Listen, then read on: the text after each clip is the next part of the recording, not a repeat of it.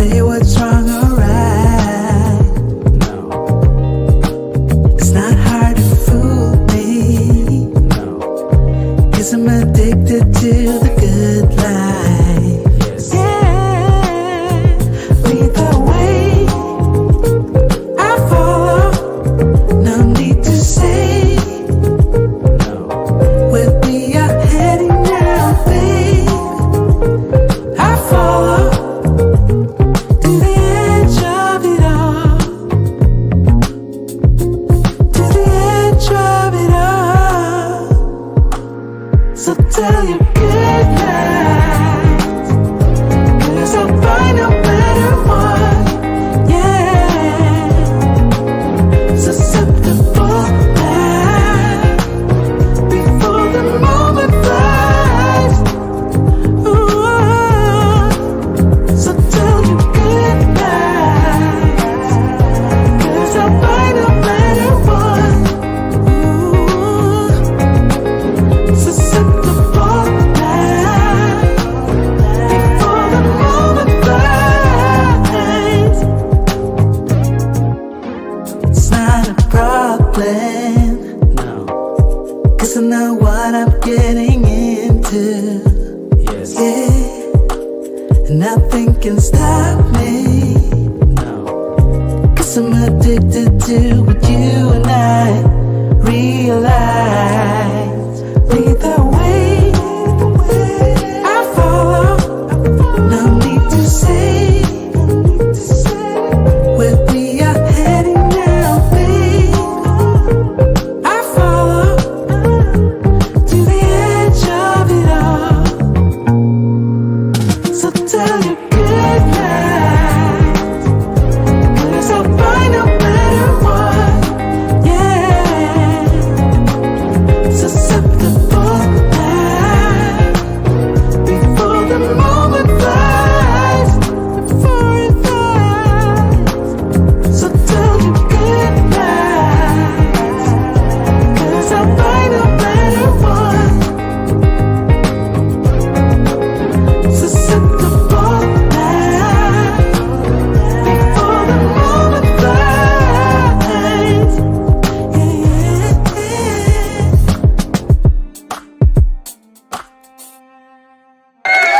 Shout out, shout out, shout out to all you men that are here and ladies that dare to tread this channel. Shout out to all you guys that are here.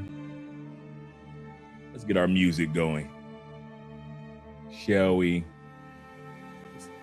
There we go. It looks like it's pausing for a second. Let me get ready for the monologue. Anyway, the music is stalling for us on us. We are at the point of, it's like I'm frozen for a minute. Okay. We are at the point of, let me start like this, because I got distracted for a second. I got this hat in Cuba. This hat reminds me of not only the good times that we had when we were there, but it also reminds me, if you've ever been to Cuba, you appreciate that you have choices. The choice to buy food when you want to, the choice to live in whatever state you decide to live in, the choice to enjoy your career or change to another job. You've got choices. Unlike many places around the world like Cuba. And one of those choices that many of us men who are getting older are discovering is the choice of who we date and mate and marry. Many of you guys that are over 30 are starting to discover that you can be with 40-year-olds, 23-year-olds, 27-year-olds, 44-year-olds, or 37-year-old women just by cracking 30 years old as a man. Don't let you be 35. You can still smash them down at 21. You still get away with some 51-year-olds. What's my point? You guys have something that many women around the world wish they had. A choice. Now, some women will sit back and brag, hey, still look good for my age. I haven't hit the wall, blah, blah, blah. And other women who are younger will say, well, I don't date older men. That's creepy. That's predatory, right? But that's not the norm anymore. Yes, there was a time when everybody thought in the United States that an older man dating younger women, that was creepy. And yes, there was a time in the United States where we had very attractive, in masses, older women. These are not the norm anymore. But what has become the norm, younger women desiring older men, and older men having the choice of being with younger women or older women. And to the point that we're going to look at today, mothers and daughters are competing. This is becoming the norm around the world. Mothers are dressing like the daughters, talking like the daughters, even sleeping with the daughters' men. And in one case, we even have where the mother and the daughter have decided to walk down the aisle with the same brother. That's how desperate a lot of women are. Now, I know a lot of women are going to say, well, that's not for most of us. And we're not talking about the norm. The most. We're talking about the norm. I'll say this again. You don't have to have the most to notice that something is starting to become normal or normalized. This is what we're seeing. So just like I had a choice to purchase this hat in Cuba, a lot of you guys are starting to realize once you've cracked 30 years old, I'm not 31, not 32, just 30 years old, you are at the point of choice. Yes, sir. Shout out to all you guys out here with your choices. Hope you guys had a great day yesterday. I had a great day off yesterday, focusing on my classes with Theo. Got my next exam coming up in a couple weeks. Shout out to all you guys that are here. Yes, sir. Black Nubian in the building. Shout out to them Canadian boys that's coming up numero uno. I told this guy where I was from. He said, oh, Canada. Yes, sir. And shout out to David Dice of the Dice family, that is. David says this. Shout out to all you guys that are here. Salute to all you guys in advance. He says, completely random question, Dre. Hey, Dave, first of all, completely random. Let me know if you received that email that I sent you with the video about the guy getting deported and come to find out the white guy was the real story. I sent that to you and I sent it from my Dropbox. So let me know if you received that email, Dave. If you didn't, then I'll just resend it through WeTransfer. Now, back to David. Completely random, but Dre, did you hear about the sister who I did in Tanzania? And Andre and I plan on taking that trip where you feed the giraffes and all that. Now we know allegedly it was, I'm going with the allegedly part that it was her white boyfriend. I'm even going with the 9 times out of 10 allegedly that was her white boyfriend.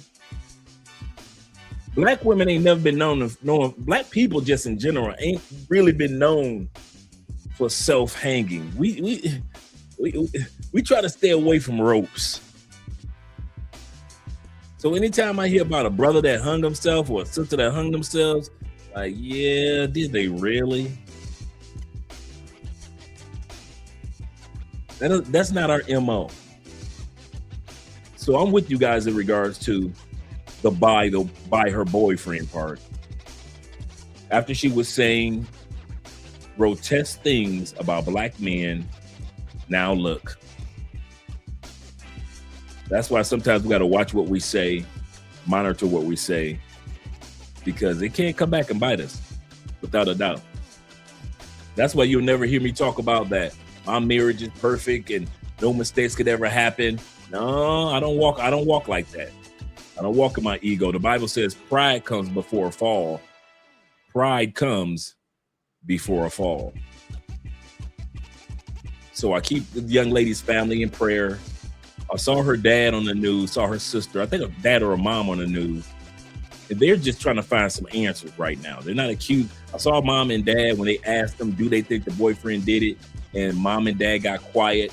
And they're just basically trying to get some answers right now. All this happened in another country. It didn't happen in their own city. This happened in a completely different country. So hopefully the truth does come out, man. I really, either way, when the truth comes out, the young lady is still deceased. That's the sad part. That's probably the saddest part of all. No matter what, the young lady is still deceased. Let's give a shout out to my brother Rico as the numero uno. Shout out to Rick being here, number one. Good evening, Andre and Chak. This one's going to be spicy. Yeah. Daughters and mothers born to battle over men. You know I got stories. I ain't gonna lie to you. I ain't gonna lie to you. I got stories. Oh yeah. Oh yeah, you know I got tales to tell. Definitely. Salute to you as well, Dave. Salute to you as well, brother. Oh yeah. Shout out to my man Vic in the building, man. Hope everything. I gotta call you, Vic. I don't even see why I'm even waiting on YouTube to even catch up with you. I need to just go ahead, pick up this phone and give you a call. I'm gonna call you tomorrow. That's what I'm gonna do. Cause I'll be constantly saying I'm gonna call my man Vic, check in on my Florida brother, my fellow Ohio player. I ain't even called, man. That's my fault. Shout out to Ronan. Shout out to you, brother. Glad to see you here, brother. Good morning to all you guys out there in Southeast Asia. Shout out to all you guys in Mongolia, Philippines. Shout out to all you guys in India, China, Japan. Shout out to all you guys that are in Korea, Cambodia, Thailand. Shout out to all you guys that are in Indonesia. Hope you guys are having a wonderful morning. Great day. Great day. He says, good morning from the Philippines. Having an early morning cup of cafe and waiting on the store. Bruh. This is a good popcorn eater tonight. I kind of just kind of like did bits and pieces. I'm going to do another show just on mothers and daughters relationships. It will amaze you how many older women are jealous just of the bodies, the curvation, the anatomy of younger women. There was one that I didn't get a chance to put in because it would just make the video just too long. This mother, and I saw several of these. Like I said, I'm gonna do a part 2 of this when I have to. Mothers telling daughters what to wear in the house. Mom's boyfriend is coming over, or mom's boyfriend is moving in. The daughter is like, I just got on a t-shirt and a pair of shorts, Mom. That's what I wear all the time. Well, you can't wear that no more. Earl is moving in. And I came across so many videos of mothers attacking daughters because Earl was moving in. And mama don't look like daughter no more. And if Earl see what the daughter body look like, Earl might want the daughter instead of the mama. And that's what mama's afraid of, losing Earl. I didn't get a chance to put those clips in the videos, but I definitely will put those clips in part 2. Because I kept coming across it over and over and over again. Mothers attacking daughters because of the daughter's anatomy. Not because the daughter was dressing Miss Sexy and all that. The daughter could have sweatpants and a wife beater on, and the mama tripping because the daughter's breasts is still perky, but mom's breasts are all down here now. Mom mad because the daughter's breasts and nipples are still pointing to the sky. In the same t-shirt the girl been wearing the type of t-shirt she been wearing since she was 13 years old. Now that she's 23, mom tripping because Earl moving in. Why? Because mom knows that Earl might have a choice. Might have a choice. Oh, that's another one too. Yeah, Tia Mowry. Now, that's desperate. That's just straight desperate. That's falling from grace. And I ain't hating on a brother that's a school teacher. I'm gonna say that now. Shout out to the teachers. I used to be one. I ain't no hater on the teachers, right? But I can say, come on, Tia, that's the best that you can do that you can go public with. So you left your husband, who was faithful to you, Mr. Pretty Boy himself, good dad, great career. You left him, and the best that you could get was your kid's school teacher. Tia, come on, man. Come on, and come on, man. Come on, man. Get it together. Shout out to Will being in the building. Shout out to Fisher Colby as well, brother, with the $2 love. Shout out to Will with the $10 love, as well as the love over on the PayPal. Appreciate you, brother. I really do. Really do. He says this. He said, good evening, Andre and Andre, chat family. Please smash that like button and support by way of Cash App. Thank you guys in advance. PayPal and Super Chat. He said, oh, tonight is going to be funny. Yes, it is. But let's not understand this is a phenomenon. Let's not forget about that for real. This is happening. This is unfolding, whether we want to accept it or not. Older women are competing with younger women in church, in corporate America. One young lady go talk about her experience in corporate America, in the dating arena, at home between mothers and daughters. I'm telling you, the part 2 is going to be just as crazy as this part 1. Yes, sir. Shout out to you, Will, for the support, brother. I appreciate you. Let's scroll back up, make sure I get everybody. Got David Dice, got my man Vic. Let's scroll down a little further. We got my brother Kenneth. Shout out to Kenneth, always sending some great content. Mr. Kenneth being in the building. Kenny says this. He said, good evening, Dre. He said, just doing homework and library study and study hall. All right, shout out to you, brother. He said it should competing for men's peace. They should be competing for men's peace instead, but they're not. They're competing for a piece of man. That's what they're competing for. Shout out to Mr. Milner in the building. Glad to see you're here. Glad to see you're here as well. And them 313 boys, them Detroit boys are at it again, Mom. You better back the fuck up out my face, goddammit. I'm from Detroit, Michigan. Don't play with me. You know how we get from Detroit. You know how we get in public. Don't play with us. Don't play with us.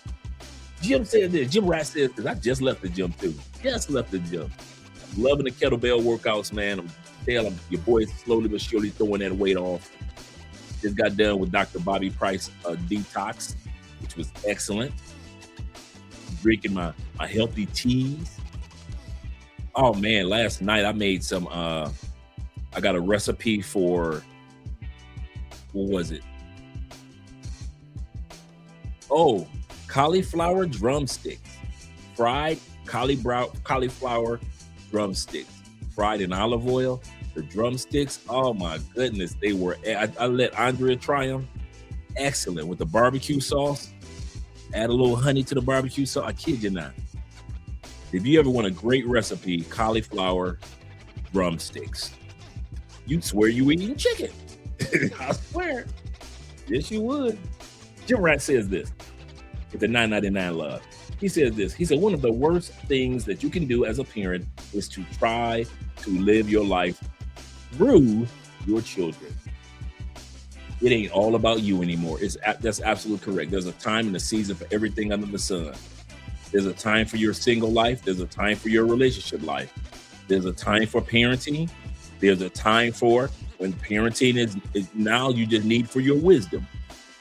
I'll say this again. For example, you got brothers like Victor.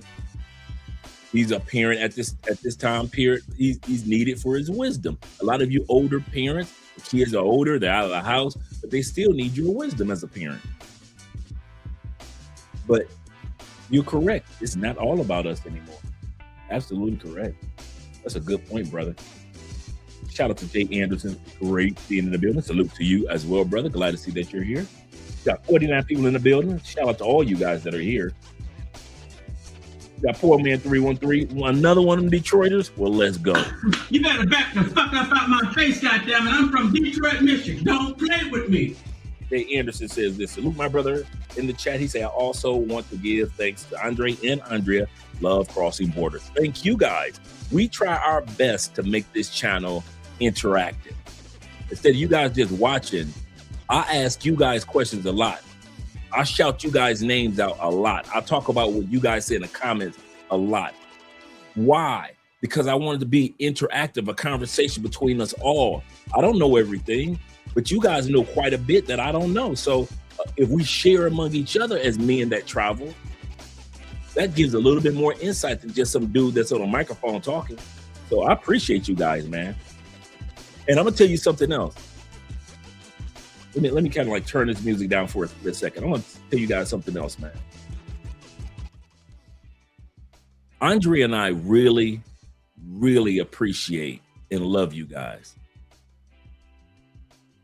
You guys have stuck with us through good times, difficult times. You guys, when nobody was watching, you guys watched us. When our content wasn't popular, you guys still came and checked us out. When we didn't have a mic, no lights, no computers, no nothing, no sound, you guys still hung out with us. I love when I meet you guys and you are exactly who I thought you were in person. When I met Jay Fleming, it's as if I already knew him. T-Mac, as if I already knew him. And a lot of you guys, man,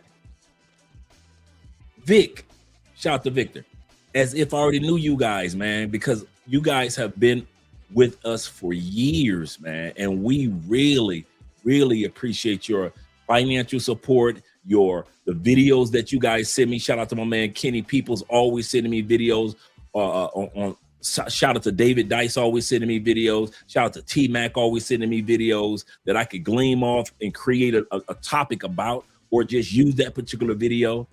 None of this happens without you dudes. Now we're trying our best to bring the ladies in, but at the end of the day, just like Lead Attorney said, and like Kevin Samuel said, this is a male-centered channel. I remember Lead Attorney said that, and it was like thousands of women following him. And he said, y'all got to realize this is a dude channel. Dennis Sperling the same way. Thank you, ladies, but this is a dude channel. Kevin Samuels the same way. I love you, ladies. Thank you for the support, but this is a dude's channel. There's enough Passport Sisters content creators out there, but we need some positive dude channels. And so after 7 years of doing this, man, you guys have been here when we were healthy, and you were here when Andre was under the weather. You guys have been here before we met Theo and cloud engineering. And you guys have been here as we all taking these exams to become cloud engineers. And we appreciate you, man. When I say I love you, brothers, I love you, brothers, man. That's why I be so excited when I see you guys at the airport. That's when I be so excited when I meet you guys for lunch or for dinner. We go out to get something to drink or do some salsa dancing. I don't care. I don't care. We're just sitting around just talking junk, smoking cigars at Reggae and Pops, or in the mall, or at Rico Richie's in Granada area of Cali. I don't care if it's me and T-Mac and Richie Mac in Medellin at the bowling spot. I don't care, because you guys always make me feel like I am somebody that's been a part of your life forever in a day, ever in a day, right? And so I don't take that for granted, man, ever. Don't ever think I take any of us for granted, ever, dude. Because there is so much that we learn from each other. And if it wasn't for you guys, man, we don't know where we'd be when it comes to the level of networking that we've been able to accomplish. So shout out to you, gentlemen. Yes, sir. Yes, sir. And I mean that. Now let's bring our music back. Now bring our music back up, Dre. Yes, sir. Let me go back to the shout out. Let's see. Dre has that dragnet. Shout, what you know about that dragnet? Want the facts, ma'am. Nothing but the facts. The facts, ma'am. I not only watched Dragnet on TV, I used to listen to the radio show, The Dragnet. When I was a kid, my mom knew I had a problem with sleeping. So she got me a mini radio, and I used to listen to radio shows. You know, the radio shows that were out before television, where you could listen to the Little Rascals on radio, Jack Benny, The Shadow, Dragnet, Car 54. There were a lot of mystery shows that you could just listen to the shows on the radio. And so instead of, because I used to sneak and turn the television back on as a kid, my mom would be like, turn that TV off. So for Christmas, she got me a radio. And I used to listen to radio shows as a kid. That probably started my nerd journey. Listen to radio shows as a kid. And one of them was Dragnet. And so then when the show came out in the 60s and 70s on television, you know, I was able to watch it on TV. But yeah. Yes, sir. My name is Friday on a Tuesday. Yes, sir. You guys are showing your age now.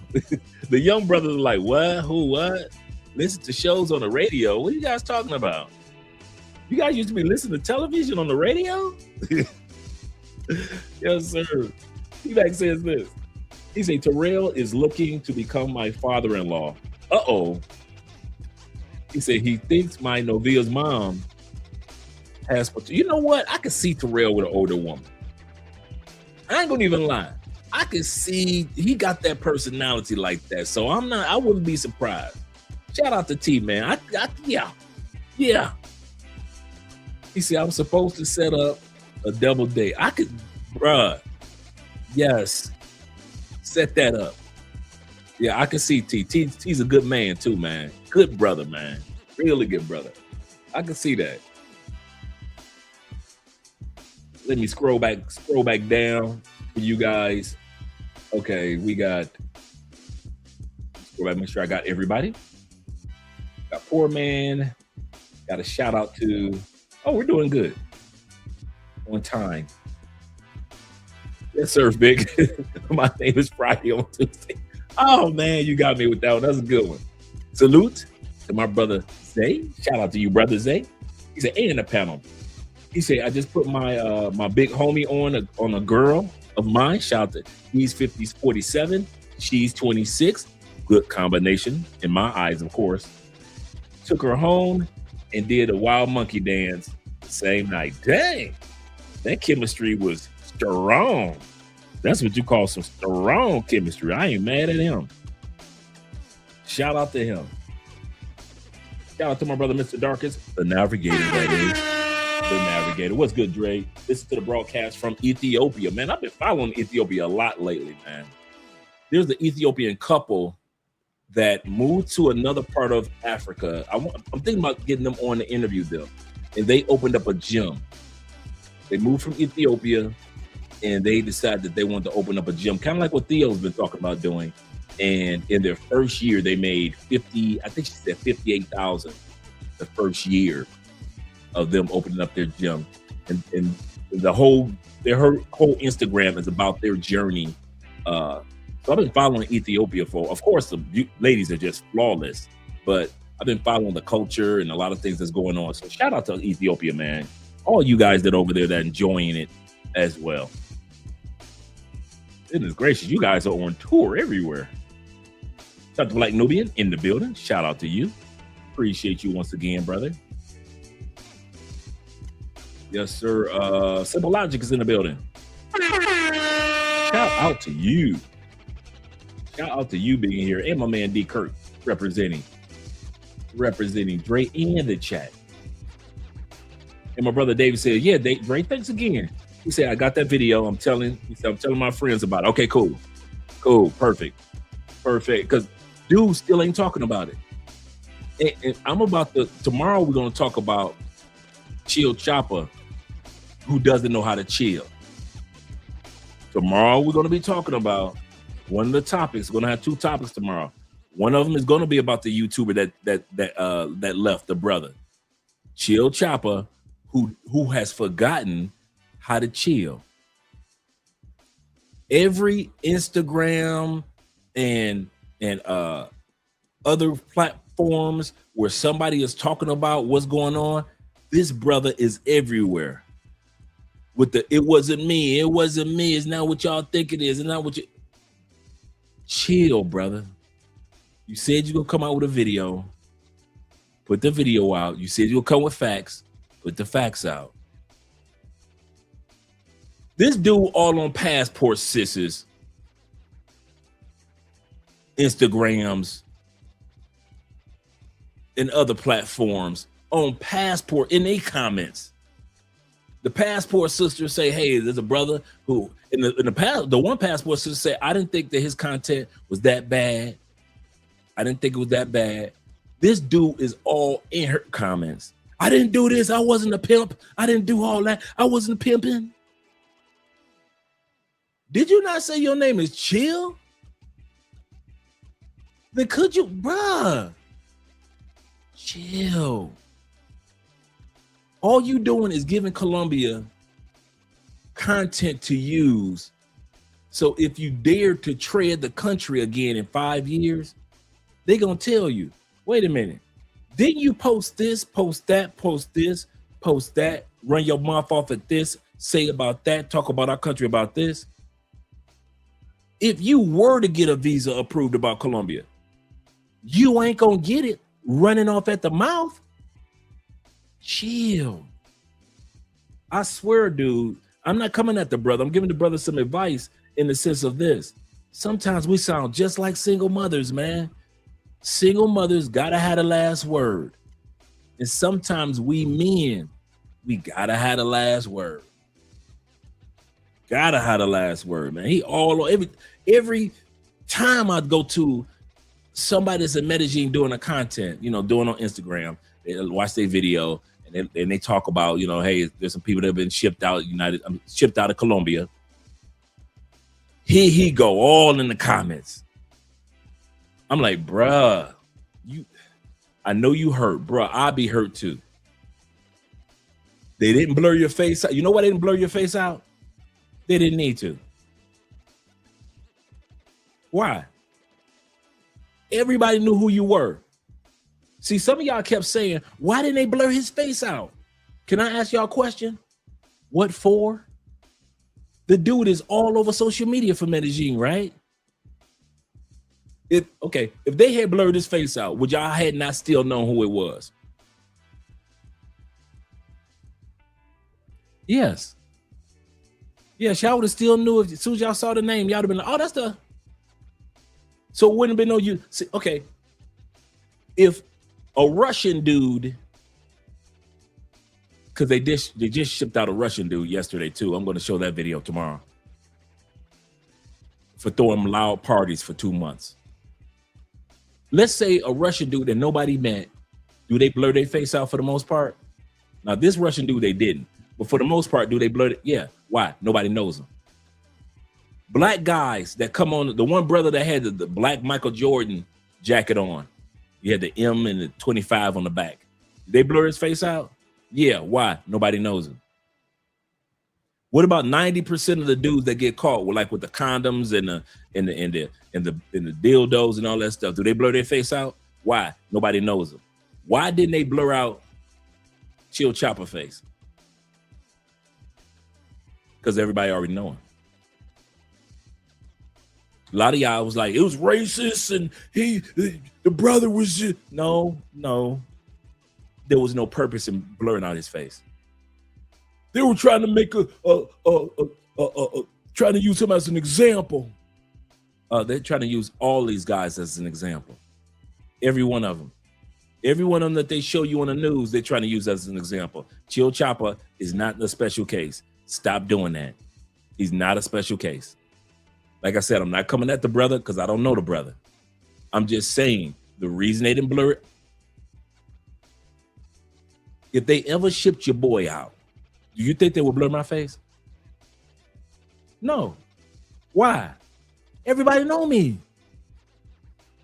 Ain't no use of saying YouTuber in Cali, Andre Spence, blah, blah, blah, and blur my face out. Would y'all still know who it is? Yeah. Why? Because everybody already know me down here. That's why they wouldn't blur my face out. It wouldn't be like, look, they ain't even blur Andre's face out. No purpose in blurring out my face. I've been on social media for 7 years. Same thing with the young brother. That's why they didn't blur his face out, because everybody already knows who he is. And the other people, nobody knows who they are.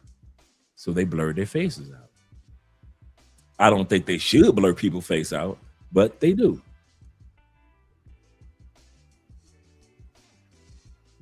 Let me make sure I got everybody. Let me scroll down because I got my brother, the Black Knight in the building. Shout out to you, brother. Glad to see that you're here as well. We got 55 people in the building. Let me get ready to shut up, man. We got a good topic tonight. Let me get ready to shut this mouth, man. Andrew, shout out to you and salute to you, Blackest Knight, being in the building. Glad to see that you're here, the Black Knight. Salute to you. He said, good topic. He said, got into my mom. He said, got into the mom-daughter thing in Orlando. Mine was Indiana. I was in Indiana when I got into the mother-daughter thing. I told you I got tales to tell. He said, Blue Martini. What you know about that Blue Martini? What you...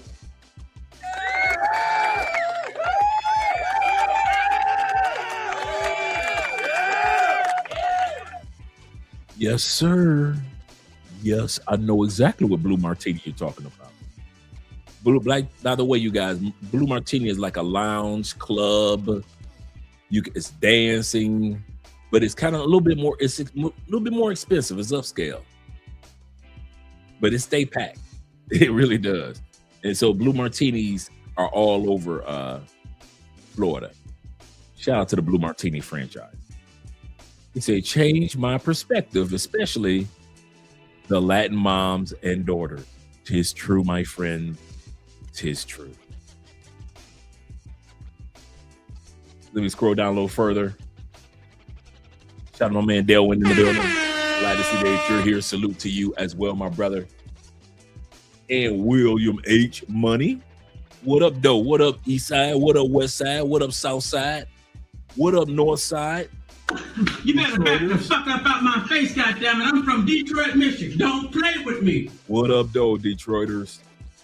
My man Jeezy, Chris, yes, Chris Jeezy in the building. Shout out to you, Chris. What's up, brother? Appreciate you being here. And my brother Charles, yes, sir, B1 in the building. Salute to you as well, brethren. Salute to you as well. And Bronx giving a love with the hello, yes, sir. Let me scroll down a little further. KP, we got in the building. KP said, what up? He said, and chat, Chi-Town in the building. Shout out to Chi-Town. Gotta get Chi-Town a shout out. And you say Shot City. Shot City. Shot City. Coming home again. Yes, sir. Shout out to Shot City. Shot City. Ross said, he said, Dre, I emailed you something that you might want to cover in the future. Okay, cool. That definitely. I'm gonna check that out. Definitely gonna check that out. Just by sending it to an email, my email, aspence2011 at Gmail. Just send it to my email and I will get it, and I will either use the whole video or portion of the video. And so guys are always sending me some great content, man. Great content. So just shoot me an email and I got your back. Yes, sir, gentlemen. Yes, sir. And make sure I got everybody.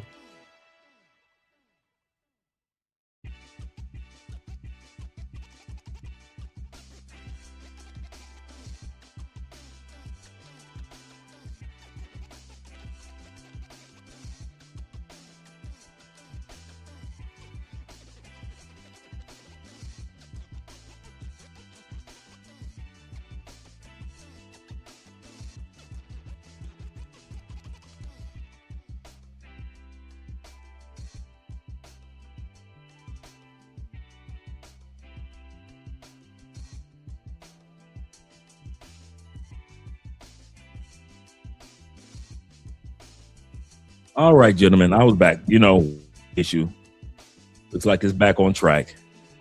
Appreciate you guys for your patience. I'm looking down at the screen right now, waiting for the moment to come back on for you guys. Shout out to you guys. Now let me get back to the shout outs. Shout out to my man Jay Kaysen in the building.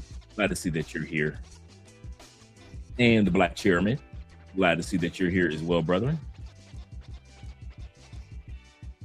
Glad to see many blessings to you. And Jay Anderson the Great says this. He said, happy birthday to everyone who has a birthday, including my 7-year-old. Let me get this correct. Kalanya, hope I pronounced that, Anderson. Wishing you plenty of more. Shout out to the little one celebrating 7 wonderful years. Yes, sir. Yes, sir. Shout out to the little one. Gotta love the kids. Gotta love the kids. Yes, sir. And shout out to Zeta being in the building. He's crept up in here. Yo, Dre. Hola, and chat. Hola, y'all. Yes, sir. Shout out to Zeta. And my brother Vic says, make sure that we hit that like button, gentlemen. We like you. We really do. Make sure that you like us, too. And we got Mr. Crawford in the building. He said, good evening, Dre. Hope that you and Andrea are well. Yes, we are doing great, man. One day at a time. We're taking it one day at a time. Right. Don't mix it up with the blue oyster. Absolutely correct. Blue martini is completely different. Good point. And shout out to my brother in the building, Don, the Don, or AKA the Don JP. Shout out to you, brother. Shout out to you being here. Looks like I got everybody. All right. And we got Jeffrey. Can't miss out on my man, Jeffrey Rice. Glad that you're here, Jeff. And if I miss somebody, blame it on my head and not my heart. Looks like I got everybody. Let me scroll up, make sure I showed everybody some love. Yes, sir. IMF in the building. Snuck up in here, man. I see you. Say appreciation goes both ways. You say, much thanks, Andrea and Andrea, and fam. Stay blessed. Yes, we will, brother. And so will you. Yes, we will. And so will you. Yes, sir. Make sure I got everyone. Looks like I got everybody. The Black Knight I got. Official Kobe, my dude. Oh, Twan. Salute to you, Twan. Shout out to you, brother. Glad to see you're here, man. Shout out to my brother Twan in the building. Got Mr. Darkest. Looks like we got everybody. Let's get ready to get started, gentlemen. Let's change up the music. We're not even going to waste any time this evening. I'm just going to shut up and drop the video. Move Andre out of the way. Shout out to my brother who kind of like started talking about this topic first. My brother TGS. Make sure you guys subscribe to his channel, Mr. Uncut himself. Always doing some great content. He's going to start off talking about this particular topic. And you know I had to put my little montage on top of it. So let's get ready to get started. Gents, in our latest live stream, you might remember this clip. We went to the auntie and aqua clubs, and they're running around. The aunties is running around. Yes. They're Giving it out too. I feel like those are maybe the ones who time has ran out too, maybe. Yeah. So I feel like they're just like trying. They're competing with women our age. Where y'all fellas at? Okay, y'all may be in the bed getting ready to go to work, or y'all probably already at work, but why is it? Are we the ones that's out here getting the job done, making moves, going places? Like, it was just weird. Every time I stopped, I just a bunch of women that surrounded me. But I was just like, where are all the men? Do you think it's age?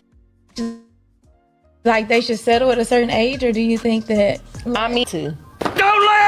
Now, as you just heard, these women actually believe like we do, that time has ran out for some of these older women who are out here still competing with younger women. Most delusional, toxic relationships that you can ever have is with a woman who has a best friend relationship with her mother. And I'm not talking about women and daughters not having relationships at all, but I'm talking about where the daughter is obsessed and hyper fixated on the relationship with her mother to the point where she never grew up.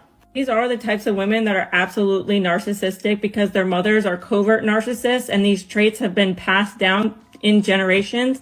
They're entitled, they're selfish, they don't know how to take criticism or feedback. They're the types of women that say, I don't need a man, and they're leaders of the house while simultaneously putting down their partners for not providing enough. This is also because their mothers have taught them that they can do no wrong and everyone around them is the problem. They're the same women that have their grandparents raising their children. These men get in these relationships with these women thinking, oh, this is so cute. They have such a good relationship and they're so healthy. But really, it's the sense of control. It's the sense that they don't need a man that's superior to the people around them. These mothers enable their daughters to be selfish. And with them, you will never, ever co-parent. You'll be parallel parenting the entire time. They don't know how to have any constructive conversation about your children because they don't need you because they have their mommy, and they make all of their decisions. That is an excellent point that she just made. There are too many women. This growth of mothers and daughters being best friends, wearing outfits together, even sleeping with the same men, it's not healthy for the younger woman.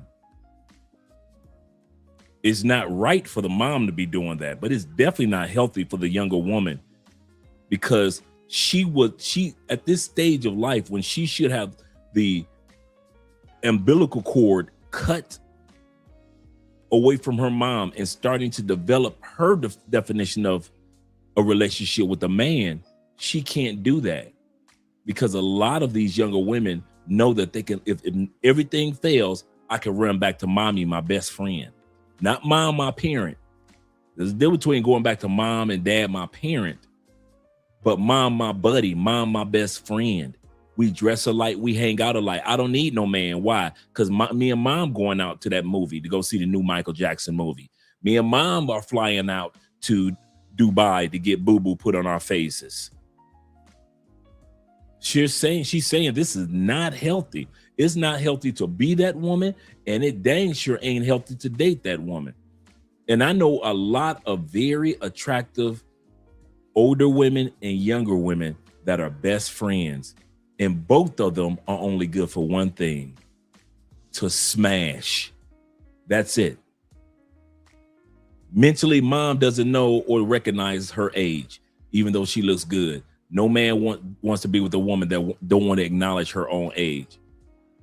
The daughter is spoiled by the mother. So you don't want the spoiled mother, the spoiled daughter. So what's the benefit of both of them? Mom is attractive, the daughter is attractive. You're going to see this throughout the night. You're going to see that theme throughout the night.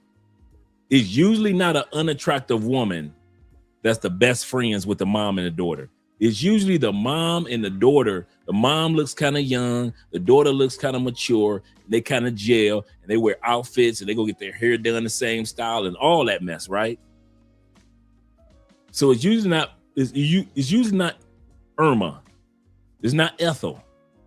Not the big women. Not LaWanda. Usually it's attractive mom, look young enough to look like her attractive daughter, and both of them are mentally checked out. But men don't care. Why? Because them bodies looking right. Mom do look good. We ain't stupid. The daughter is looking good. We ain't stupid. And we gonna smash them both to smithereens. But we'll never take them seriously. The daughter or the mother. The daughter or the mother. He said, Chris says this. He said, Dre, you seen the video of the black mother and daughter fighting in the airport. The mom's skirt was so short that her butt, I didn't see that one. And I've seen a lot of them in the airport fighting, but I haven't seen it. I'll have to look that one up. He said, yeah, this kind of creepy. It is, man.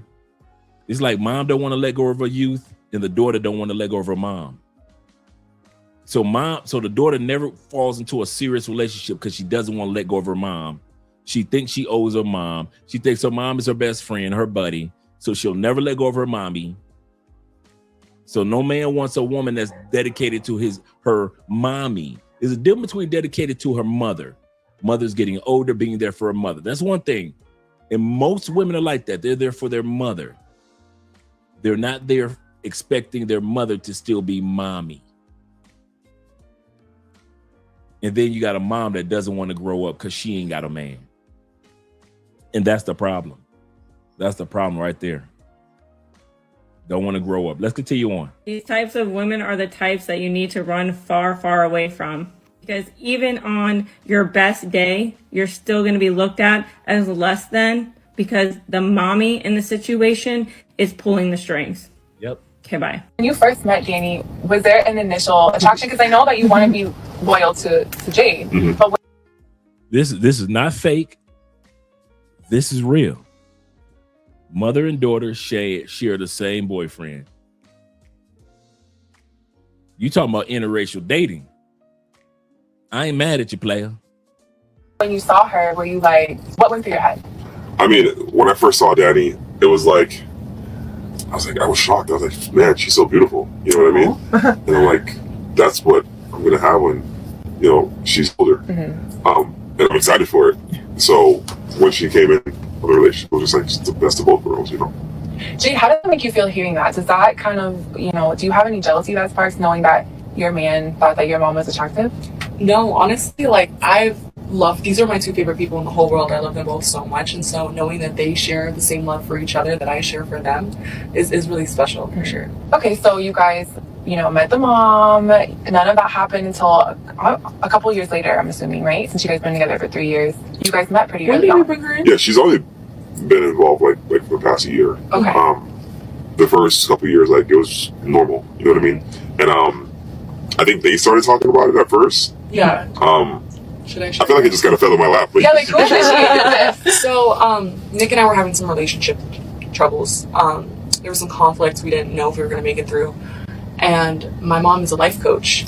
And, we're best friends. And so I go to her for advice about a lot of things. And when I went to her for advice about, the issues that we were facing, she suggested, bringing another woman in.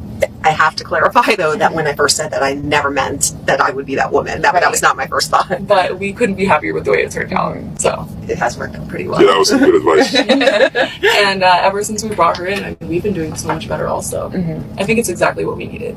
It's like three brains. It's better than two. Well, I want to know, Nick, your reaction when they proposed that idea to you. Tell me about that day. At first I thought it was a test. Because like she said, we were kind of on a rocky state. But I was convinced pretty fast. Once I figured out okay, they're being serious, I was like, I'm down to try it. You know what I mean? I think it's the best thing we've done. The relationship has been so much more fun since.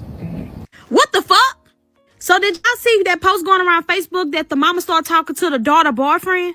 So the girl was recording the whole time. She was basically telling her mama, why would you still talk to him after, I talked to him and stuff that's just disrespectful. So the mama was like, nah, he didn't want you. He told you in front of everybody he didn't want to be with you.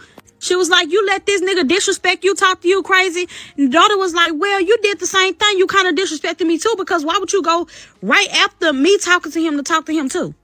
So the mama yelling and stuff, telling her how stupid she is, this, and that. Whole time I'm trying to figure out why the girl got a black eye. Her brother supposedly blacked her eye because he was upset for the sister talking to the boy.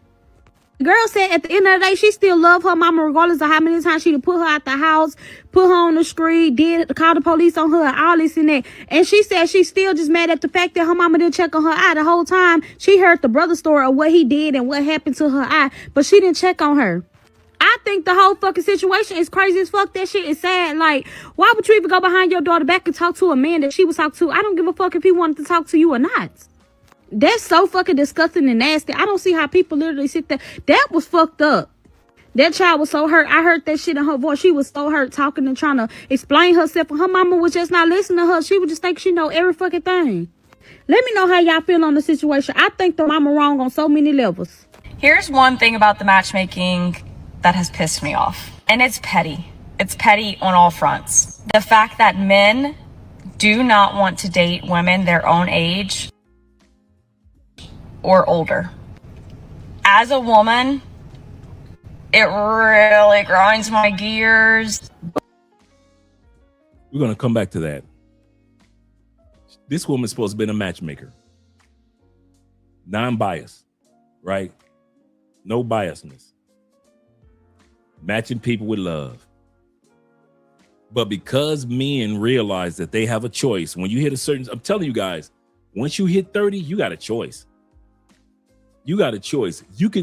You guys who hit 30, you can smash the daughter, the cousin, the co-worker, the auntie, the mama, and I know dudes right now smashing grandmamas. Because women got pregnant so young, then the daughter got pregnant so young that mom is 39, 37, and she a grandmama. I know dudes running through grandmamas. Still looking good, still looking sexy, but she got a 2-year-old grandson, 18-month-old grandson. Mom got pregnant when she was 19. Daughter got pregnant when she was 19, 20. Mama, grandmama at 38, 39. And y'all smashing grandmamas and the auntie and the mama and the co-worker and the cousin and the daughter. And you just 30 years old. And women like this hate it. And she's supposed to be a matchmaker. And they can't stand the fact that you have choices. They can't stand that. And what do you expect from a community of single mothers? Absolutely correct, Jess. 100% correct.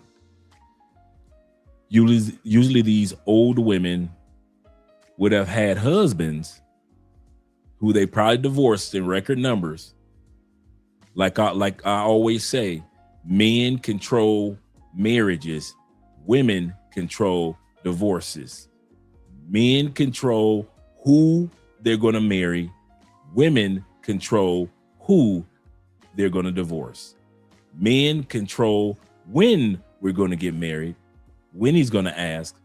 Women control when she's going to ask you for a divorce.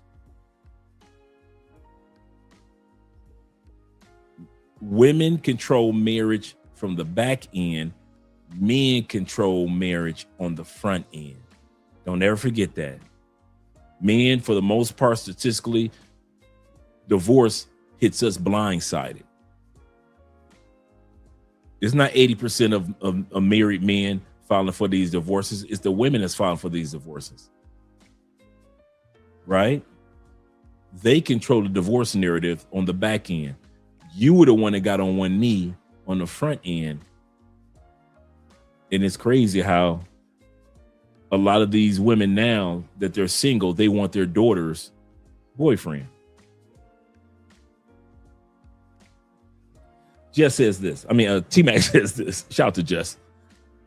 He said, in Colombia, the women get jealous over their own family members when it comes to a man. That's true.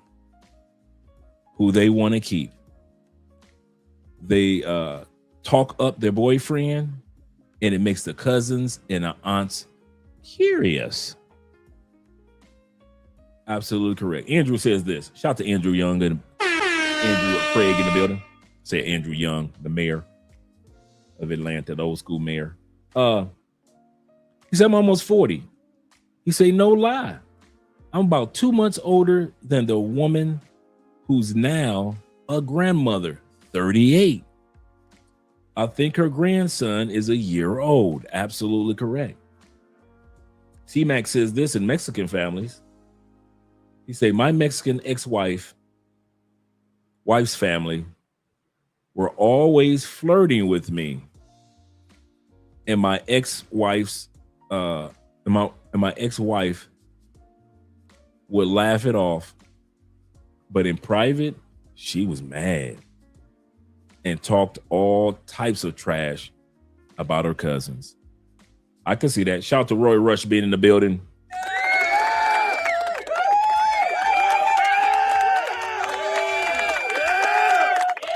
Appreciate you being here.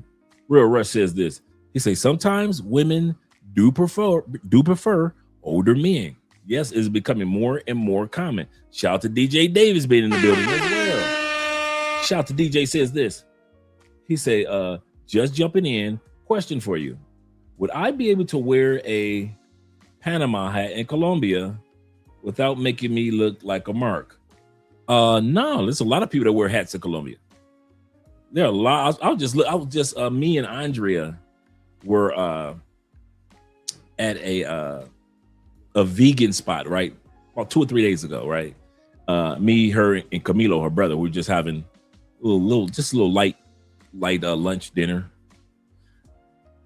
And this one dude had I think it was a female. She had a hat on, fly fedora. I see people around here with hats on all the time. The newspaper boy hat, the just regular baseball cap, all type of hats that people have on here in Colombia. I want to say this, why I dress the way that I do here in Colombia. I stick out anyway. I'm 6'3", solid black man. I'm gonna stick out anyway. They could tell from my walk and my energy, I'm a foreigner. Everybody wants to practice their English on me, even if I haven't said anything. Everybody wants to practice their English. In the grocery store, wherever I go, they never use Spanish with me. They always want to practice their English with me. And some of you guys have had that experience before, so you know what I'm talking about. So I just thought, I'm gonna wear my hats, man. I'm gonna stop trying to blend in with everybody. If I like to wear my hats, I'm gonna wear my hats. And when I started wearing my hats, I started noticing how many people wear their hats. Another thing, most Colombians don't have any facial hair. But once I started growing a beard, it amazed me how many men in Colombia have beards. It is very, very common in Colombia to wear a beard. But before, I didn't notice them as much because I was clean cut and I just only noticed all the clean cut Colombians. What's my point? Dress the way that you dress. Now, if you one of them flashy dudes that gotta have all different type of colors of the rainbow on, yeah, I might not want to walk with you because that's being a target. You gotta have that latest loud yellow LeBrons on. You got on Laker shoes, okay? Yellow and purple sneakers. And in the States, you look fly as can be. You got the Versace shirt on. You look fly as can be. No, that don't work here in Colombia.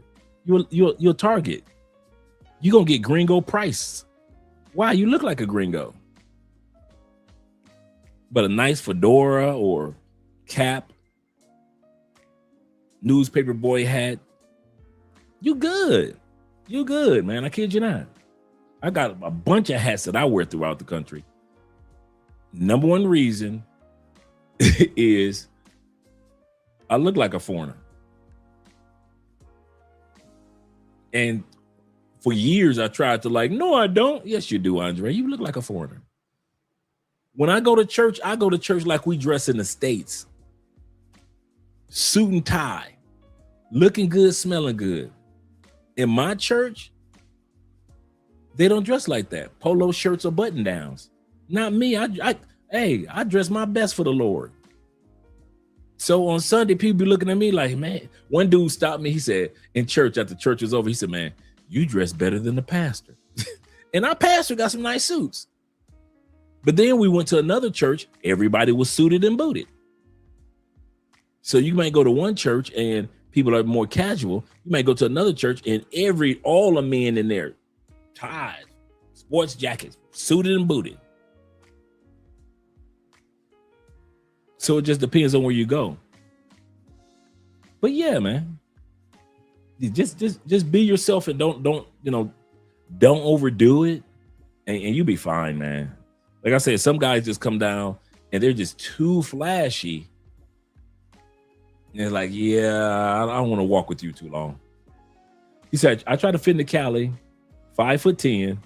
He said, but somehow people knew I was a foreigner, even Afro-Colombian. Yeah, when dudes be saying, oh man, they black, we blended. No, you have to understand this, Americans. And this statistic is true. Outside of Africa, did you know Colombia is the most? And I talked about this on in Facebook, and you can look this up. I looked it up too. Again, just to be sure.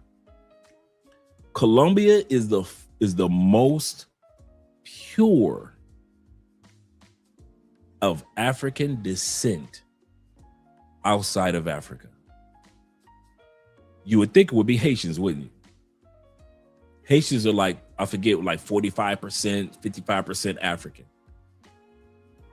They're Latin and African. You would think it would be Brazilians, right? Because Brazilians come from Angola. You would think it would be Brazil. No.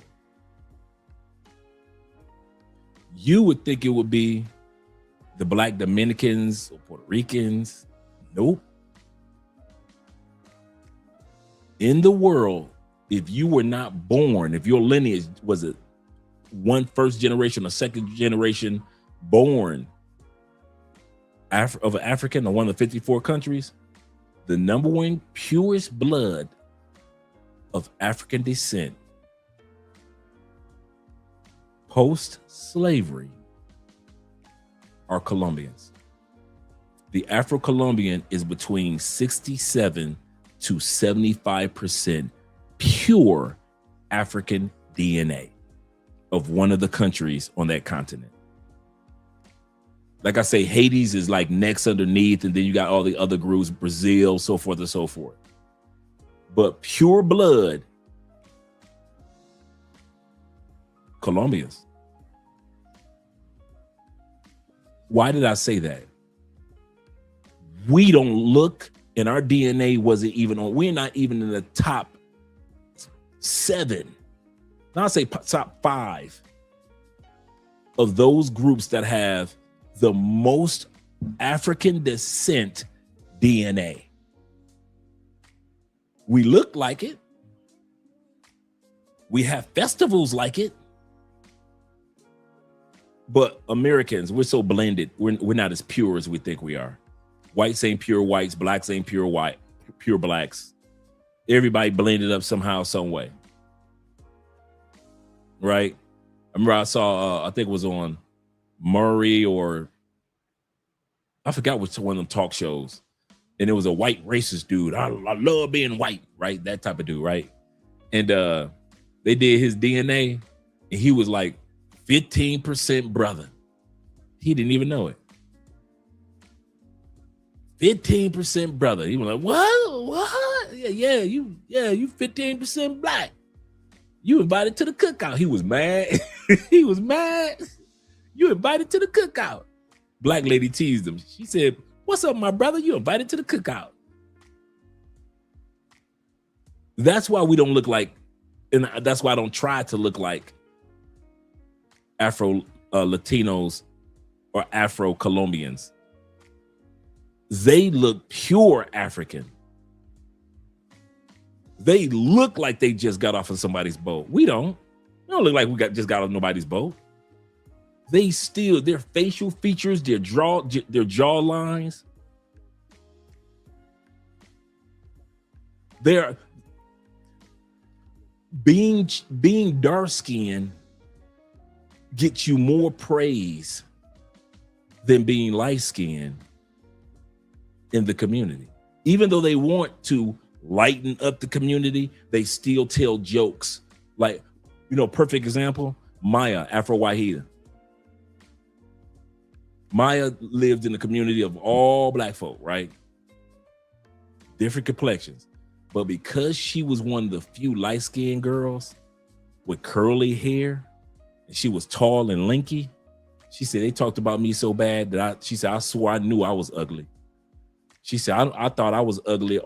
And I'll never forget the story she told. Maya says somebody told her once she got her period as a teenage girl, God was going to make her beautiful. Not knowing that she was already beautiful, but she was so teased as a light-skinned girl with curly hair, and she wasn't the chocolate girl like everybody else in her community.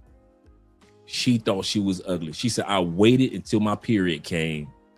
She said, I ran out to the river, and I looked in the water, and I still looked the same, and I was mad at God because they told me once I got my period, I was going to be beautiful, and I believed them. That's how bad they teased Maya. That's how bad. Now we look at Maya like she should have been somebody's supermodel, right? But when it comes to looking different, Afro-Colombians, they could be kind of rough, even though they be talking about clean up the race, whiten up the race. But as soon as somebody get light skinned, they kind of turn on that person. What's my point in saying all that? Be yourself. They know you're a foreigner. Just be yourself. Whatever you like to wear, wear it. If you're a hat guy, be a hat guy.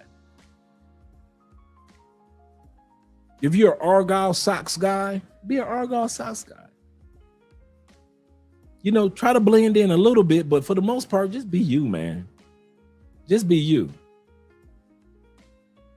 Because even in the gym, I'll be in the gym, baseball cap pulled all the way down, hoodie up, and my earphones in. And everybody in that gym gives me that he's a foreigner look. And it's not like I'm being self-conscious or anything. It's just that I know I don't look like everybody else in the gym. I don't be tripping. I like the fact that I'm American. I love it. I love being African American. I love being black. And I don't have to blend in with everybody's version of black. There are 4 different versions of black in Colombia. I looked this up yesterday, just to let you guys know. I was just doing a little trivia information yesterday. Let's see if I can pull this up.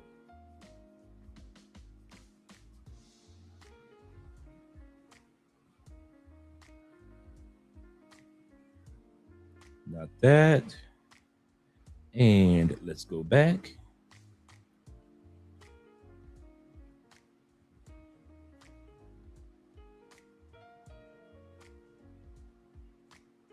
Let us go back. It's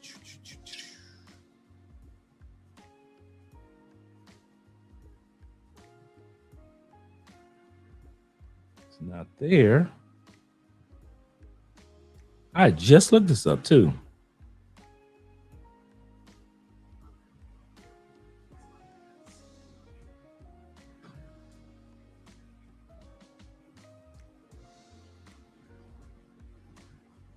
Wish I had this.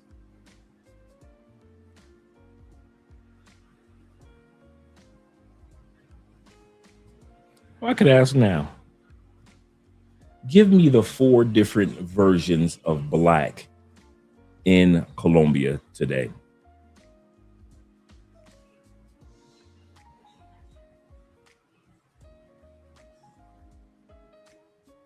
Give it a second.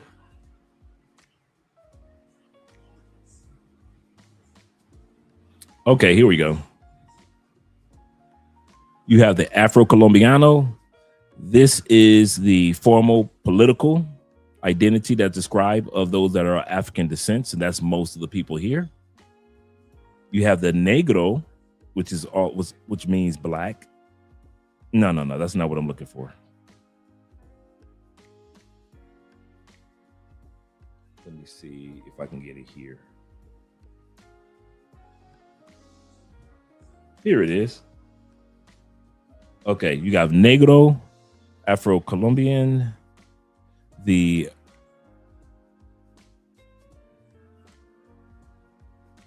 Rizal, prefer to black that are Caribbean, of Caribbean descent, like such as San Andreas Island, and those that are of Cartagena, those are off the coast. You have the Palenque era, those that are part of Palenque, those that are descendants off the slave ships. You have the mulatto, of course, those that are mixed between more than one culture. You have the Moreno or Morena, and that is also of a mixed culture here in Colombia with African descent. So there can be a person that is from the Amazon jungles, indigenous people, and then it could be a person that from the slave ship descendants, and they could be a blend as well. So you have more than one version of black here in Colombia. So to say that you blend in, well, which one do you blend into if we were to blend in? I don't worry about it anymore. I really don't think about it and don't worry about it anymore. I know I look like an outsider. I don't care. I'm an American. That's exactly what I am.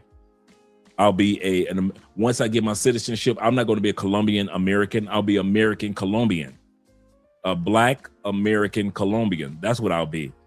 My America part will always come first.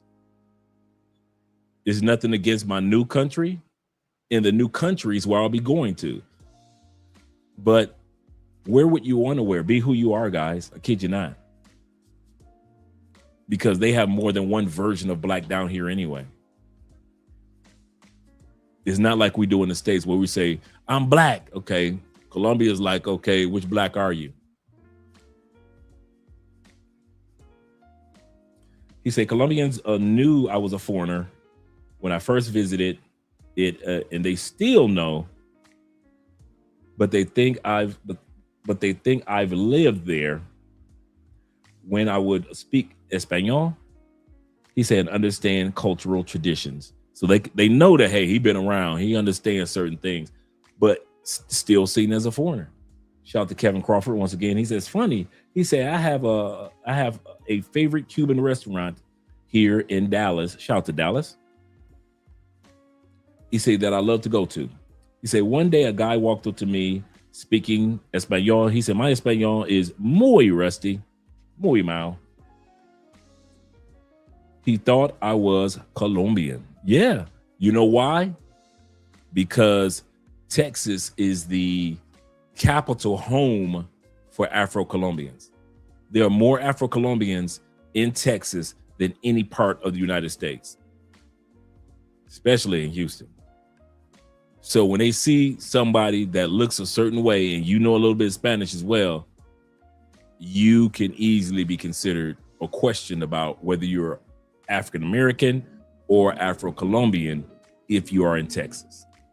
That's correct in regards to why he questioned you. I can see that. I can see that. He said, that's the news that I heard just now. He said, that's news that I just heard now. He said, that's the news that I just heard now. Okay, cool. Let's get back to the video. I don't want to get off topic too much. Shout out to Zeta. He said, shout out to my native Dallas people. Yes, sir. Shout out to all you Texas boys. Let's give a shout out to you guys. Yes, sir. Shout out to you guys. Let's get back to the video. Once again, this lady is perturbed because you guys have decided to, she's a dating coach, and you guys decided to date women that are younger, and nobody wants most of her clients, which are older women. Here's one thing about the matchmaking that has pissed me off, and it's petty. It's petty on all fronts. The fact that men do not want to date women their own age or older. As a woman, it really grinds my gears. Don't care. Men should not be dating women anywhere near their age. Either go 5 years older or 5 years younger, minimum. You see, the idea that men should date women their age is rooted in the notion that men and women are the same. But it's very clear that we're not, especially men and women that are around the same age. Mind you, these are the same women that will turn around and tell you that boys and girls from a young age mature at different rates. They'll say that young girls reach maturity faster than young boys, which is why, on average, women are more mature than men. Well, then if that's the case, doesn't it make sense that men should date women at their same maturity level, aka younger women? Okay, jokes aside, a man and woman the same age have literally nothing in common. A woman's prime years of sexual urgency are on average 20 to 25. A man's is 30 to 38. And that matters because people's behaviors change in accordance to the level of options they have access to. So a 30-year-old woman, for instance, is way past her prime and looking to settle down. Obviously. But a 30-year-old man is just about to enter his prime. Different priorities entirely. Here's the skinny. If you're a younger man under the age of 23, date women in their late 20s and up. 27 and up. More than likely, you cannot compete with the men that are older than you with more experience than you for those women that are around your age. You're just not going to win there. Women your age have infinitely more options than you. You're playing a losing game. Date older women. Dating older women will literally supercharge your experience with women. It's literally like XP farming. If you're older, date younger women. Not that I need to tell you to do that anyway. You know better already. And if you need my help with dating, then join my one-on-one coaching program. I'm taking in new students for 2026. It's been Jay's favorite scientist. With all this information, what must be done? Bitch, you have to get out. You got to get out this game. Yeah. You can't be in a club competing with a goddamn 23-year-old at 38. Listen, there's a lot of women out here that are in their 40s that are still, Still what? Like they're still youthful looking. Even salt looks like sugar from a distance, baby. Damn. I gotta bring that one back. Even salt look like sugar from a distance. I gotta put that one in my archives. I gotta put that one in the archives. Even salt look like sugar from a distance. At 38. Listen, there's a lot of women out here that are in their 40s that are still, Still what? Like they're still youthful looking. Even salt looks like sugar from a distance, baby.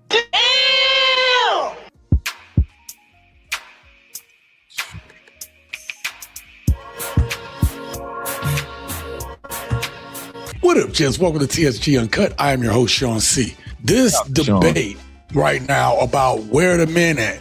It's one thing if you got younger women out here asking that question, because that means that there's a larger problem going on for those women, for society as a whole. But when you got older women out here still talking about, well, where the men at? Or why can't men, be this way or act this way or provide this and do that? When you still at that point, you done already messed up. Today, I'm going to present to you a number of clips showing a few things, showing that older women actually have a very strong disdain for men, which is probably why they're single. The other thing is, if you are an older man and you keeping yourself. Yeah, Andre and I drove past there on Easter weekend. And we were like, okay, maybe it's just closed for Easter weekend. And then remember I just told you, mentioned to you guys that we went to this vegan restaurant in Granada? Well, it was down the street from Rico Richie. And as we rode past, I'm like, man, this is usually when Rico is open. And it was closed. So I got to call Doug. Let me leave a message with him, man, right now, even while we're talking. Doug is the owner. Let me leave Doug a message real quick while I'm on my heart.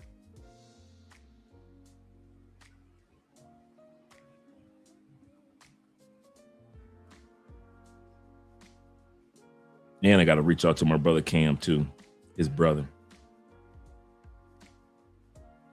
Hey, big man, I hope everything is going great with you, man. I see that Rico Richie is closed.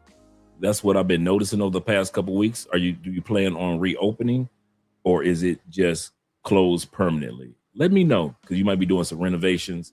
Hope everything is going great with you and your family, your mom and your dad and your boys, of course. I hope everything is going great with that. Also, question, if the club is closed down, are your Airbnbs still available? That's over the club. So let me know if the Airbnbs, because I'm letting guys know about it. So let me know if the Airbnbs are still available, Doug, or Rico Richie is going to be opening back up. Let me know what your plans are, man. Or is it just something that you just decide that you're going to let go of and moving in a different direction business-wise? Just trying to keep up to date, man. Got you in my prayers, and I hope everything is going great. Talk to you later.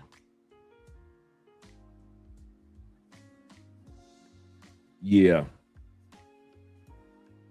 I don't know. I got it at when we were in Cuba, and we were in a beach town in northern Cuba. We were like 2 hours away from Havana. and I picked this hat up. And then Zero is under investigation because of Zero is under investigation because the timing of the closing is too close.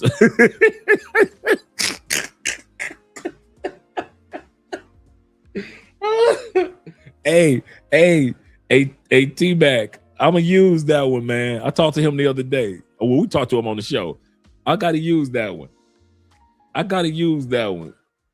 For those that don't know, our brother that's always on the show, 0 Milligram, he moved down here to Cali about 6 months ago. Been doing great. And T-Mac said, it's funny that when Zero moved down, Rico Richie closed down. That's a good one. I got to use that one. I'm going to leave him a message tonight. I got to use that one. Oh, man, that's funny. He said, no lie, my favorite part is when the guy said, he said, bitch, you gotta get out of the game. Yeah, for real. Gotta get out of the game. Sometimes you gotta let it go. Shout out to my man Crypto in the building. Shout out to Crypto. Yes, sir. Let's get ready to get yes, sir, the Panama hat in Cuba. Let's continue on. Looking good, all right? They hating on you even worse, but they're not just hating on you as a man. They're also hating on these younger women who are pulling the men that they feel that they should pull or that should be coming after them. Shout out to my man J3 in the building, by the way. And thank you for the $2 love, brother. And giving them some of the worst advice that you should ever give any young person. Listen, man, I can't wait to talk about this with you guys. Do me a favor, hit that like button so more people can know about this video. And with that being said, let's get started. The men that actually have the resources are operating in a completely different market than they used to be. They were told to provide, otherwise they were worthless. So they did the work, they got the money, they got the degrees, they bought the house, they did it all right. And then one day they looked around and realized the women that they were making all this money for don't actually need anyone to provide for them. So here's what they started doing. They started treating partnerships like portfolio diversifications because that's all they know. Why commit to one when the market says you can have many options? And here's the really uncomfortable part that you don't want to hear. It's working for them. The apps, oh, they love it. They reward it. And the culture right now, it permits it. There is no social penalty for situationships or having a big roster. And let's be really clear, these men are not confused and they are not stuck and they know what they're doing. They're just adapting to the market that is rewarding them. Men can date in their 60s the same way they can date in their 20s without a care in the world. No time at all. Time pass, time can go by slow, fast, whatever. They can still fool around, play games. Women, That's the part that women are more jealous of than anything. Older women are jealous of the young ladies, and they're jealous of the older men who can do what the older women can't. That's why they try to shame you when it comes to dating or marrying younger women. They try to call you perverted and creepy and all that. It don't work. Why? Because this is the era of younger women liking older men. I'm gonna say this again. I'm gonna say this one more time. There was a time when women could criticize us as sugar daddies They only want you for the money. Younger women are all over social media now saying every woman wants a man for his financial stability, older or younger. Younger women are saying we like them for who they are too. You think he's handsome with the gray, older lady? So do we. You think he's handsome because he takes care of his health? So do younger women are just telling these older women, so do we. You like the fact that he travels and he's well educated? So do we. You like the fact that he is emotionally stable. He don't let stuff get to him? So do we. You like the fact that he's got boundaries and he don't just let stuff slide that young dudes will. Younger women are telling older women all over social media, I see it all the time, so do we. We are not with him because he is sugar daddy. All women want money from him. So let's get that out of the way. Younger women are saying, get that out of the way. We all want money. But we all see the value in older men that you older women see also. We like older men, and older women hate it. They cannot stand the fact that these young women have caught on to the fact that men mature and our values happen a lot more after 30 than before 30. Even our intimacy game. Bruh, is it just me? You thought you was doing something in your 20s when it came to intimacy. You thought you was rocking their world and you thought you was doing something. Boy, you got after 30, everybody you smash want to fall in love. Your strokes slowed down. They got deeper. You come with a swirl and a twirl. You showing her ankles positions her ankles didn't know they can go into. She's saying, what do you mean I can enjoy it within my butt? What do you mean we can do swingers? I love you, daddy. You see what I'm saying? You crack 30, man. Your intimacy game.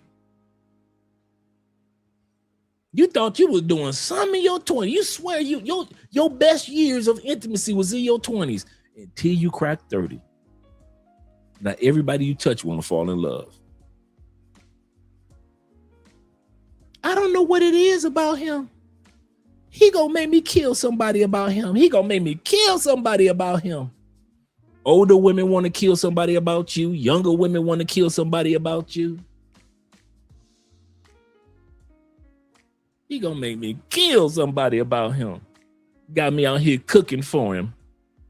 I'm cooking and washing his clothes and letting him put it in my booty.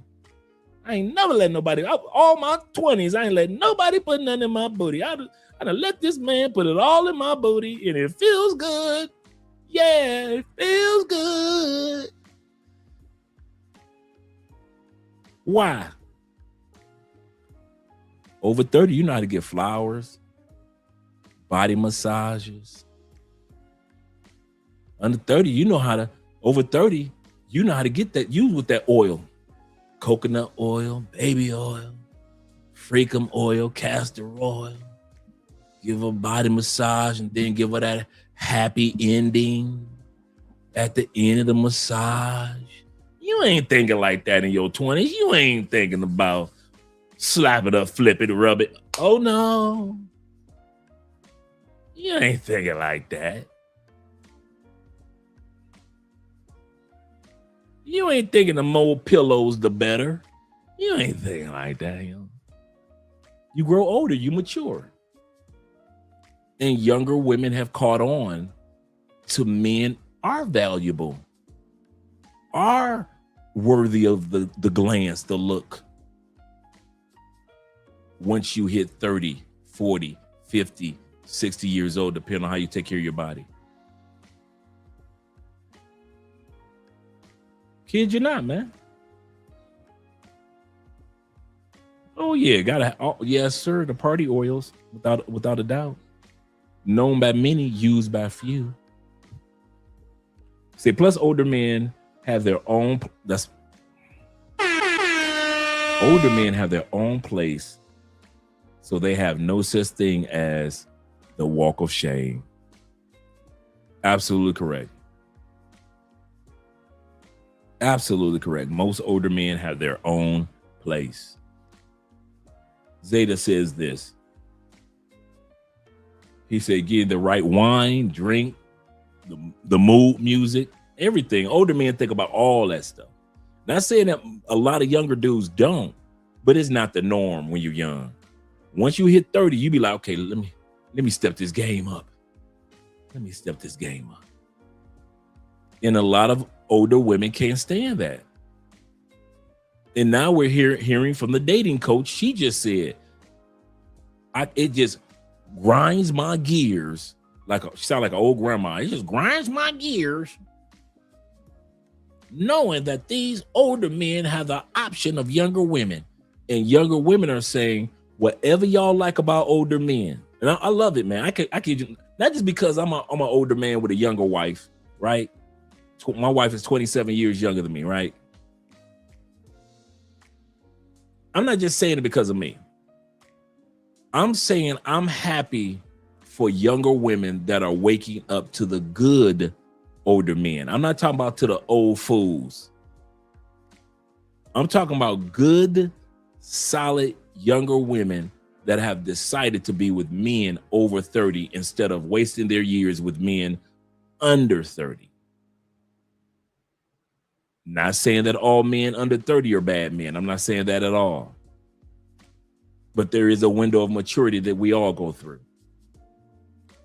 And a lot of these younger women are mature enough to say, I could either wait for a 25-year-old to mature and go through the hell with him, or I can get with a 35-year-old good dude, not just a pookie, good, but a good dude that is already matured.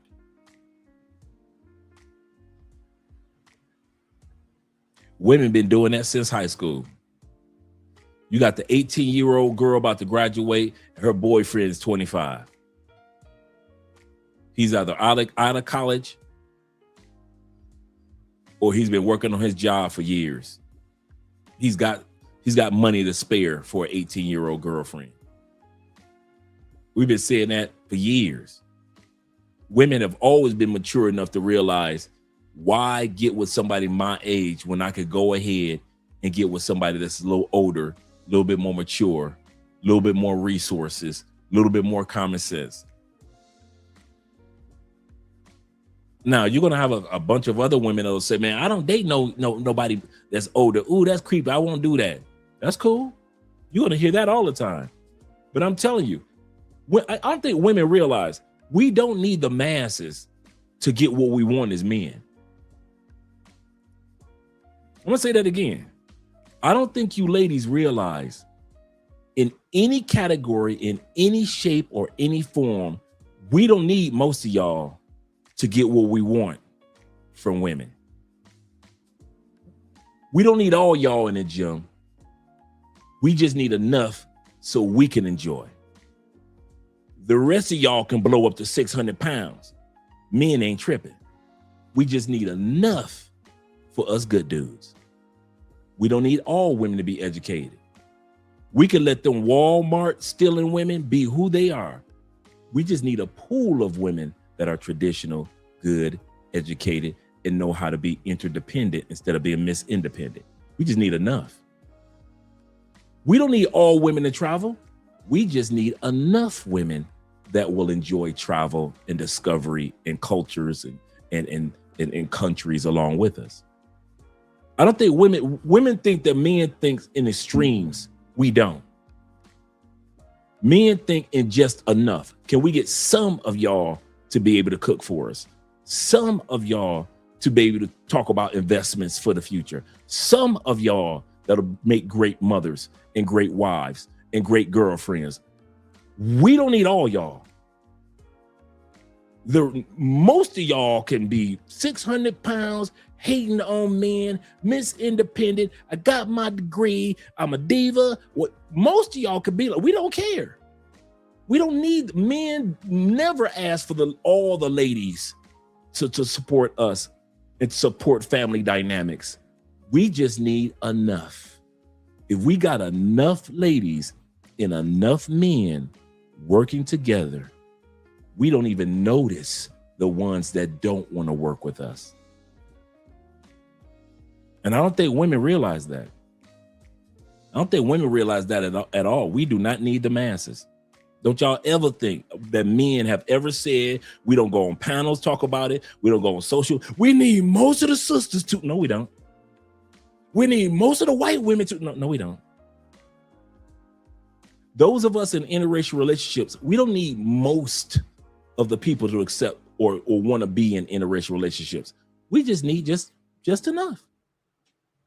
Just enough women that may be interested in being with a brother. We don't need all white women. We need just enough. We don't need all Asian women. We need just enough. We don't need all sisters from Jamaican sisters or our African descendant sisters or our sisters from Guyana or our sisters from the other parts of the Caribbean. We don't need most. We just need just enough. Just enough that'll cover the amount of men that are interested in those type of women. We do not need all Jamaican women to want to be with us. We do not need all white women to want to be with us. We do not need all Asian women to want to be with us. This myth that men need all, that is a farce. We never have and we never will. So when most of y'all can't get a man, we ain't looking at most of y'all. That's the problem that y'all not catching on to, ladies. We're not looking at most of y'all. We don't even want most of y'all. We don't complain about most of y'all. We don't talk about most of y'all. We don't care about most of y'all. Most of y'all think that y'all always got black women in y'all mouths. No, not most of y'all. When we talk about black women, ladies, you do realize we ain't talking about most of y'all. Baby mamas, we don't care about what y'all talking about. We ain't talking about most of y'all when we say we want traditional wives. How you gonna be a baby mama and be traditional? Traditional means that you gave that man the greatest gift, which is your loins and children. If you already got kids, you already gave the great. You can't run over here and say, I'm traditional. Now, how you gonna be? I don't care if you can cook good, clean good, sex good. You cannot be traditional if you can't give that man what's traditionally expected. Say it, same thing with men. Y'all expect us to be provider traditionally, protector traditionally, a problem solver traditionally, and the penis traditionally, meaning the intimacy of the relationship. You expect us to be traditional, right? And we can do those things. If you already have kids, ladies, when we're talking about traditional, we ain't talking about y'all. You ain't got to worry about us gossiping about you, putting you down, talk about y'all always talk. No, we ain't. We ain't talking about you. You assume that we're talking to you or about you. No, we ain't. Good men only focus on and appreciate good women. You sisters with the loud mouths, we ain't talking to you. Disrespectful sisters, disrespectful white women, Karens, we ain't talking to y'all. When we say we want to date a white woman, we are not talking about Karen. We are not talking about Karen. Asian women, all you Asian women that dress black, walk black, talk black, we are not talking to y'all. We want regular Asian woman. No extra spices on there. You like 95% black. You talk black. You walk black. You move black. You everything about you says that you black. We ain't talking to you Asian women. You ain't who we talking to. I don't know why y'all think we talking to y'all. We are talking to the community of women that are just enough for the pool to satisfy and be there for good men, and good men can be there for and satisfy them. That's what pisses most of you ladies off. that we aren't talking to most of you. Oh, we'll go on a panel or two and have some fun conversing back and forth. But when the cameras go off and the microphones tune off, we ain't talking to y'all. Have y'all ever noticed that as soon as we see your attitude, we just keep on walking out the elevator?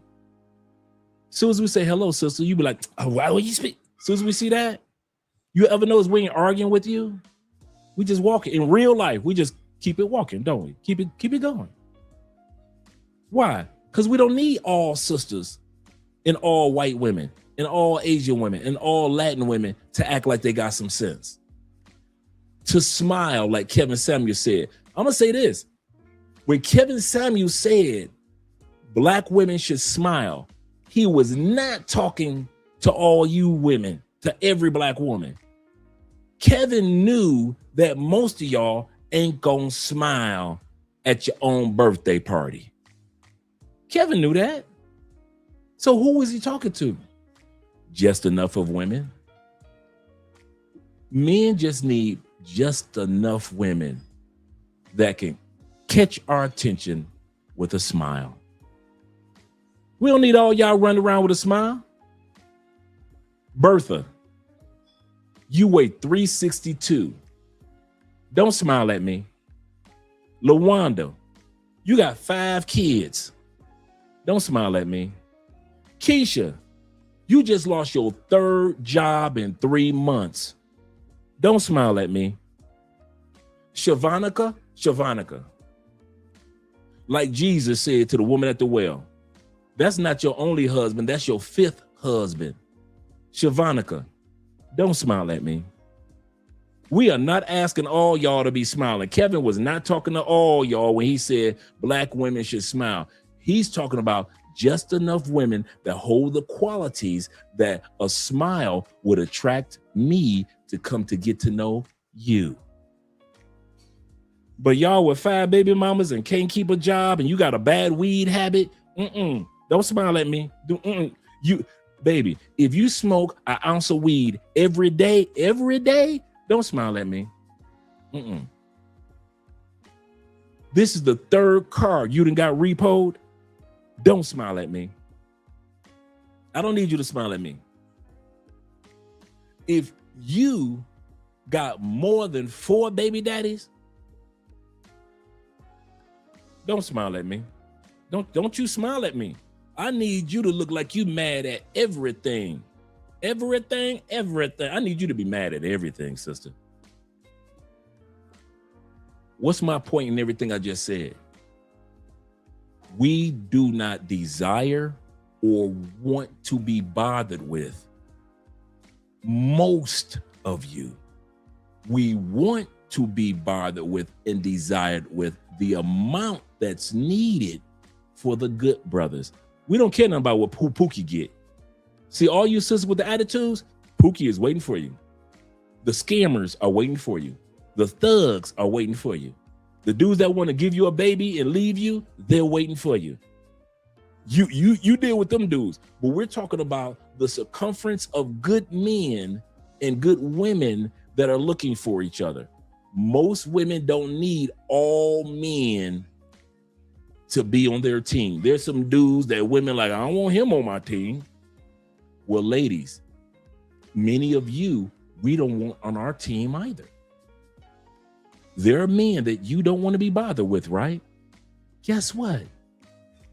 There are women that we don't want to be bothered with. So it's not an attack on you. It's just a fact. Most of y'all who complain about black men and we don't care, because once these cameras and lights and all this go off, we don't talk to y'all in real life anyway. We're only looking for quality women. We just need enough quality women to be the blessing in our lives that we can also be the blessing in their lives.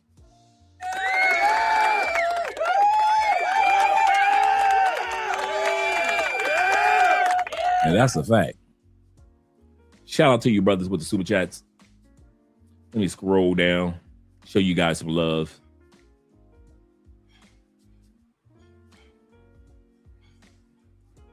I know we looked at my brother with Tia, dating a school teacher. Let's see, we did this one. We got my brother Jim in the building. Jim Rat, T-Mac with Terrell. T-Mac regarding Richie. We got my man Jay Anderson. The great shout out to you guys. I'm looking at the super chats. Will says this. He said, I had the honor to also be mentored by my great grandfather. Me too. I did too. My great grandfather, when he was mentoring me, he was 99, lived to be 103. Right outside of Nashville, Tennessee. Every summer, my mother sent me down to my father's side of the family in Tennessee. Every summer. And I still own some land down there as well. He said, I remember him at 79 having some of the finest Black, white, and Latino or Latinas. He said, come with me, young man. And he taught me for 10 years. Shout out to your great granddad. Shout out to him. Yes, sir. And I Am Essep said this. He said, Dre, you ain't lying. You meet these women with kids, and the first thing they say, I don't want no more kids. And I'm looking at, right, you got to laugh at them because you're looking at them like, you shouldn't want no more kids. But the other thing that you shouldn't want is you shouldn't want me to be the one to come along and Russell Wilson them kids. I know guys that if I could get Black men, and I mean this, if I could get Black men to stop doing stuff out of guilt, the world for Black men would change. We do so much because we think we feel guilty if we don't do it. You were raised by a single mother, many of us. And so you feel bad if you shun single mothers. So you date single mothers just a little bit to keep the guilt away. What guilt? If you don't date single mothers? A lot of y'all do that. A lot of us do that. Smashing single mothers is one thing. I'm not saying you smash her. No. Some of you take single mothers so serious because you were raised by a single mother and you would want somebody to take your mama serious. So you take somebody else's mama serious when it's your turn. Guess what? All you single fathers, all you single guys out there that was raised by a single mother like I was. Guess what? It took my mother, just like Kevin Samuel's mom, to her 50s and 60s to get married. A real solidified marriage. That means my whole life I saw boyfriends come and boyfriends go. Long term, short term, and so did you. My point is, somebody did not take, and a few somebodies did not take my mama serious. And a few somebodies are not going to take your mama, did not take your mother serious. So why are you guilting yourself into dating and marrying baby mothers when there's nothing wrong with not taking them serious? And I'm not saying in the sense of using them. I'm saying that if they say they're not going to have any more kids for you, have any more kids, and you want to have a kid, why are you dating her? Smashing? Okay, I got you. Y'all having sexual fun. But to talk about putting a ring on her finger and she got 5 kids and 2 baby daddies already, and you ain't got no kids? So now you're taking on 2 men responsibilities? Now you're in a poly relationship. I ain't no poly relationship. She could be impacted by the baby daddy, can impact her emotionally and financially, can he? The second baby daddy, can he not impact her emotionally and financially? You marrying her, or being a boyfriend, can you not impact her emotionally and financially. Yeah, sounds like poly to me. Sounds like poly to me. The only difference between you and the other two dudes is that you're the only one that's currently having sex with her. So we think. I'll say this again. All you guys that date women seriously that got kids and the father is still in the picture, you are in a poly situation. The only difference is you're the only one that's having intimacy with her, but in every other aspect, he impacts her just like you do. She expects things from him when it comes to the kids. She expects things from you when it comes to the kids. She expects you to step up the plate as a stepdad or step boyfriend. She expects him to step up to the plate as a dad. He can make her day great with just one statement. I'm coming to pick up the kids. You can make her day great with one statement. Baby, I'm taking you out to dinner. He can piss her off. Baby, I can't make it. Hey, I can't make it to pick up the kids this weekend. She can put that phone down and be pissed. You can say something at work. Baby, I got to work overtime. I thought we were going out to dinner. I got to work overtime. And she can put that phone down and be pissed. Those men can do everything you do. Provide money, provide peace or discomfort just like you do. The only difference is you having sex with her. And you better hope you're the only one having sex with her. And I'm gonna give you the benefit of the doubt that you're the only one having sex with her. But if you think that you're not in a poly situation, you're crazy. And some of y'all try, no, it's not poly. Poly means this. Okay, all right. I'll put it like this, a pseudo poly situation. I said this on a panel at one point in time. I said pseudo means a fake poly situation. It looks poly on the outside, but it's not really poly. So let's do it like that. But it looks poly on the outside. And I'm talking to every one of you dudes that's dealing with baby mamas or a woman. And then that farce that y'all try to sell when you go across the country. Well, hey, man, I'm 40 years old, man. Most of the women I'm going to meet got kids. I'll tell you guys this, and I mean this. I've been smashing chicks across the United States and around this world. I could easily say, and I mean this, maybe 40% had a kid. Maybe 40% had a kid. When you ain't look, I'm talking about from jump offs to older chicks. I'm talking about from the 41s, the 51s, from all the way back down to the 23s, 25s, 29s.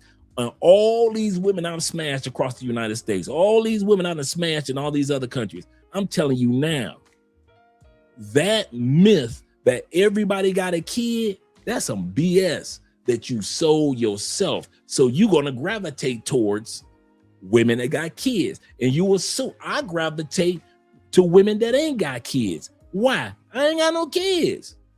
And the universe is going to like attracts like. The universe says, hey, he ain't got no kids, we're going to bring in women that ain't got no kids.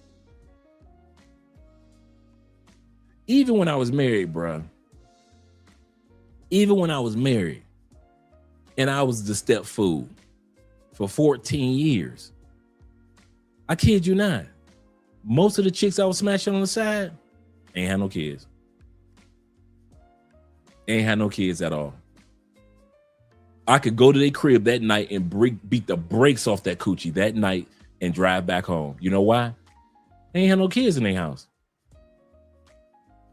While I'm talking to y'all, I'm going through the Rolodex of my mind, and I'm just seeing all the women that ain't had no kids. No kids. German chicks, Ukrainian chicks, Chinese chicks, Samoan chicks, Black chicks, white chicks, German chicks. Ain't had no kids.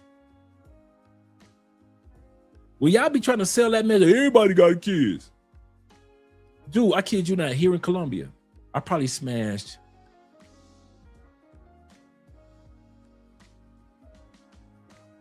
two chicks that had kids. Everybody else ain't had no kids. And I'm talking about chicks that was even in a mid 30s and early 40s. Baddies. No kids. I'm like, no kids need kids.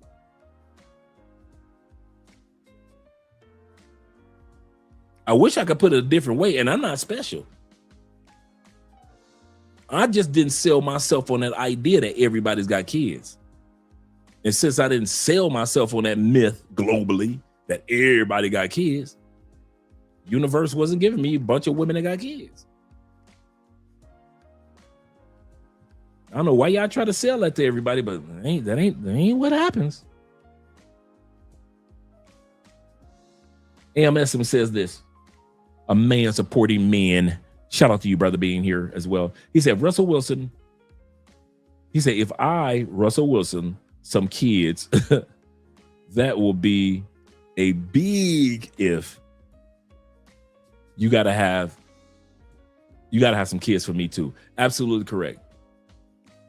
If I'm gonna be a stepdad, you can't give me no kids. I can't have no kids. I can't have no kids.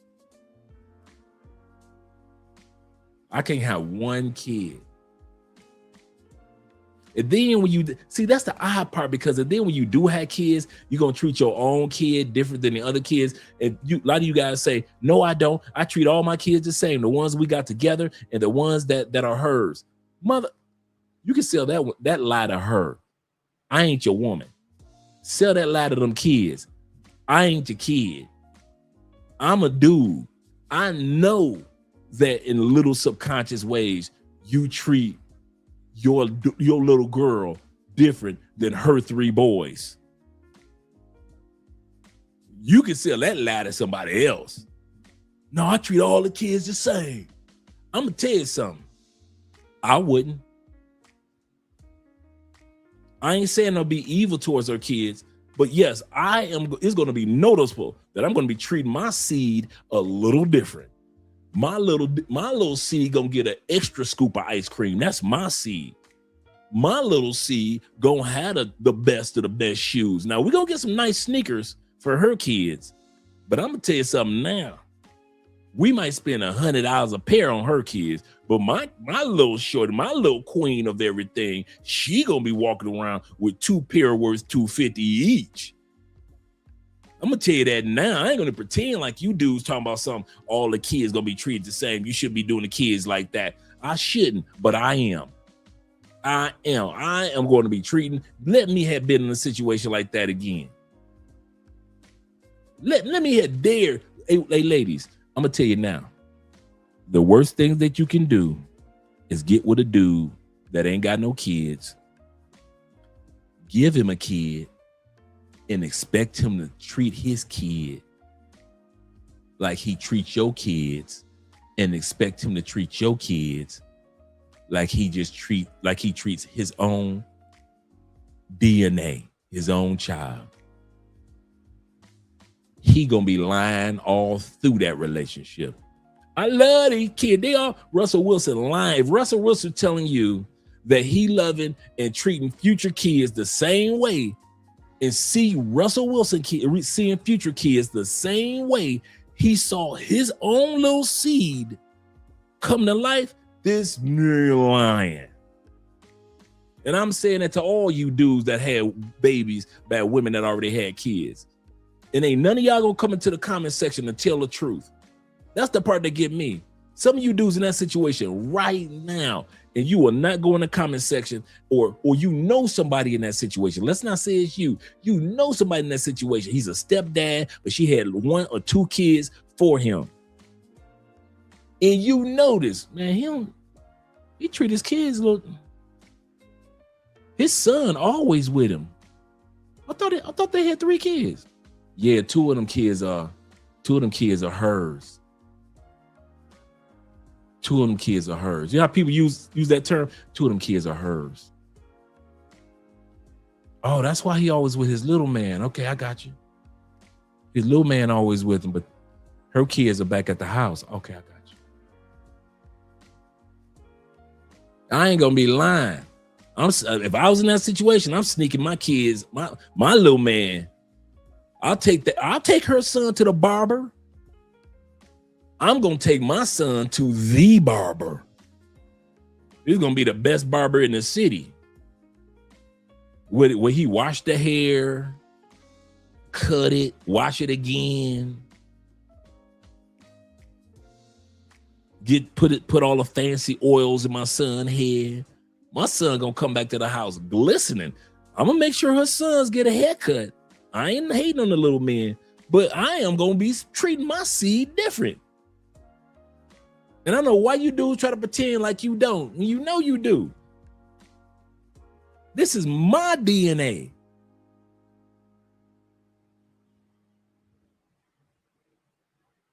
Man, y'all wonder why y'all ain't see no stepfathers in the Quran or in the Bible other than Jesus. Other than Joseph. You ain't see no stepfather. Moses was not nobody's stepfather. Abraham, Isaac, Jacob, Peter, none of the disciples were stepfathers. The Apostle Paul was not somebody's stepdaddy. King David, King Solomon, none of them stepdaddies. Not one of them prophets were stepdaddies. Habakkuk, Isaiah, none of them. Jeremiah, not one of them prophets were stepdaddies. You had over 360 plus commandments that God gave during the time of Moses.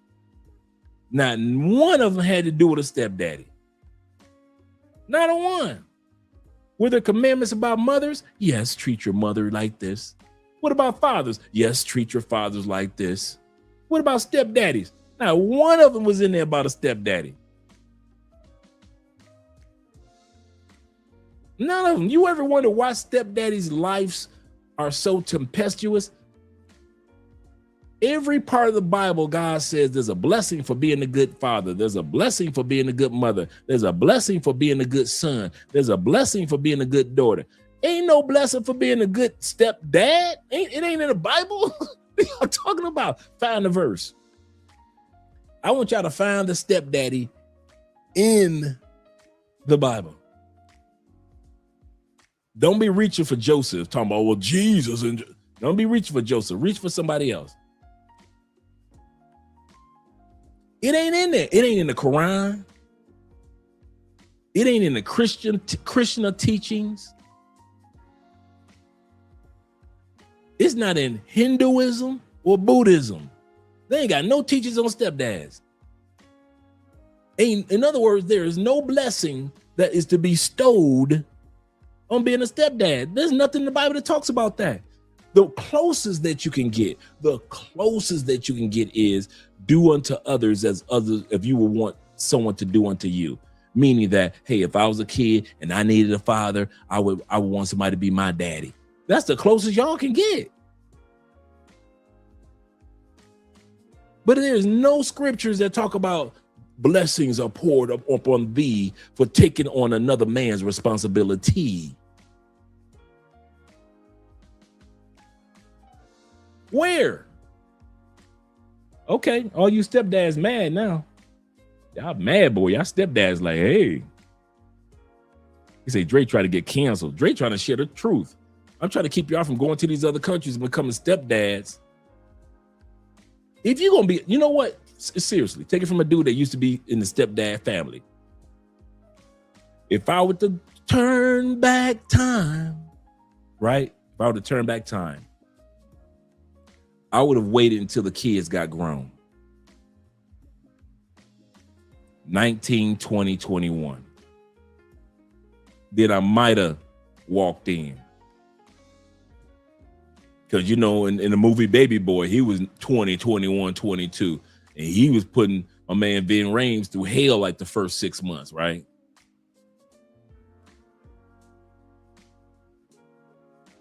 But them teenage years as a stepdad, that puberty as a stepdad, that adolescence as a stepdad, toddler years as a stepdad, bruh. Y'all can have fun. Y'all have fun with that one. Y'all have fun with that Scooby-Doo mystery. Y'all have fun with that Scooby-Doo mystery. I'm telling you, boy. I'm not telling y'all something I don't know. I'm telling y'all from experience. And like I said, I had a good scenario. My stepkids were excellent children. Excellent children. I have nothing bad to say about those kids. They grew up and still are on the straight and narrow. Still on the straight and narrow. My stepdaughter, like I said, married her high school sweetheart. They've been married for going on, it's got to be 10, 15 years now. They've been married. 2 kids. My stepson went to Bethune-Cookman University in Daytona Beach. After he got done, moved back to Indiana. Been working for, I think he works for Chrysler or Ford for the last 10, 15 years. Ain't got no babies out there, none of that. So I could easily say I have no complaints. Their mom was very fit, feminine, friendly, very nice lady, very beautiful. So if you guys think I'm saying it out of grief or beef, no. Even in a perfect scenario that I was in, I still wouldn't wish that evil on none of you dudes. I still wouldn't wish that evil on none of you dudes. Because even in a good scenario with good kids and the mother being a good person, you still got to deal with the knucklehead side of the stepdad. I mean, of the biological dad. And the emotional ups and downs that she goes through and the kids go through. And you got to counsel everybody through all that mess. And you're like, I didn't come into this relationship to counsel my woman. And then when the kids are mad because the dad did something, I got to counsel them. I got to do this. I got to do that. And ain't nobody counseling me. Ain't nobody patting me on the back for being a good counselor. No, all them headaches. No. And some of you dudes are doing it with women with 2, 3 baby daddies. Y'all crazy, man. It is not the, hey, I'm gonna tell y'all something that the coochie ain't that good. I ain't never met a female with coochie or gave head that was good enough to where I would want to take care of her kids and deal with more than one baby daddy. Some of y'all that had some coochie that was so bionic. She put it on you, snapped it, snapped it, snapped it. She put the Lindsay Wagner bionic woman on you. For all you guys that grew up in the 70s, you know what I'm talking about. The Lindsay Wagner.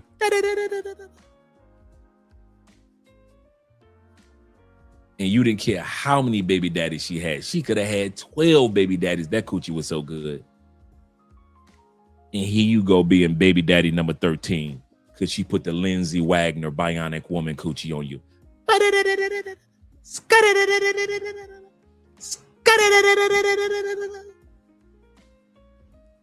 Y'all gonna slow down.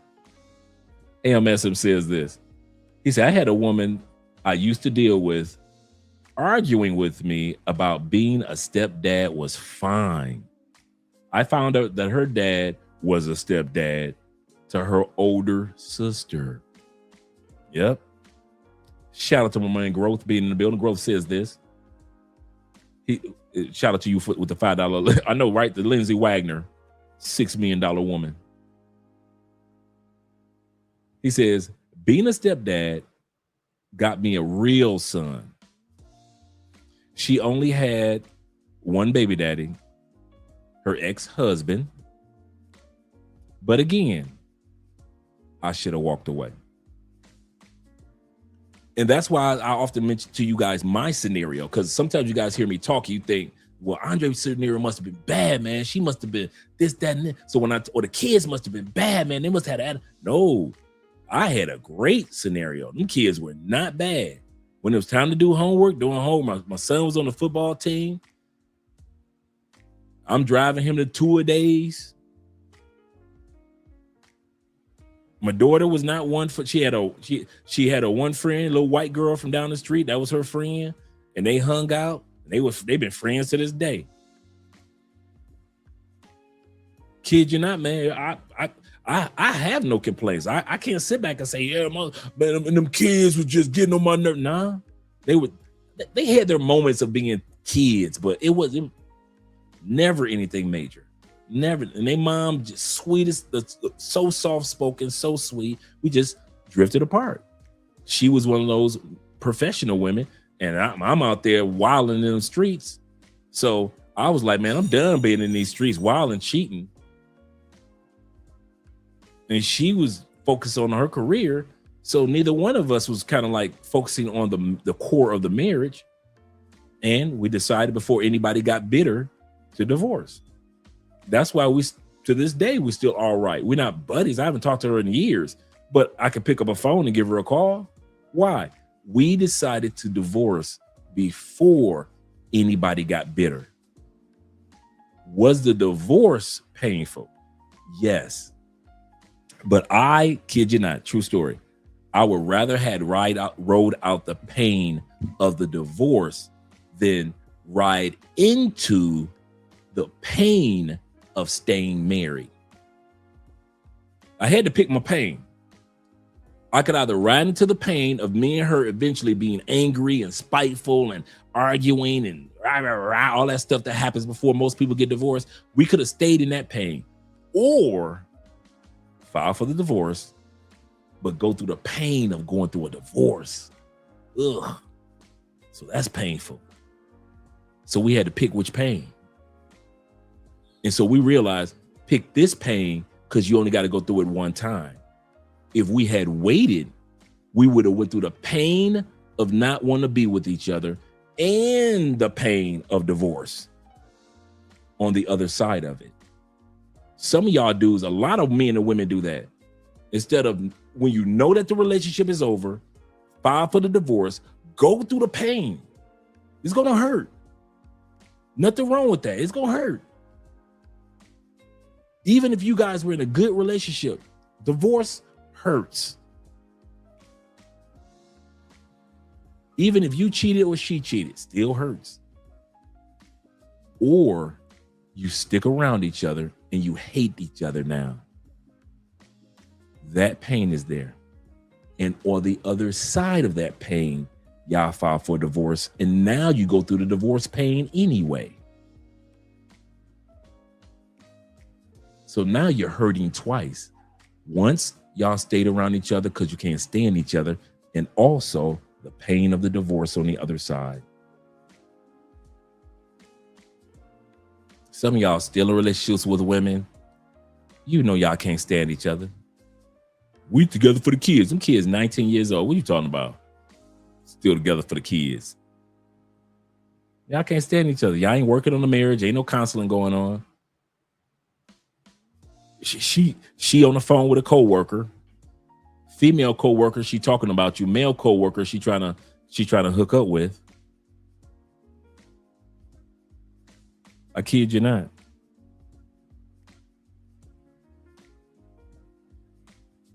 So I know I went right off topic a little bit. Shout out to my man Corporal watching from Andre's channel. He says it's better to leave a situation before it becomes toxic. Yes.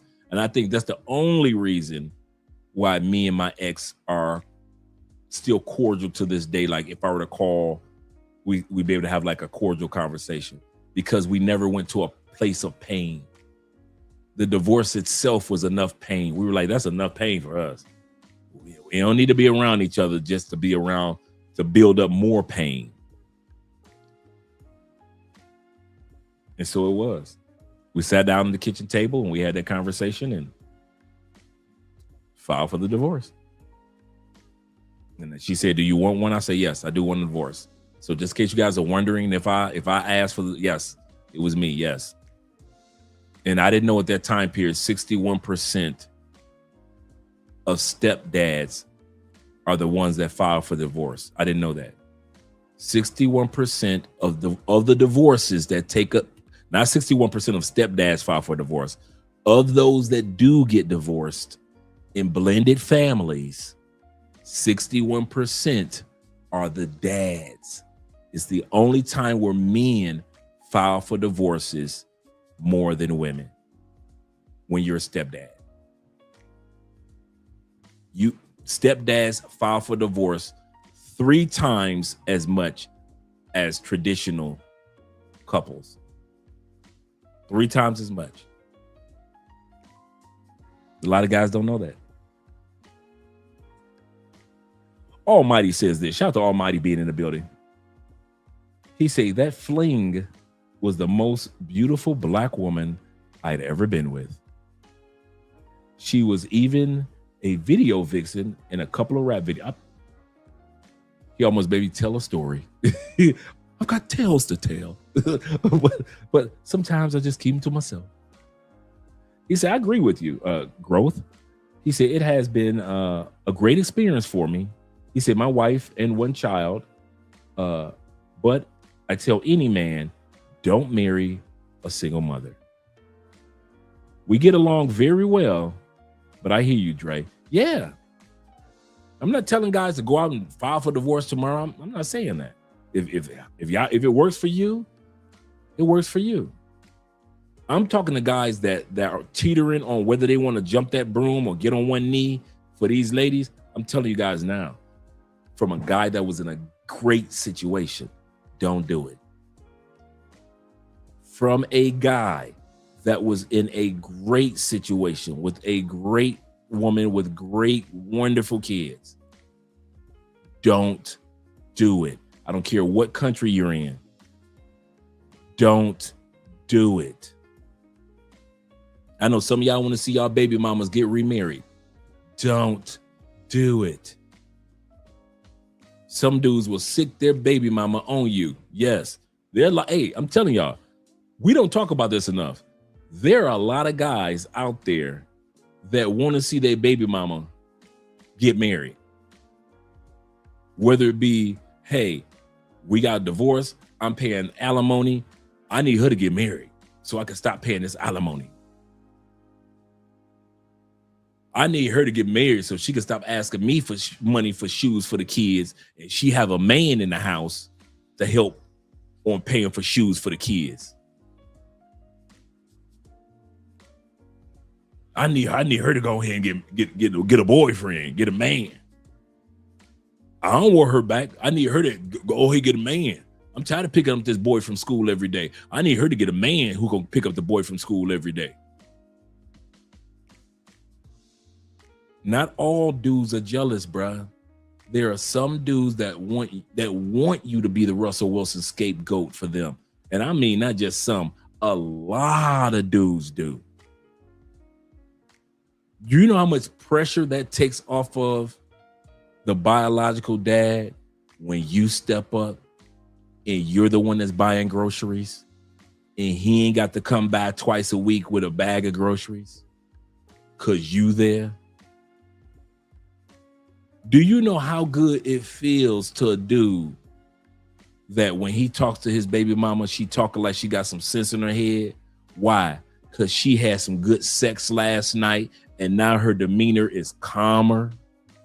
Because a lot of baby mamas that ain't had no sex is angry than a mom. They on edge all the time. And every time he talk to her, she talking crazy. And then now that she with you, she talking like she got some sense, and the baby daddy can be like, I am so glad she got a man that's sexing her down.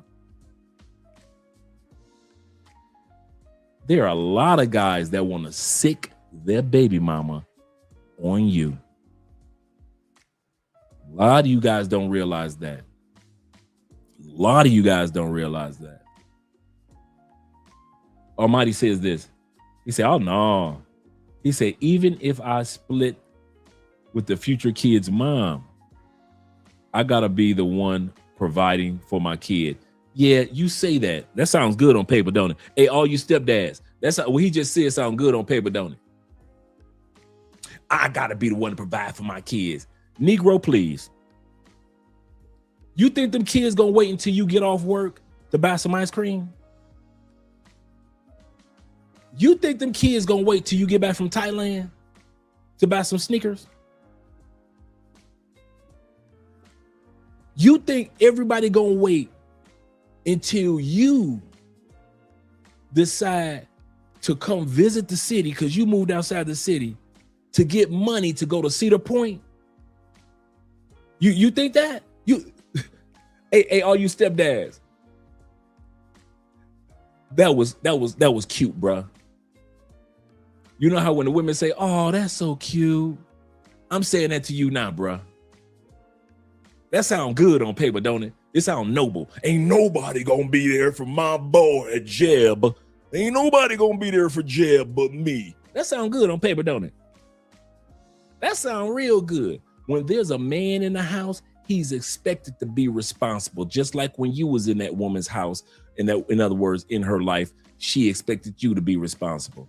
It don't matter how much money you give. I don't care if you give that woman $100,000 a year. She is not gonna let a cheap, broke man in her life. She gonna take that $100,000, put it to the side, and still expect that stepdaddy to buy some socks if you bought the shoes. You bought the kids slacks, jeans. The stepdaddy is expected to buy the fruit of the looms. The Superman underwear, the Spider-Man underwear. You buy the shoes. Stepdaddies are expected to buy the socks. So don't you ever think that just because you throwing proceeds as the dad, which you should, that's gonna cover everything. It's not about the expenses, it's about the expectation. I'm gonna say this again for all you guys that sit up there and try to be super dad. She is happy for what you do as far as expenses. She has from him expectations. You caught that? So no matter how many expenses you pay, which is what you should do, she still has expectations for that man. So if he's the boyfriend, the husband, the jump off, he better come out of his pocket for something. Don't you ever think as a father and your woman get a new man that your dollars are the only dollars that's going into the household for them kids. Ever. You can get that one out your mind, brother. You can get that one out your mind. Ain't nobody gonna provide for my children but me. I ain't got this. I'm taking care of little Jeb Jr. Shh. You funny. You funny. You just made my night. Hey, check it out. All you stepdads and step boyfriends. Do you not wish it was like this in real life? Do you not wish it was like this in real life? Like you could be a stepdad and your money didn't count. Wasn't no expectations of you.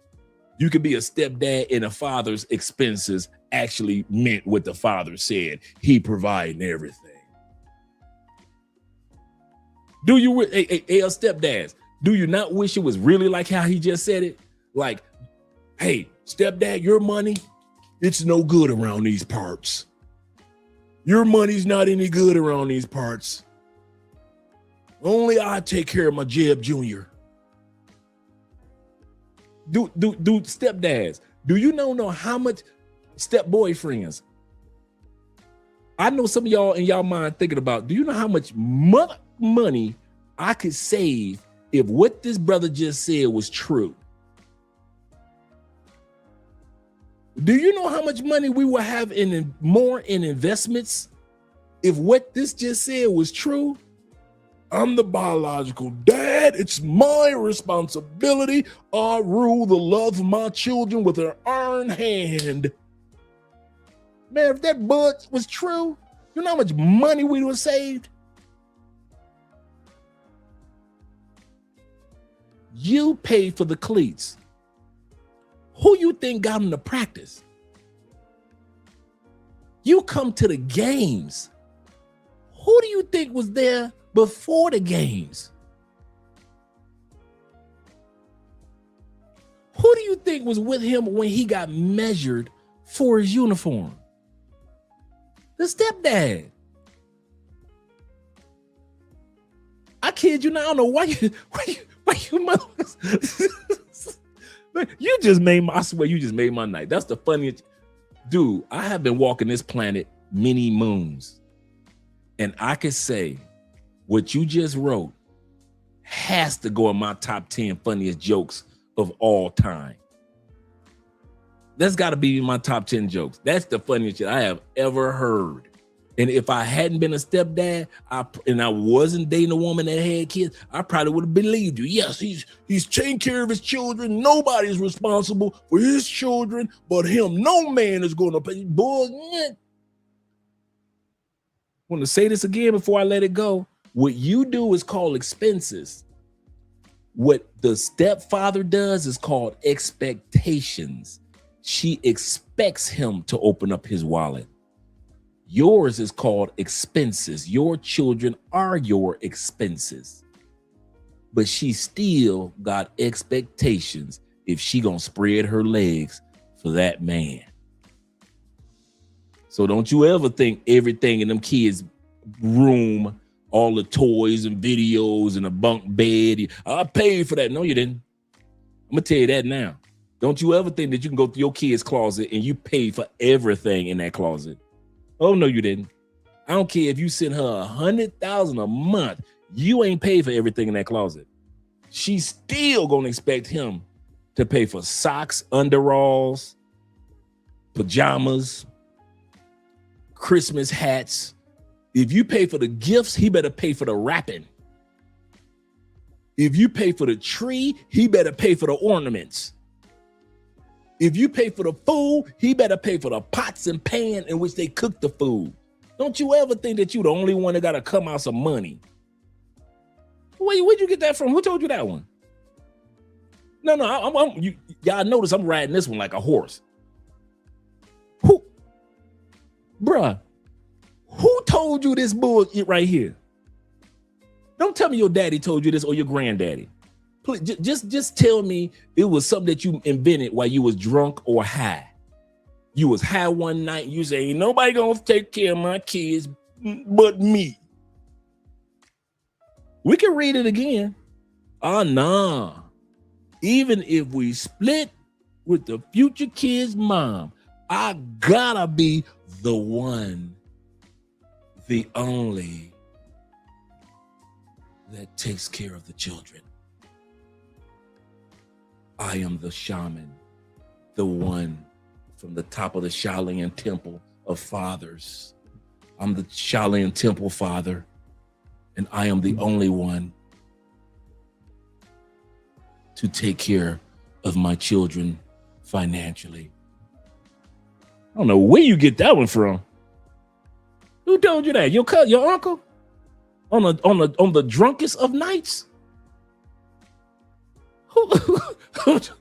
Brother, bro, I'm trying not to laugh at you, Almighty. You my boy. But I'm gonna tell you something. That's some BS. That ain't never true. You know what makes it untrue? The common denominator called a woman. And as long as the common denominator in that scenario is the woman who you had a baby with and a woman that I'm dating, let's say I'm the step boyfriend or step dad, she expects things from you and she gonna always expect financial things from me, not just for her, but for them kids. So all what you just wrote, you might as well get whatever fortune cookie you got that from, whatever bumper sticker you was driving behind and you saw that. Yeah, I'm the only provider. Yeah, that's a good bumper sticker.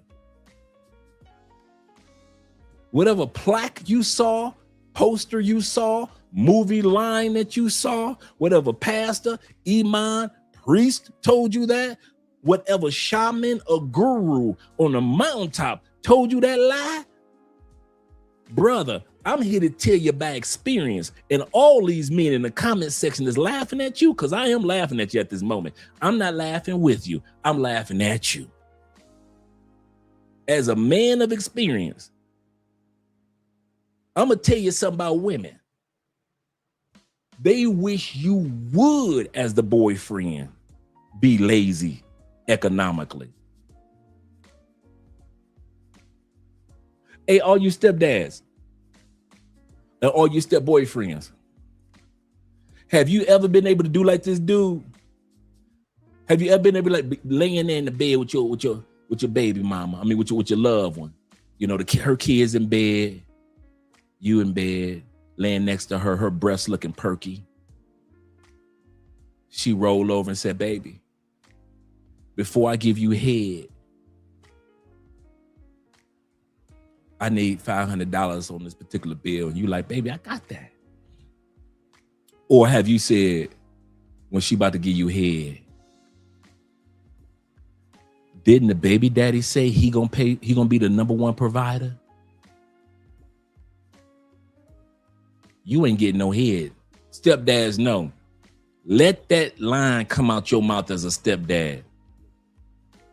Where's his daddy at? What you mean we need groceries in here? I thought the daddy sent money. What you need? The lights gonna get cut off. I thought the daddy sent some money. No, I got 500,000 in the bank account, but that don't mean I thought the daddy was gonna. We ain't never been able to say that, have we? Ever. You ain't never heard no brother that's about to get some head by the mama, kids in bed. Mom asked for some dollars, and you was able to say, "Well, I thought the biological father was the one that was gonna make sure that he had everything that the kids was taking. What about the biological father? I thought they daddy had it up." We ain't been able to say no like that. Just like you gotta reach in your wallet and pay the bills because child support say you gotta pay the bills and beyond. I gotta reach in my wallet if I want to get some head. And you remember how fire-rific her head was before y'all broke up. Don't act like you remember how she wasn't giving out fire head. That's one of the things you miss about her.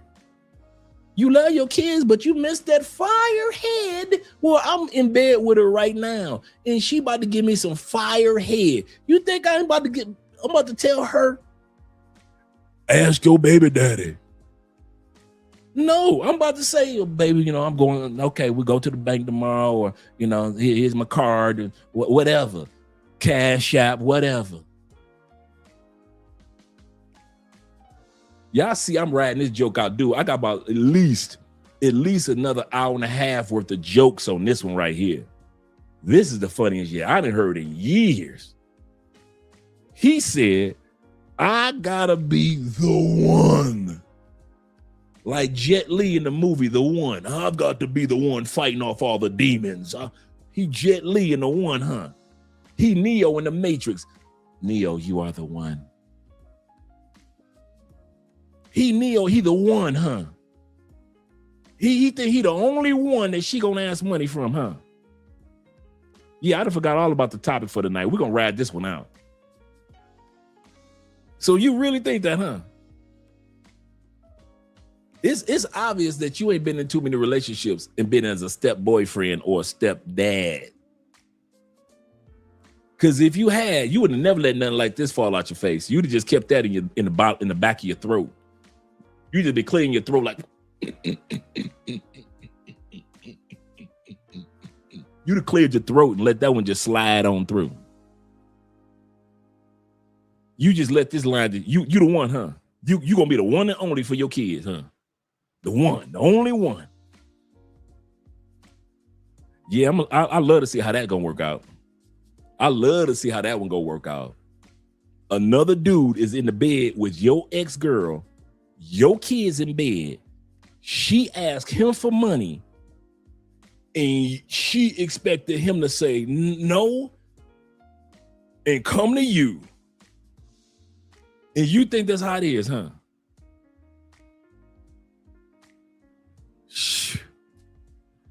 Oh, that's some funny shit, boy. That's funny. I ain't playing no cussing. That's funny shit right there. That is funny. That's some hilarious, bruh. You hit the top 10 list of the funniest jokes I have heard in my life. If I passed on right now and God asked me, "Son, humor me. Tell me a joke," I promise you, I will tell God this joke right here. This joke right here. Even God will fall out his throne laughing. Even God will fall out of his throne laughing at you.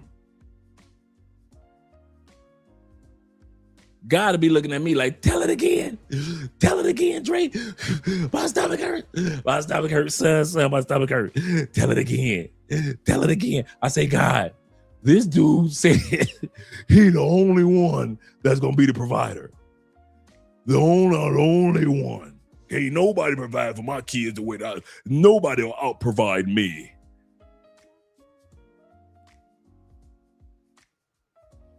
Whew. Yeah. I ain't gonna read your comments. Almighty, I don't care if you just put in 50 comments trying to explain what you just said.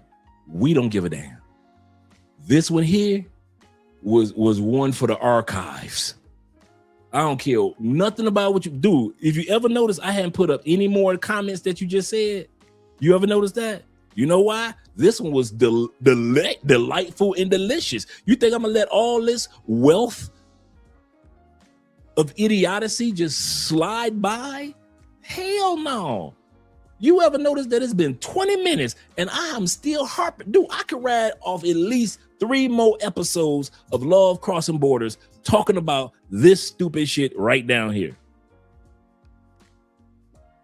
I don't care. There ain't nothing you can say to us to justify. Well, I don't care. I do not care. This is too funny. This dude. Yeah. You have fun with that one, bro. I want to see you magically bring this shit to life, because the only way you're going to bring that one to life is magic. That's the only way you're going to bring that one to life. You're going to have kids that believe in magic. Your kids going to have to believe in magic for this stupid shit to happen. You're going to have to be a mother, licensed magician to be able to do this, to pull this one off. I'm going to be the sole provider for my children. Ain't nobody going to provide better than me.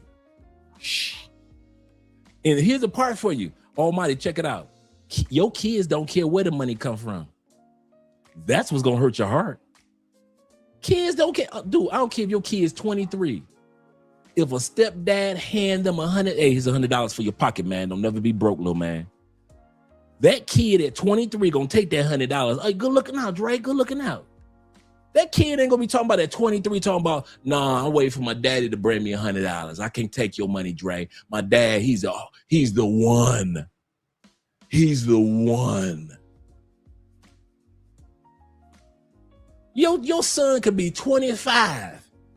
If your son want the latest Xbox or PlayStation, and I walk over with that PlayStation and say, hey, Merry Christmas or Happy Birthday, young man. Man, you've been doing great things with your life, man. You made your mama proud, man. You make me proud. Here you go. Here's the latest Xbox or PlayStation 92. He is not going to look at me at 25 years old talking about, I'm waiting for my daddy to bring me an Xbox 92 because he is the one. Kids don't give a damn. That's what makes this even more funny. Your baby mama don't give a damn.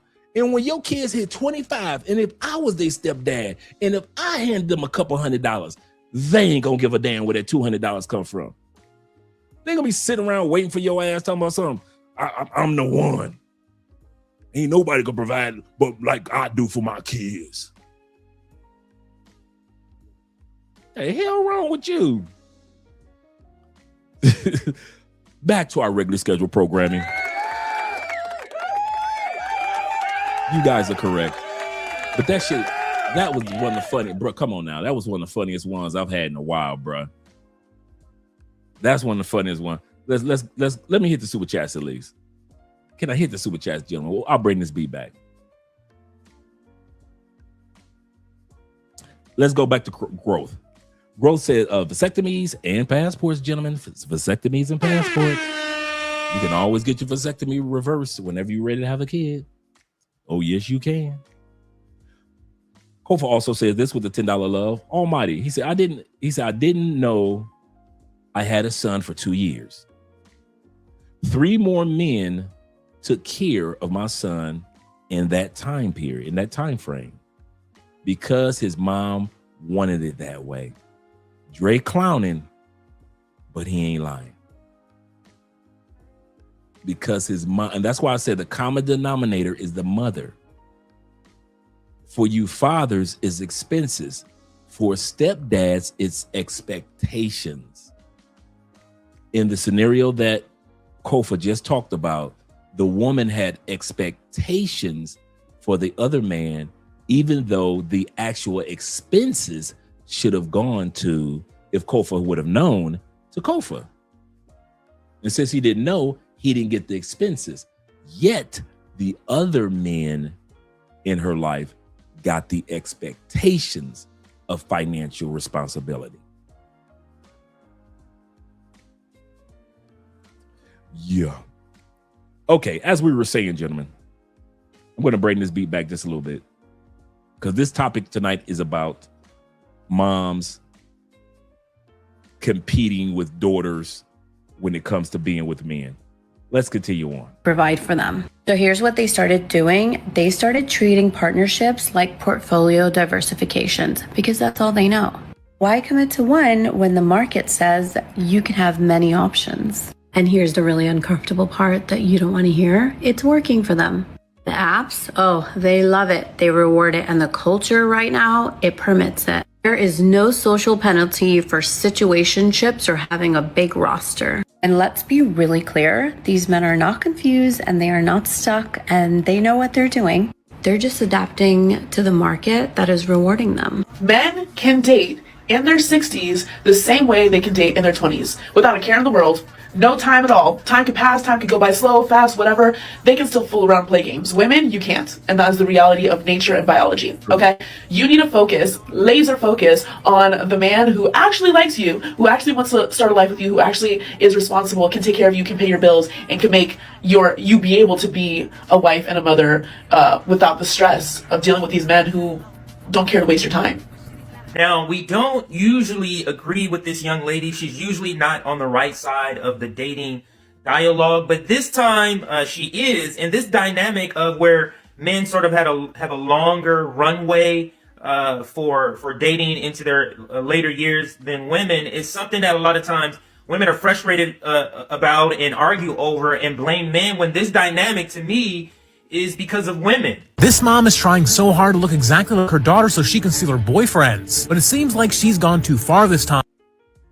Mother trying to look like the daughter to steal the daughter's boyfriends.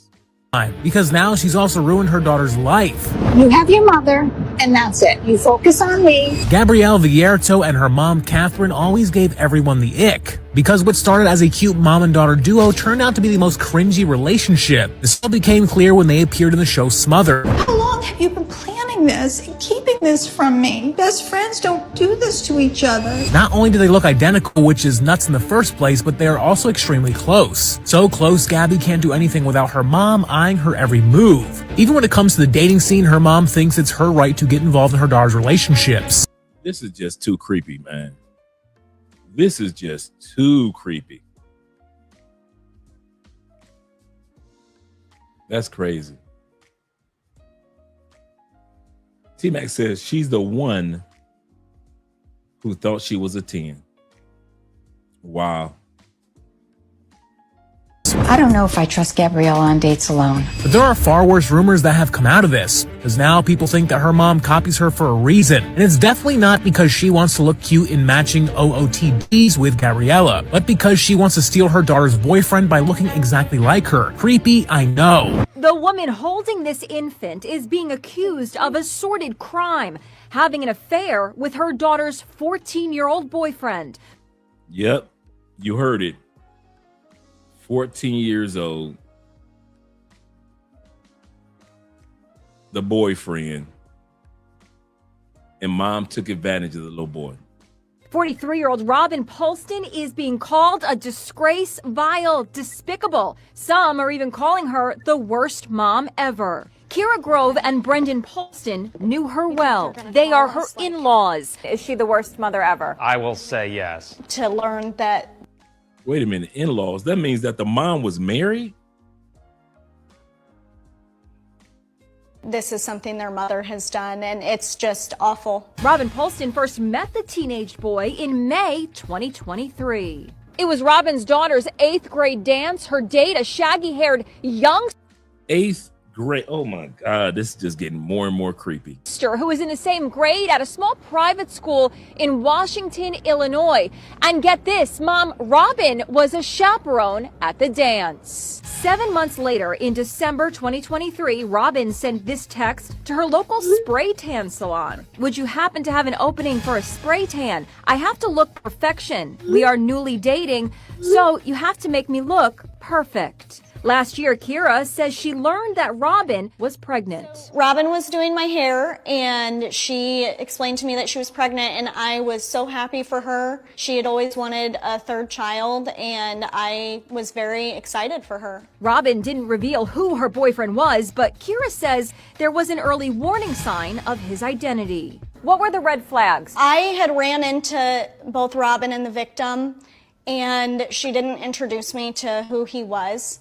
And that was a red flag to me. Robin sent a photo holding a gender reveal cupcake. It's a boy. We're so excited. Brendan showed the photo to his daughter. My daughter immediately said, that is, and said his name, and why is he with Robin? Yes, she recognized him as Robin's daughter's boy. So this couple, which are the mother's in-laws, their daughter looked at the photo and said, hey, that's so-and-so. Wait a minute. Why is she with my cousin's mama? Why is she with the mama? And so the mother and father, these people that are talking are like, wait a minute, what are you talking about? Mom, dad, that's so-and-so. He goes to our school.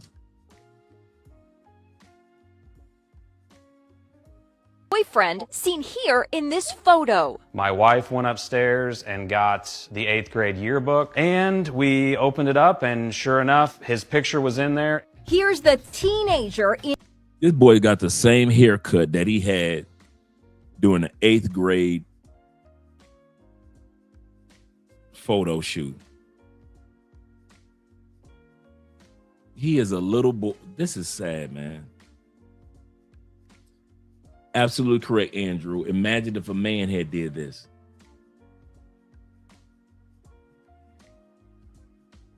He said, damn, this is creepy. He said, wow, these women getting caught. Dre, nowadays, it's a bunch more. Remember every blue moon, there was a teacher messing around with a student. Now, every time you turn around, it's a teacher pregnant by a student. Yes, mom, sit y'all tails down and leave your daughter's boyfriends alone, bruh.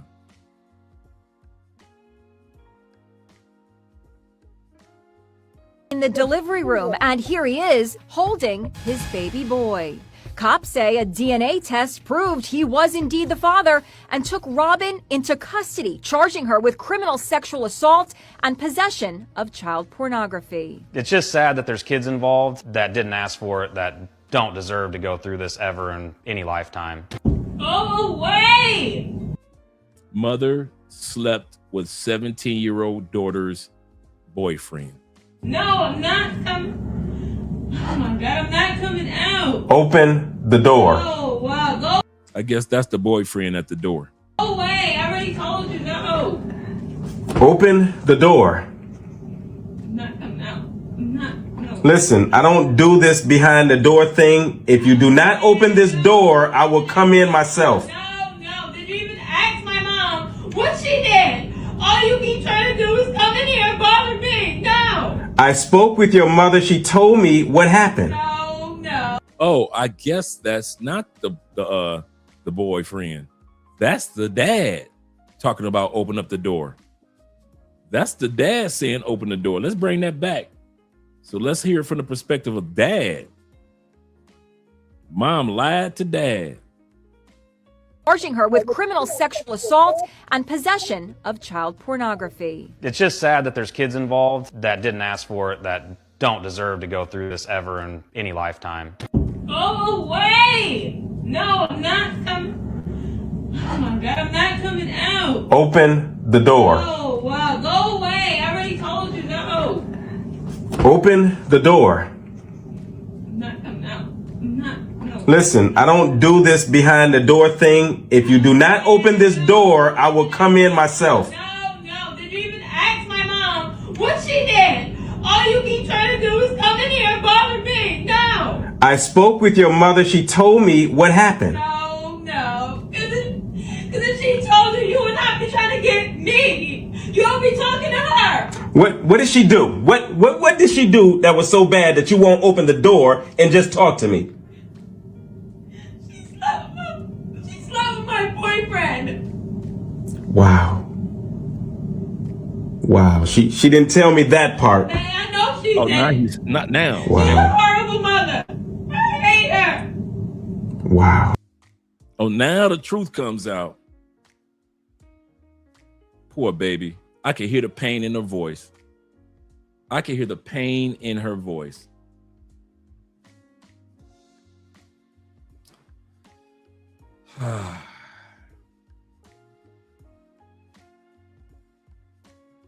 You'll be talking to her. What did she do? What did she do that was so bad that you won't open the door and just talk to me? She slept with my boyfriend. Wow. She didn't tell me that part. I know she did it. She's a Wow. horrible mother. I hate her. Wow. No, she didn't tell me that part, but Please, just go away. Guys are so lucky. You guys do not understand. So I'm 25, right? I'm sitting here and I'm having to build a roster. I'm having to sit here and go out and do things I don't want to do. I don't want a roster. I don't want to go out and date. I don't like this hookup culture. I don't like any of it. But I feel like I don't have a choice. Men, you guys just get to sit there and you guys can go wait until you're in your 30s, you're almost 40, and you can just go get with a girl that's in her 20s and live a normal life. Girls don't have that luxury. I thought that too, T-Mac. I kind of get that stepdad feeling from him too. I got that same feeling. Absolutely, T-Mac. Good call, bro.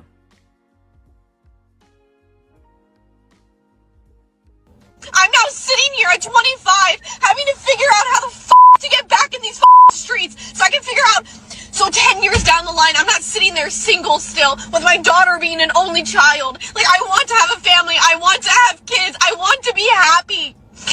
I like to say no. Wait for it. Here it comes. Almost there. You said you're a doctor. Are you gonna provide for me? You're gonna take care of me? It depends on what you need done. A lot. Bombastic side eye. Are you gonna like help me get through my career and stuff like that? What do you mean? Like I the need career you. that I want. Goddamn. Y'all seen that shit? How am I going to help you get the career that you want? Financially, more, support me. You want me to pay for you to get a career that you want? No.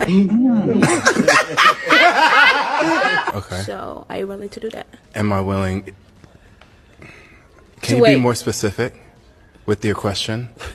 Ah, cette vie-là, qu'on a cherché, qu'on a trouvé. J'aimerais dire j'adore. On adore, que dire. A lot of men are becoming lazy in dating because there's no appreciation for what they do. And now women have these super high entitlement level thoughts that they deserve to be brought to freaking Bora Bora on their first date. And it's like, who are you to even ask for that? What value have you brought to that man? But let me, before we go back to this, I want to ask you guys a question that she asked.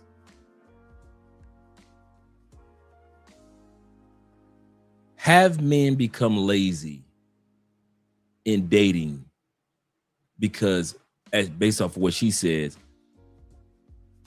women have made it so much easier for men to get what they want? All I got to do is provide you with this, and you're going to let me between your legs as much as I want. So has it become a scenario where men can now be more laxed when it comes to dating? Let me hear what you guys have to say about that. I kind of think it has. I'll give you a perfect example of what I mean by that. I was thinking about this the other day. They don't teach cursive in school anymore. Many of us are the last generation that can still write in cursive. We're the last ones. Gen Z and millennials. They've made writing so much easier that you could be lazy. Women don't realize because of so much makeup, anybody can look like a 7, 8, 9, 10 because of so much makeup. It used to be the 9s and 10s were the rare ones. You had to put in some work to get with that one. Now anybody can put in green contacts and put on a curly hair wig and make it look like that's their natural hair. So it looks like men are kind of like, if she giving it away that easy, why should I work that hard? To where we even call men that work hard for no return simps. For putting in all that effort for a woman that's not worth it. So I just want to hear what you guys have to say in regards to this. Passport Persona says, he said feminism freed me and made it easier. They threw off their bras and free love, free sex. We can do what men can do in the bedroom. They compete against each other. I can get firehead. No, I can get firehead. Can't nobody suck it like me. Can't nobody suck it like me. I lick his booty too. So these women are so hypersexual now. Men can sit back with a glass of lemonade. It's so easy to get these women in bed now. Like I said, I just want to hear what you guys have to say. Will said this. He said, I don't think all men are lazy. I think some are also indifferent. That's true too. That's true too. I agree with that. Not all men are lazy. But many are indifferent. Like, oh, come on, ladies. Andrew says this. To answer the question, in current marketplace, yes. In the current marketplace? For me personally, no. I'm not there. I'm on monk mode. And so I could understand that. I'm more or less like I'm kind of like a blend between Andrew's answer and Will's answer. We can't deny what we see. These women are making sex too easy to get. It should not be this easy. It is just ultra easy to get between the most attractive woman's leg. To where a lot of men, back to Andrew and back to Will again, we don't like it like that. We're saber-toothed tigers. We like to hunt for our meal. We like a little give and pull. We like a woman that's not going to always agree with everything we say just because we pull out a wallet or just because we pull up with a nice car. We want a little tug of war of, can I get this or not? Remember them days? Remember the days where you used to be able to sit back and say, man, I didn't even think I was going to get the coochie. The days where you said, man, I was not expecting to get that coochie. You be flabbergasted like, dog, guess who I smashed last night? You lying. Dog, man, stop lying. Bruh. You ain't smashed so-and-so, man. She ain't let nobody hit that. Dog, everybody knows she don't let nobody hit. Dog, I know. And she let your boy get it. Remember them days of celebrating? Because you knew how much work you would have to put in for particular ladies in the community. And it's crazy how so many, not all, I won't even say most women are like that. But it's crazy how easy it is for too many women now that men have gotten to the point where they don't have to put in the effort for the good girls. You kind of like put the good girls off to where you get serious. Like, I get with a woman like her when I turn like 35, right? But I'm only 27, so I'm gonna run through all these other chicks. right?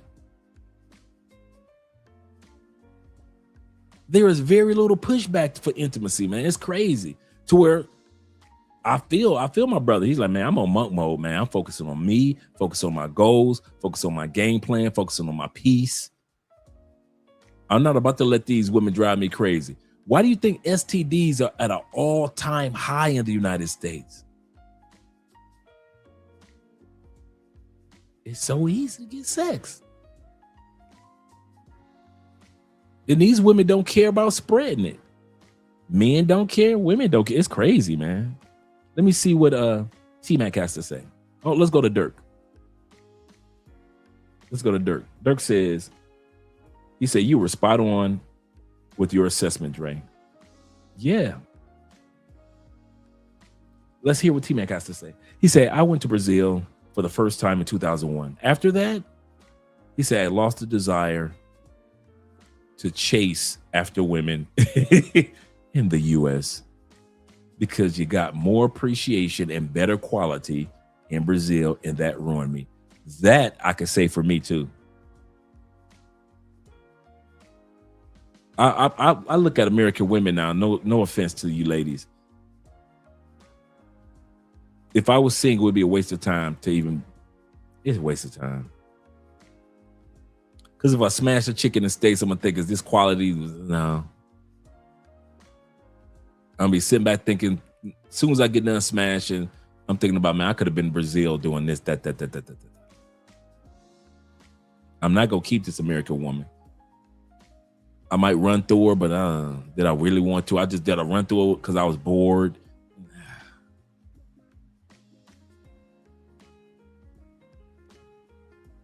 I'm like, I'd rather be on monk mode. That's all right.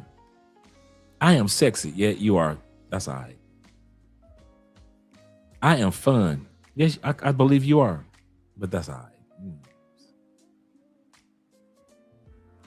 I'm the same way. That's one of the reasons why I'm so quiet in the States when I was single.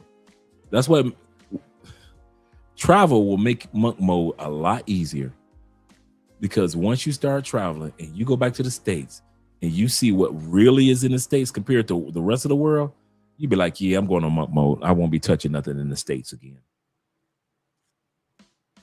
Andrew says this. He said, I still remember the Tupac verse saying, I don't want it if it's that easy. It's true in this current market. Absolutely correct. Absolutely correct. T-Mac also says, my first trip to Brazil, I had two women competing to hang out with me, ruined my hunting instincts. Yeah, man. Yeah. And D. Kirk says that, he's talking to T-Mac. Zeta's talking to T-Mac as well. Let me scroll down. IMF says this. He said, besides, how is it easy to love yourself and find traditional, beautiful women outside the U.S.? 3 billion plus to choose from. Absolutely correct. That's another thing that you sit back and you're like, man, I ain't really tripping on these women in the States like that. I tell women in the States, man, when I was single, I love women in the United States like sisters. And they got mad at me. You don't want us? No. Can I just love you like sisters? Like we're already in heaven and you're my sister. My black sisters, my white sisters, my Asian, they couldn't stand it. Oh, so you think the women outside the United States are better? I didn't say that. I said, I just love you. I'm not smashing you anymore.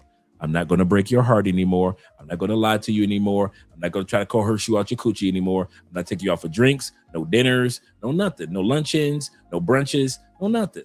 You ain't got to worry about me dancing with you. You got to worry about me getting you drunk. You ain't got to worry about you calling you at 1 o'clock in the morning. I ain't doing none of that. You're my sisters. Praise the Lord. You're my sisters. I love you as sisters. Anything we got to do with the community, let's do it, sisters. Anything we got to do with helping children, we can do it together, sisters. But as far as looking at American women, like, I got to have that one. Nah, bro. Them days been gone. Them days been gone. Average says this. Shout out to Average Man in the building. He said, I disagree. He said, men are just giving women what they deserve. Okay. Tell us how you really feel, Average Man. He said, give everyone what they deserve.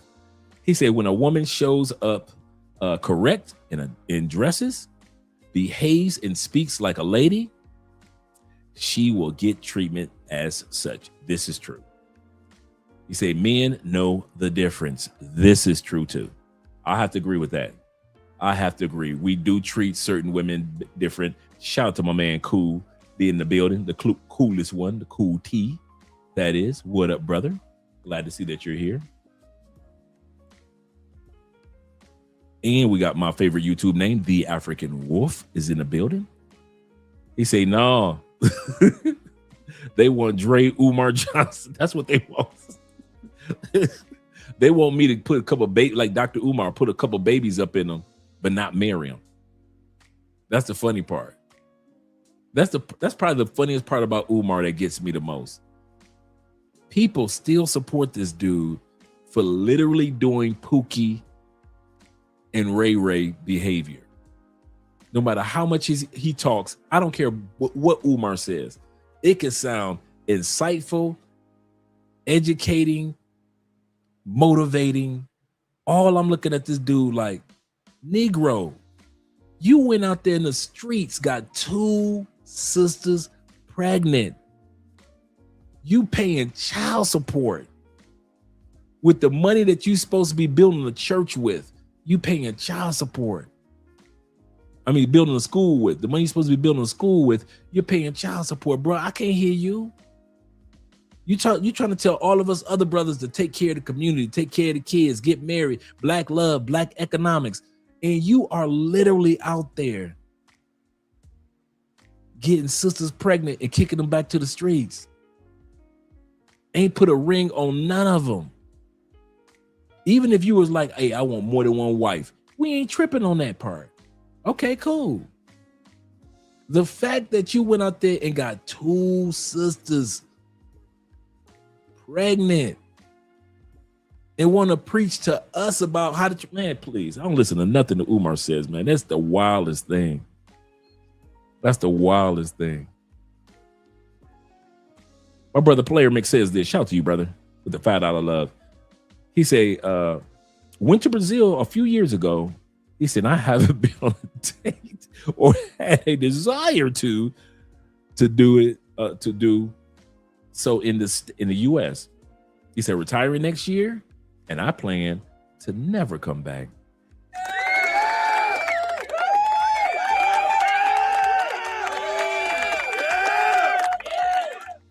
And I say, do you blame him? I don't blame him. Ain't no way in the world. Come on now, fellas. Let's be real. Ain't no way in the world you're going to Brazil and then come back and you're going to be the same way with American women. 80% of American women are overweight. No, 70% of American women are overweight. 80% in the black community are overweight in one capacity or another. And you just got back from Brazil. You know what, dude, there's nothing an American women can do for me except point me to the nearest airport. That's it. My sister. Yes, Brother Spence. I need you to do me a favor. Anything, Brother Spence. Could you point me to the nearest airport? I want to zoom to Thailand. I want to frolic to the Philippines. Could you point me to the nearest airport, my sister? That's all they could do for me. When I was single and I got back to the States, I was looking. So this is what I was sleeping with, huh? You also look back at you go back to the States, man. You be looking at the type of women that you thought was your type, like it's nasty. You're like, so those were the type of women I liked, huh? That right there, huh? That was my type, huh? You don't even like your type no more. Don't you want this? No, my sister. No, I don't want that. I just want you to be my sister. Keep me in your prayers, sister, as I keep you in mine. Seriously, man. I mean, He said these plantation feminists want black men or want black dudes to be like the Greek Orpheus for reals, catering a character, satisfying everyone until being pulled apart by medians. I hope I said that, or medians. Oh, wait a minute. My needs. With his head floating to Lesbos or lesbians islands.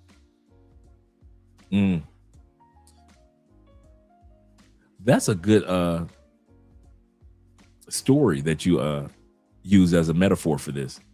That's a real good story. A lot of people don't know about it. As they should. As they should know. Montreal says this. What's going on, Dre? He said, I love being on monk mode. I did too. I ain't gonna even lie. He said, this is my second year on monk mode. He said, and my thirst for American women has diminished. I kid you not. I can hang out with them, talk with them, laugh with them. They ain't got to worry about me at all. They ain't had to worry about me at all getting off a plane talking about, I can't wait to get some American coochie. Shh, man, listen. I wasn't even thinking about it. Yeah, I can't stand Umar either, man. Hypocritical moves. He said, Zeta says, Umar causing mayhem in the same community he trying to convince to use us to save. Fuck out of here. Seriously. All right, let's get back to the topic because I know I was rumbling as well. Let me read one from D. Kirk. D. Kirk said this. He said, my introduction to Colombia and Brazil was Qatar. He said, my life has never been this. I could imagine, bruh. I could imagine being out there with the Middle Eastern women. And coming back to the States. I don't see how you military dudes do it. I'm gonna tell you that one. That's a murder mystery for me right there. That's an unsolved mystery right there. With Elliot Ness, right? Roger Stock. Bruh, I don't see how you other than coming back, get your benefits, making sure your benefits are on point, or coming back, get your education, things like that, or coming back and make sure your kids okay. I got you on that one, military brothers. You know, make sure your kids okay, or come back and take advantage of some of your military benefits. I got you on that. Make sure you get your 100% disability. I'm with you on all that. But once all that is done, I do not get how military brothers still be in the States. After what you've guys seen,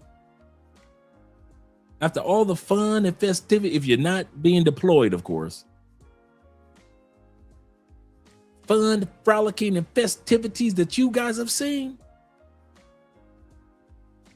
and to go back to the States, man, listen, the moment I got the military and got my 100% disability, I'm gone. Ain't no looking back. Y'all can have fun with that. I'm not going to sit up there in the United States and lie to myself like I want to be here. I don't care if I worked in the United States. Every Friday, I'm on a flight somewhere. Every weekend, my coworkers going to be knowing Andre is gone. He ain't never in this country. I'll be still in the States only to make money. That is it. Did I make some money this week? Yes, I'm out. Don't let it be a holiday. Man, please. Y'all are the unsung heroes. You military brothers that go back after all you've seen around the world. And I'm not talking about the madness and the mayhem. I'm not talking about that. Because I know some guys come back with PTSD and things like that. And I understand you guys when you say, hey, Dre, I need to come back to the States. Give me some help. Get my mind on track. I'm with you, brothers. But once you get your mind on track, and once you get your 100% disability, man, I don't see how y'all be in this. Fuck the Memorial Day parades.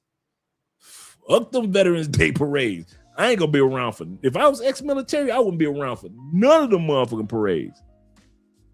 Ticker tape parades, none of that. I'm watching everything from Brazil on television. Hey, you know it's Veterans Day back in the States. It is? Yeah, dog. I'll be turning on my cell phone while I'm on the beach, turn my cell phone sideways, looking at the president give a speech, looking at everybody doing parades throughout the city for the veterans of Memorial Day and Veterans Day. I'll be watching all that shit from a beach somewhere. I'll be back in Germany with a German chick sucking on my toes while I'm looking at ticker tape parades celebrating Veterans Day with a German chick sucking on my toes. I ain't gonna, dude. I'm trying to understand. I'm serious, military brothers. No joke, no jokes. I'm trying to understand because you literally have to go to these other countries. And some of y'all got kids and families, and y'all been dating these women in other countries, and you literally have to go back to the United States and forget everything you saw in Qatar, everything you saw when you were based in the Philippines, in Taiwan, when you were based in Germany. You got to forget all them pretty much. You got to pretend like it never happened. You got to pretend like none of them bad motherfuckers you young ever existed. Oh, and you got to go back to the United States to them fat chicks? Oh, no. I just feel y'all taking a knife and shove it in and just twist it. And I'm serious. I kid you not. Because I've traveled, then I go back to the States. I can't forget that. I'm like, what the? Whew. Now, out of respect, and I'm serious, out of respect for the brothers that go through certain things and disabled and guys that have been hurt, I understand that. I'm not saying all military guys. I'm saying when you got your education and you took care of the family and you didn't, you've done everything that need to be done. You got your therapy, you got your mind right, you got your medication, you got your 100% disability or 70 or 80% disability, and you still mess around with stateside chicks. That's what got me scratching the back of my neck. I don't get it. I ain't gonna lie to you. Ain't no way in the hell you gonna deploy me to a country with a bunch of fine women, and then I'm supposed to fly back to the States around fat women and pretend like I wasn't back in 2002. I was deployed and I'd have forgot all about them fine women I was with in Germany and in France. So I'm supposed to literally forget? Man, y'all military brothers, y'all gotta tell me something. I'm serious. Because there ain't no way in hell I'm gonna be deployed to all these countries, especially you Navy dudes, deployed to all these countries. I'm smashing chicks country to country while I'm defending America, right? I make it back home. Ain't nothing but chicks with, no matter what race, attitude, mouth, and fat. No matter what race I choose in the States. And you gonna tell me, out of all the countries that you military brothers went to, I've been always want to ask this question, by the way. This is a question I've always want to ask you brothers. You telling me the best that you believe God had for you was them big chicks back in the States? I am not joking. I have always wanted to understand why military dudes stay back in the States when it came to relationships. Everything else I can understand, patriotism, so forth. There's a country you serve, the country of my ancestors. I got you, all that. I hear you. I'm a patriot. I got all that. I'm not talking about that. I'm talking about the relationship part. When it comes to looking for a woman, you telling me all them Asian baddies that you was around when you were deployed in the Philippines, you telling me you don't miss none of them? You telling me rather be around all them chunky attitude, Walmart stealing chicks in the States? You put your life on the line, and you telling me the best God got for you when you get back home is what's back home? Yeah, they wouldn't let me in the military. Nah, because once I got done, I'm out. Once I got my retirement, I'm out. I don't owe America a damn thing. I ain't gonna lie to you. Yes, I think like that. I've served my country and I've served my country well. I got my disability. I put my kids through school. I got my degrees and everything. I got some help and some medication for my PTSD. I sat back and did this. I sat back and did that. And I wrote a couple books about my experience in the military. Man, I'm out this month. I ain't about to sit up here and be falling in love with no country full of big minky. Y'all crap. Boy, I don't see how y'all do it. Hats off to y'all. I thought there was a time when I respected military men for what you did in the military. And I still do. Now, I got more respect for you dudes that's still stuck in the United States after you left the military. Keep on serving, brothers. Keep on serving. Because that part ain't no way in hell. Ain't no way in hell. Ain't no way in hell. I ain't got a relative that can convince me, you were in the military, you need to stay here. This is your land. You gave your life for the soil. You put your life in the land for this American soil. Shh. All that might be true. But when it's time for a relationship, I'll be gone, bro. I love you, brothers. I'm like I said, I'm not coming at my military brothers. I love y'all. But that's probably been a mystery in my mind since I started traveling. Because, before you travel, you don't know a bunch of stuff. I done a couple cruises and stuff like that, but that's not really traveling. If you're just doing cruises, right? Which I love cruises. But once I started traveling like the continents, and start seeing countries through the eyes of what my military brothers and sisters were saying. And I'm not talking about through the eyes of combat. That's a totally different conversation. I'm talking about when you ain't in the middle of combat and you just on chill mode, right? You doing R&R for a couple of days. And so I get a chance to see the world through your eyes of R&R, right? And so I know what the hell is back home. Not a dang thing. And y'all go back to the house like them women in the States is the ish.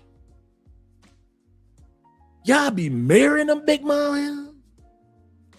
They divorce y'all, take half of your military pensions. I be looking like,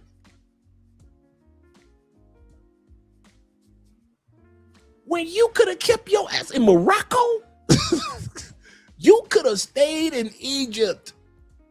You telling me that you couldn't find nobody better in Istanbul than big chicks back in the States?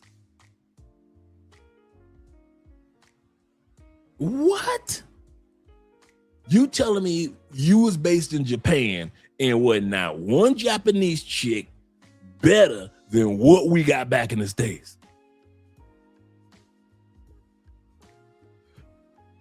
Before I left the United States, I would have believed it. I'd have said, yeah, my military brothers, they back here and they represent America and it's their homeland, the land of their ancestors. They put their life on the line for this country, blah, blah, blah. I was sold all that. I believed it. I believed it 100%. Until I started traveling to the countries where military men would be based. And I'm like, these Negroes went back to the States and left this? They went back to Iowa and left this? They went back to Louisiana and left these fine women out here in Europe? I'm like, yeah. I got you. Maybe y'all stay for the job. Like I said, if I was in military, ex-military, if I had to work, I would work, make my money. On the weekends, I'm flying out somewhere. Some of you military brothers, man, once y'all get home, y'all don't fly nowhere else ever again. Y'all don't fly around the country. Y'all don't fly across the street. Y'all not flying to a school. Y'all not flying to church, mosque. Y'all ain't flying nowhere ever again. I'm like, what? And I never, that's probably, like I said, that's probably one of the biggest mysteries I might not understand. I'm not ex-military. So in a certain extent, that's why for so many years, I kept my mouth shut. But I always wondered, like, why the hell would you see all of this in another country? Healthier foods, more peaceful people, people that ain't got no attitude, people that act like they got some sense in their head. Other than combat, don't get me wrong. So I'm not taking out of the combat part and you not knowing who you can trust or not. Understand that part. I'm talking about when you're not in the middle of combat, because America is not always at war. We just take a couple years off, but we're not always at war. And I don't understand. I never understood it. And y'all come back and y'all have y'all see what's back in the States. And you literally have to pretend like you don't know what China is like. I mean, Japan is like, Taiwan, Philippines, Thailand. All you dudes that was based in Europe, you gotta pretend like white girls in the United States look like them Europeans, knowing that them Europeans way finer than the white girls we got back in the States, even in the Midwest white girls. You gotta pretend like that ain't true. You gotta pretend like the only good-looking Asians are in the United States. They are not in Southeast Asia. No, they ain't. They all ugly in Southeast Asia. You gotta act like that on purpose. You gotta lie to yourself like to the end of your days that the Ukrainian chicks that when you were stationed in Ukraine wasn't that fine. Polish chicks wasn't that fine. You gotta lie for the rest of your life that American women are the finest women that God gonna give you. Ain't no way in hell. I love you, military brothers, and I mean that from the bottom of my heart. I love you. My dad was military, and I'm gonna tell you something. I would have told that Negro, why you what? Hey, dog, Dad, appreciate you giving me life. Why'd you come back here for my mama? Well, you could have been. Hey, Dad, you do know I was a part of your DNA no matter what country you was in, right? I would have still been your son no matter what incubator you used. You do know that, right? Dad, how come you ain't just stay alive? You'd have still been alive today if you'd have just kept your... I could have been half black, half Italian. If you'd have kept your... You come back here messing with my crazy mama and married her and got her pregnant. Kudos, but we could have did that with a Polish. I could have been half black and Polish. You could have did all that. Married her and got her pregnant with a Polish chick. What the hell you come back here for? Oh, I ain't lying. I'd have told my daddy that Dad, soon as we got of age, man, I'm 19, 20, 21. Dad, let's drink a beer. Hey, Dad, I got a question for you. Why the hell you stay in this country, man? Man, you was deployed over the... Why you stay in this mama? Why'd you come back to this mama? Why you stay in this mama? I'd have asked my own daddy that question. Ain't no way. Y'all, like I said, y'all my heroes when y'all get deployed, and y'all my heroes when you come back, because y'all doing what I can't do. Deployment, shout out to my brothers. and staying stuck in the United States for the rest of your life when you know that there's better women out there in other countries. Y'all bigger men than me, because ain't no fucking way I'm going to go to other countries, see that there are better women, and go back and pretend like those women don't exist. Y'all better than me. Y'all better. Let's go back to this video. Y'all don't see how the hell y'all pulled that one off. That was a magic trick for you. Hey, serious. I wish I was lying, man. That's been a question on my heart for years. Like, how the, like, at least I could say in 10 years of traveling, I can at least say 9 of those years I always want to ask military dudes, what the fuck is on your mind staying stuck in the States for the rest of your life when you've seen what's out here in the rest of the world? And I'm not talking about the guys that can't make it out. I'm not talking about my brothers in a wheelchair, my special needs military brothers. I'm not talking about you brothers. Y'all know I ain't talking about y'all. My brothers that's dealing with mental issues and still trying to get themselves back on track. I ain't talking about you brothers either. I'm talking about you brothers.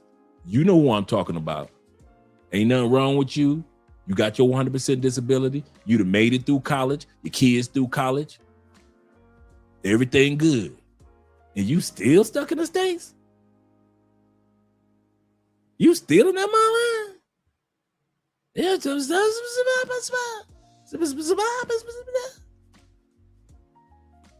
So you those in the military be treating their experience in other countries like it's a fake moon landing. Like we went there, but it wasn't real. like a fake moon landing. Like we may have went to that country and saw beautiful women, but maybe we didn't.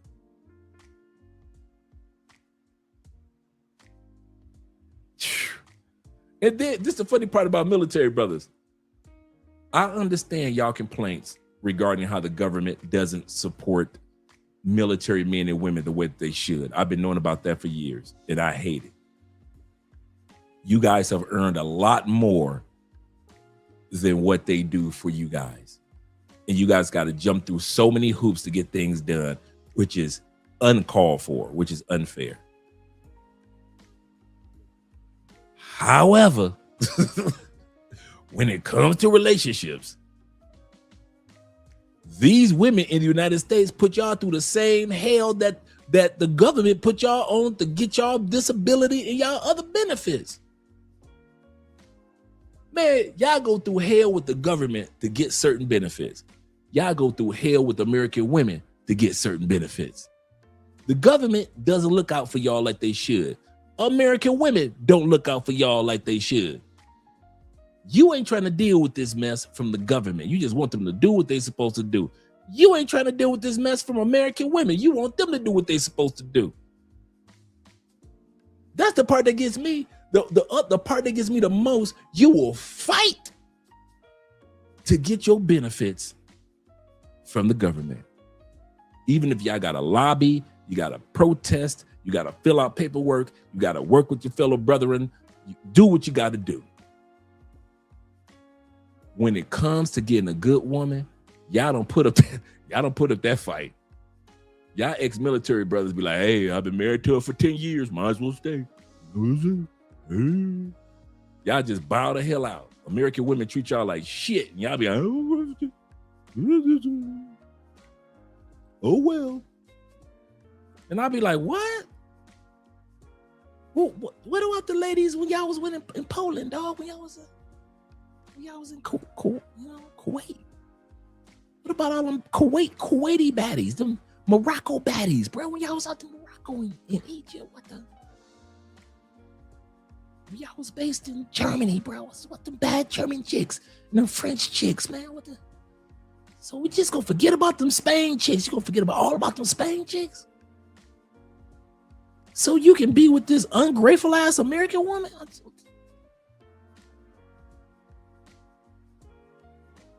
like, damn. And I've been like that for years. I have finally got that off my chest. Because I've always wondered, what the make y'all stay in the States other than your benefits, other than the kids? I don't get it. If y'all got property and business to take care of in the States, got you. Take care of that. Get the hell up out the state. You ain't got to stay. Just come back, take care of your business, take care of your properties, take care of your family, make sure everybody good. Okay, I'm out. I'll see y'all in another 3 months, right? I'd be like T-Mac. I'd be like T-Mac and Richie Mac. I'd be zooming in and out of America like a mom. I ain't gonna lie. I'd be like chill with Will. I'd be in and out of that mother. Y'all don't know which country I'm in because I'll be in and out of that motherfucker. Ain't no way in hell you're gonna be sitting up there, seeing me standing in front of parades with a flag. That I'll be at a beach with my flag like this. I have my American hat on at the beach. Have my ex-military hat on all my military garb. I'm on a beach with a Brazilian chick rubbing suntan lotion on my toes. I have earned that suntan lotion. But then y'all when it comes to women, y'all stay in the States. And you rubbing suntan lotion on her feet. I've been all over the place tonight. All over the place tonight. We are not going to get through this topic tonight. We're going to go halfway through, and then we're going to do part 2 tomorrow. Because this is an interesting topic. But I have been inquisitive of that question for many a year. And I appreciate the government too. I really do. I'm not saying don't appreciate the government. You know how many benefits I get because of the U.S. government. So I can imagine what benefits you guys get. He said, once you get through the resistance, they take good care of you. Absolutely. I understand that. But this topic that I'm questioning about is about the women. Can we say once you get through it, the women in the United States take good care of you? That's the topic. I don't give a damn how the government take care of y'all. I agree with you. That's why I love when I talk to military brothers. He said, I worked with this brother. This brother helped me out with this. And I talked to this other brother. And we all worked together. And I was able to get everything that I needed. I love that part. That ain't the topic. And y'all know that ain't the topic. The topic is how the women in the United States treat y'all get back. Can we say that about the women in the United States? Once you get through the resistance, sounding like Star Wars and shit. Once you get past the resistance, hey, the women in the United States treat us pretty good. Once you get past the resistance, I want to hear that one. I want to hear that one. Write that one for me, T-Mac. Once you get past the resistance, the women in the United States, hey, they treat you pretty good. They lose weight for you. They give you healthy foods, healthy meals. They cook for you all the time. Hey, they're not mouthy. Once you get past the resistance, I want to hear that. He said, I've been, shout out to T-Mac. He said, I've been done with the U.S. women for years. Now, that's what I understand. He said, I picked resistance. He said, if I had a choice between the American woman and the resistance, give me the resistance. He said, you're right. He said, it can't be these heathens here. He said, marrying so happy. He said, happy marriage. He said, I made the right decision. That's what it's all about. That's what it's all about. Yeah, man. I agree with you in regards to the government and everything else, T-Mac. I really do. And but when it comes to the ladies, shit, that's the part that got me flabbergasted. Not the government. Like I said, I understand. I have been following veterans benefits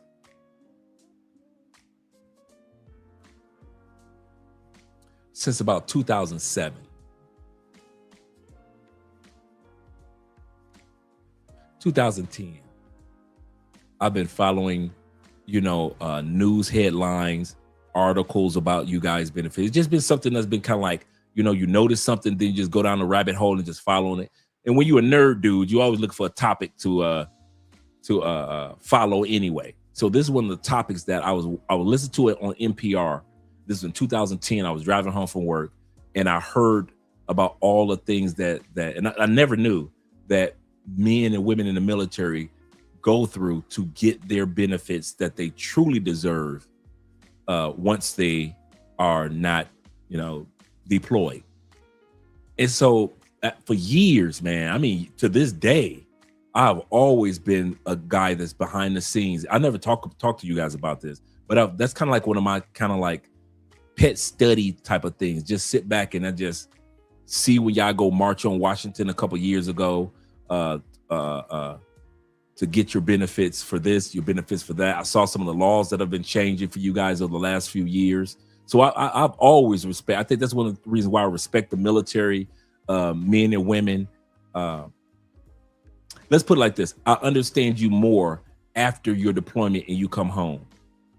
When you're deployed, the average American doesn't understand the life of a military person once you're deployed because we're not out there with you guys. Like one time you guys mentioned, whenever they serve the steak and lobster, that means that you're going off to battle. I didn't know that until you guys mentioned it. I didn't know that the steak and lobster meal had a meaning. But then ask me about benefits that you guys get once you come back home. Now you're talking my topic. Those are the type of things that I've been kind of like studying off and on for years. So that's why I have respect for you guys in regards to your benefits. That's what you always hear me talk about, benefits, because I know what you guys have gone through to get what you get. And you're right, once you get past the resistance, that the benefits are there. So many things that a person can do. So I agree with you 100%. But when it comes to the ladies,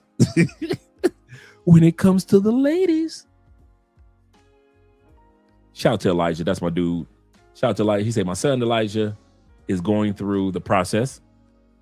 I had to kick him in the behind to get moving on those benefits. Shout out to, hey, tell Elijah I said what's up next time you talk to him.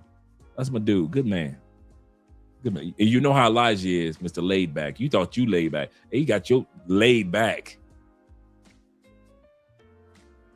He's like his father.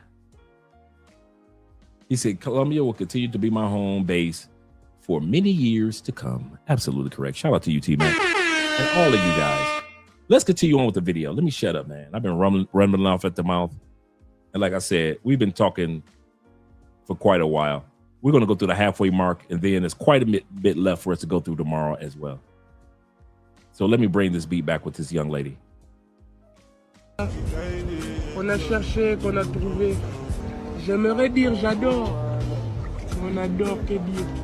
A lot of men are becoming lazy in dating because there's no appreciation for what they do. And now women have these super high entitlement level thoughts that they deserve to be brought to freaking Bora Bora on their first date. And it's like, who are you to even ask for that? What value have you brought to that man? It's the audacity. So be grateful that you got some food, and be grateful that a man put in enough effort to take you somewhere. And that's the problem. I would rather go for a walk in the park and drink a smoothie, to be honest. The internet is going to come for you heavily. I think these girls that feel like the date that they take you on defines the man that they chose, they're full of crap. It's absolute BS. I think that it's a woman that's looking for the bigger, better deal, that has the audacity to say, I can't believe you want to bring me to the Cheesecake Factory. Heifer, you should be glad you're getting a meal. Because a lot of these dating scammers that literally go on a date every night just to be able to eat something, you're lucky you're eating tonight because you probably can't afford to do it yourself. I'm a bartender, and I be seeing the girls buying the guys shots, asking for their numbers, asking what you want to drink, what you want your homeboy want to drink too? Asking what you doing tonight, what you doing later, like, wow! I fuck with the game. I fuck with the game heavy. But I just think we need to make them work. Like, this is why they're princesses. This is why we say they're not menin. Cause we're just making it so easy. All right? Let's dial it back just a little bit. You know how many numbers I've seen girls ask guys? I see more girls asking guys for their numbers, asking guys what they doing tonight. I respect it, but do you respect it? It doesn't sound like you respect it, but what she's talking about is the equalizing of society when women and people in general are thinking about society becoming more equal for women. They're only thinking about the parts where women were deficient. So in income and careers and education, they were deficient, meaning not deficient in what they could do, but deficient in being equal in those areas, being held back. Let's talk about mothers who flirt/sleep with their daughter's boyfriends. And I'm responding to Monica Art's comment. Hi, my name is Dr. Natalie Jones. Unfortunately, I wish I could say that this wasn't all that common. But again, it is very common in mothers who are male-centered, often have personality traits and that chase validation and or they hate their daughters. Not always, but in a lot of cases, they hate their daughters and they feel very jealous of their daughter as though their daughter is like another woman that they're competing with a man for, and also feel as if they owe it to their daughters to retaliate for some sort of injustice that her daughter probably knows nothing about. Someone tell me why dating in your 30s is so bad. Like, it's not even normal. This is not normal. It was not like this in my early 20s. What has happened to this generation of men? Tell me. Yeah, right. It was easier in your early 20s, right? In your 20s, you had all the attention in the world, you didn't care about doing the right thing, and you thought that la vida loca is going to last forever. In your early 20s, men weren't better. They were less experienced, more eager, and more willing to overinvest. And now, they got experienced. Men in their 30s have been rejected, played, used, and burned. So they stop chasing potential and start choosing value, which is something most women cannot provide. It's not that men disappeared, it's that standards went up. So you're asking what happened to men. The real question is, what changed about dating leverage? Dating didn't get worse. The market simply corrected itself. Ooh, that's a cold way of putting it. And just to confirm that, just to piggyback off that, Will says this with the $10 love. Will says, some of these women say that they would, for example, some of these women say they will charge a deposit to date them. That's how messed up this market is. That women actually have the audacity to say on social media, girls, we should charge them a deposit. Yeah, try to charge a deposit to the group of men that don't want you. I'm not talking about by race. I'm talking about just by a country. Many of you women are on the bottom of the totem pole when it comes to being chosen for dating. And how do you solve that problem? You decide that you're going to charge a deposit to men. That's how stupid that sounds. That's how dumb that is. And what makes it so crazy is this. Only in America, not. That's the crazy part. This mindset is going to start spreading like a plague, because when American women say something stupid, other women think that in other countries think they can say something stupid. I was talking to Andrea the other day about this. Is Colombia declining when it comes to traditional women? Women that take care of the family, women that do the cooking, the cleaning, career, the trad wives, traditional wives. Is that declining in Colombia? And Andrea said, yes. She says a lot of these women are running around saying, I don't need no man. I'm independent. I don't need this. I don't need that. I said, well, what do you recommend who men should date while they're in Colombia? She said, anybody that's over 25, anybody that's over 30, you're safe. She said, but anybody under 25, under 30, they are already programmed by social media. I don't want no kids. I'm not cooking. I'm not cleaning. And they don't. Try to date a woman under 35 in Colombia. I mean, under 25 in Colombia. You have a high chance of meeting somebody that literally can't cook, does not clean. Her house is filthy. She still lives with her mama if she doesn't have a house. She may go after her degrees, but she thinks she's independent. She sleeps around and she has a roster of men. So Andrea told me, we were sitting up there talking about this topic. She said, for men that are foreigners coming to Colombia, do not take women under the age of 25. Most of them, not all. Now, we know that there's some anomalies because I married one that was 23, right? But she's saying as far as the norm in Colombia now, that bottom half of millennials and the early half of Gen Zers, she said they ain't worth it. She said now, the rest of us, the top half of millennials, the Generation Xers, we're still traditional women. That's how we are. We cook the food, we bring our man the plate, we come back and get the plate. We go out and have our career. We take care of our families. We do believe in doing our share, and we're family oriented. But this new generation, she said, they are the reason why there's a decline in childbirth in Colombia, because the young generation is not going to have any kids. They're like, I am not having any kids. And they're not. And they're not cooking. And they, in Colombia, this next wave of women not only know more English because they teach it in school now. So they not only know more English, that means that they're listening to American television shows, American movies, and nobody's telling them, you do realize how lonely you ladies are going to be like American women when they hit their 40s.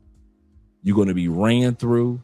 All that I'm Miss Independent is going to run out, and you're going to run into the church, your Catholic church, your Christian churches here in Colombia. Nobody's telling that part. They see the beginning part of, yeah, American women are independent and they can do this, and they can travel here, they can do that. They see that part.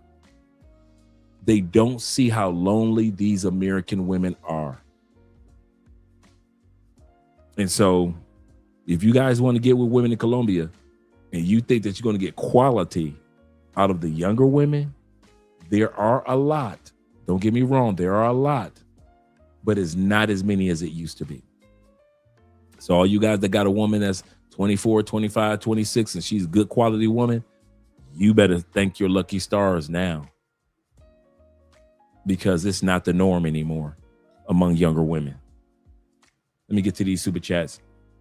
Shout out to you, brothers. Let's go to AMSM. He said this. He said, what's so bad about repercussions? Repercussions. He said, it pains them to treat the man the way the man treats them. It does. It really does, man.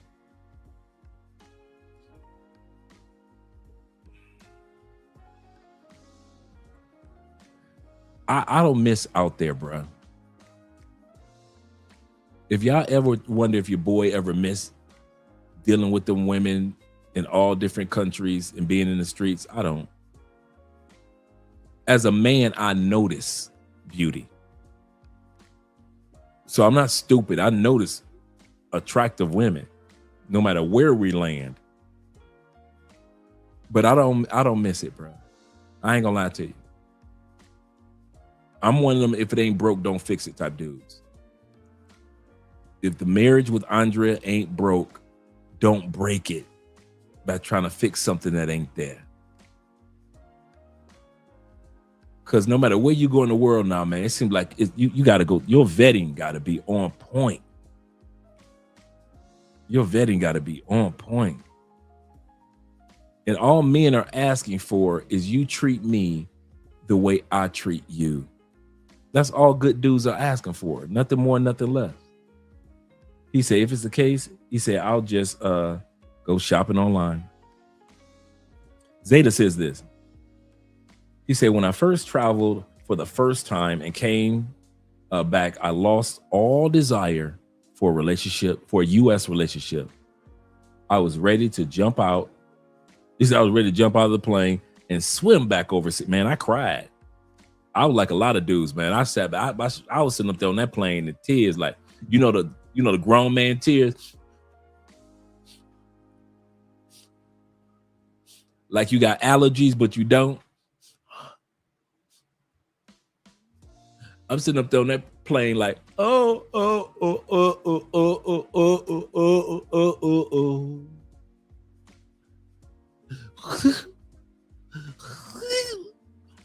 Get it together, Dre. Get it together. And when I got off that plane and I saw them fat girls in the States with bonnets on, why, Lord, why? I want to drop to my knees, bruh. True story. I wanted to drop to my knees. Why? It made it seem like travel. Every time I travel, it was like a dream that I went to sleep. Then I woke up in reality like, oh man, I'm still here? Oh no. This is not funny. That's how I was feeling, man. I walk around the States with an attitude. This is not funny. All the women that I thought that was cute coworkers that I want to smash, I swear I wasn't saying, that's funny. It just hit me. All the cute coworkers that I want to smash, the desire to smash them just was done. I would get on the elevator with them. Hey, how you doing? Face forward and get off the elevator. Keep it pushing. Whereas before, oh, girl, what's up? You looking good in that dress, girl. Girl, you need to go ahead and give me that number. This is what we're going to do. You're going to give me your number. I'm going to take you out. Show you a good time. Stop playing, Dre. You know Dre don't play. Oh, them days was over. Them flirt days in the elevator, that was over. Over. I started traveling, man. I didn't want to look. I'm thinking like, what was I thinking? Seriously.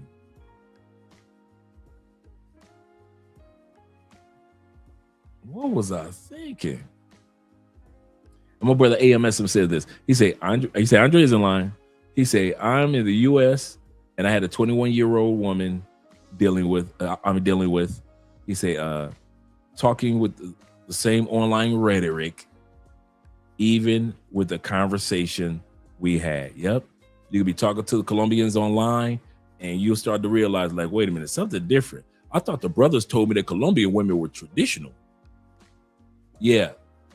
The ones over 25.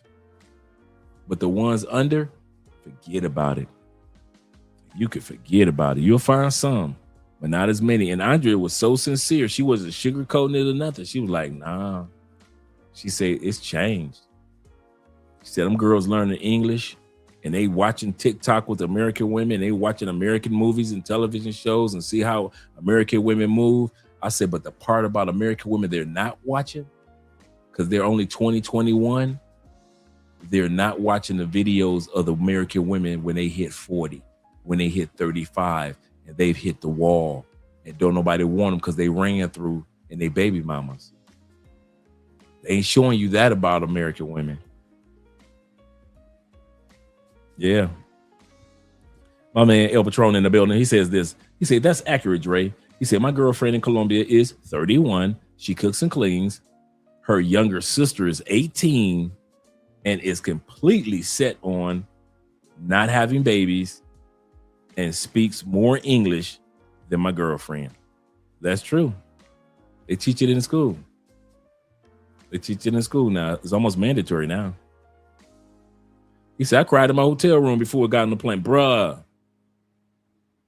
Man, Andrea started crying. No, that's even before I met Andrea. My first flight out of another country, I cried. Then my first time in Medellin, to get her back on that plane, I cried. Then when I finally met Andrea, first trip to Cali, got on that plane, I cried. Man, I was, bruh, you talking about a brother that was sick going back to this, and I kid you not. You'd have thought I was plotting to become an international jewel thief. I plotted every day on how I was gonna get the hell out that country. I wish I could pretend and say that I wasn't plotting. From the time I woke up the next morning after that flight, I'm plotting. I didn't care nothing about what my coworkers was talking about. My homeboys looking at me like, Dre, you don't want to hang out no more, man? I mean, my home dog, he was like, oh, Dre, dog, you ain't hanging out no more? He one time he was able to drag me out to go out to a club. I wasn't even dude. I was plotting so much. And all my friends were Colombian in the States. And they took, I used to hang out in the Colombian clubs in Tampa. Dude, you could not get me to even hang out in the Colombian American club. Because I knew that I realized that there was a difference between the Colombian in America and the Colombian in Colombia. Oh, that was a game. I didn't give a damn about what none of them American Colombians were saying. I'm like, I'm plotting my next way out of this country. And every time I flew in and flew back out, I was plotting.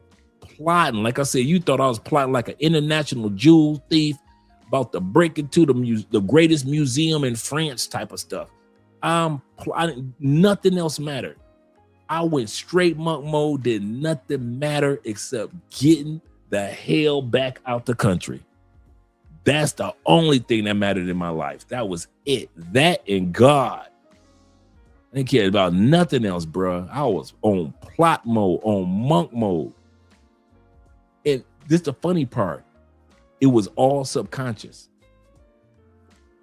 It wasn't like I purposely did it. It was all subconscious that I was getting the hell out the United States. It wasn't because of politics. It wasn't because this was going on, that was going on. It was because, I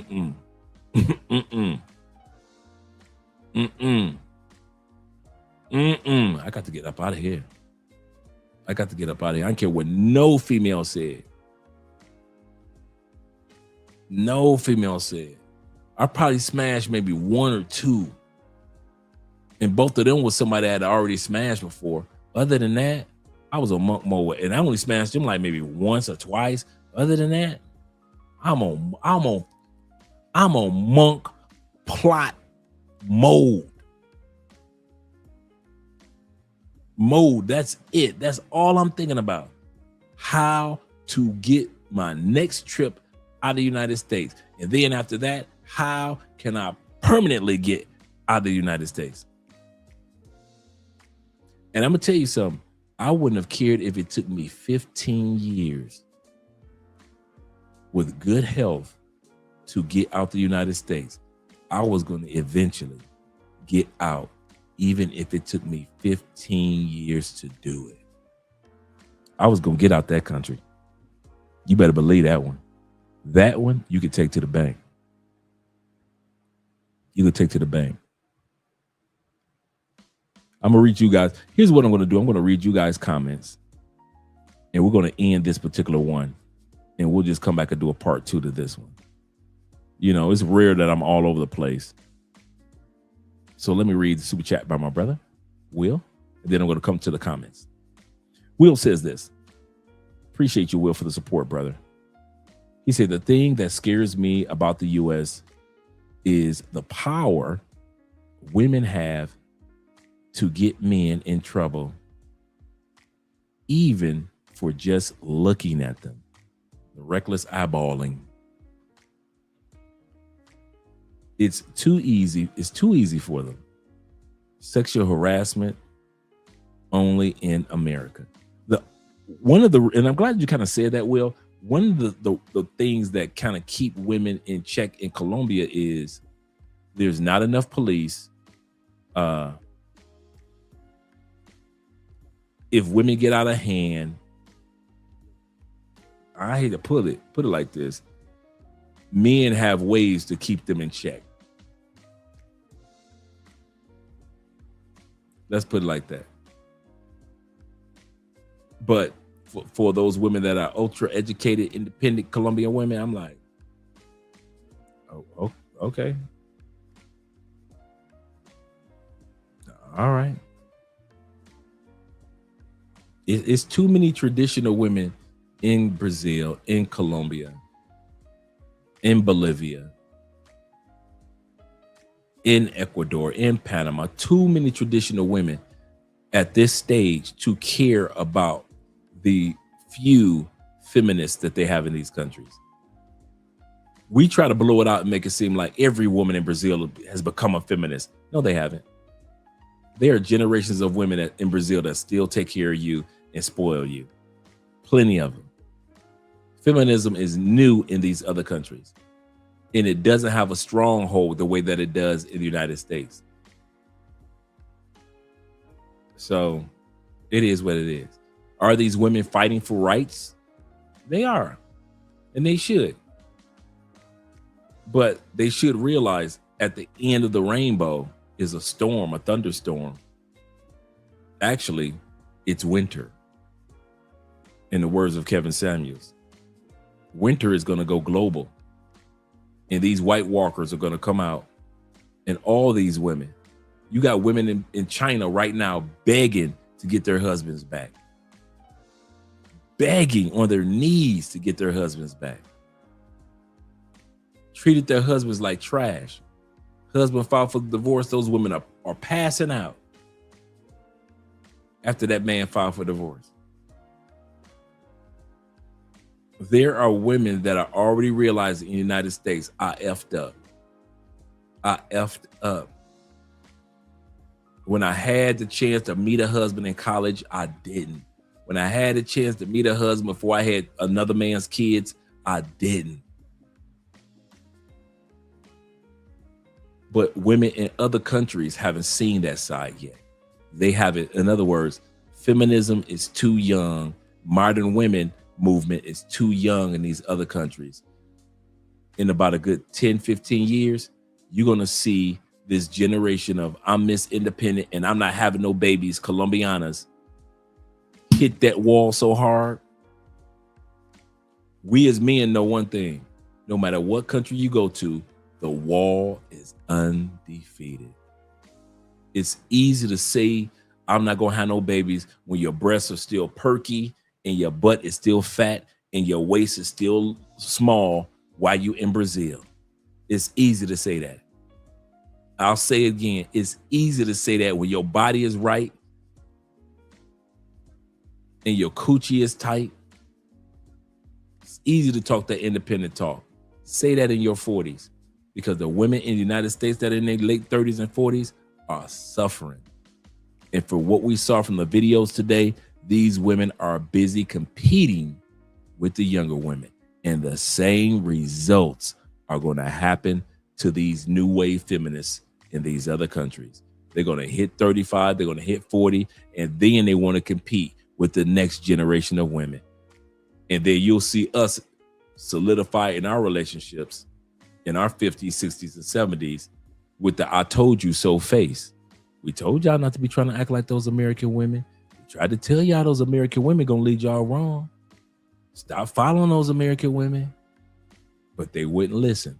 So in about a good 10 years, you're gonna see a lot of these women in these other countries in tears because they can't get no man. Or they gotta share a man. They're gonna be somebody's side chick. I'm already starting to see that a lot down here. A lot. Let me scroll back up a little bit. Zeta said this. He said, I feel just like he said, I feel just watch you back around. I'm being nosy. DJ says this. He said, the morning when I headed back to the airport to leave is the best feeling. Bruh. You be walking through the airport like you John Travolta with a white suit on. I'm a ladies' man. No time to talk. That's how you be walking through the mall. Walking through the airport on your way to another country. I'm a ladies' man. No time to talk.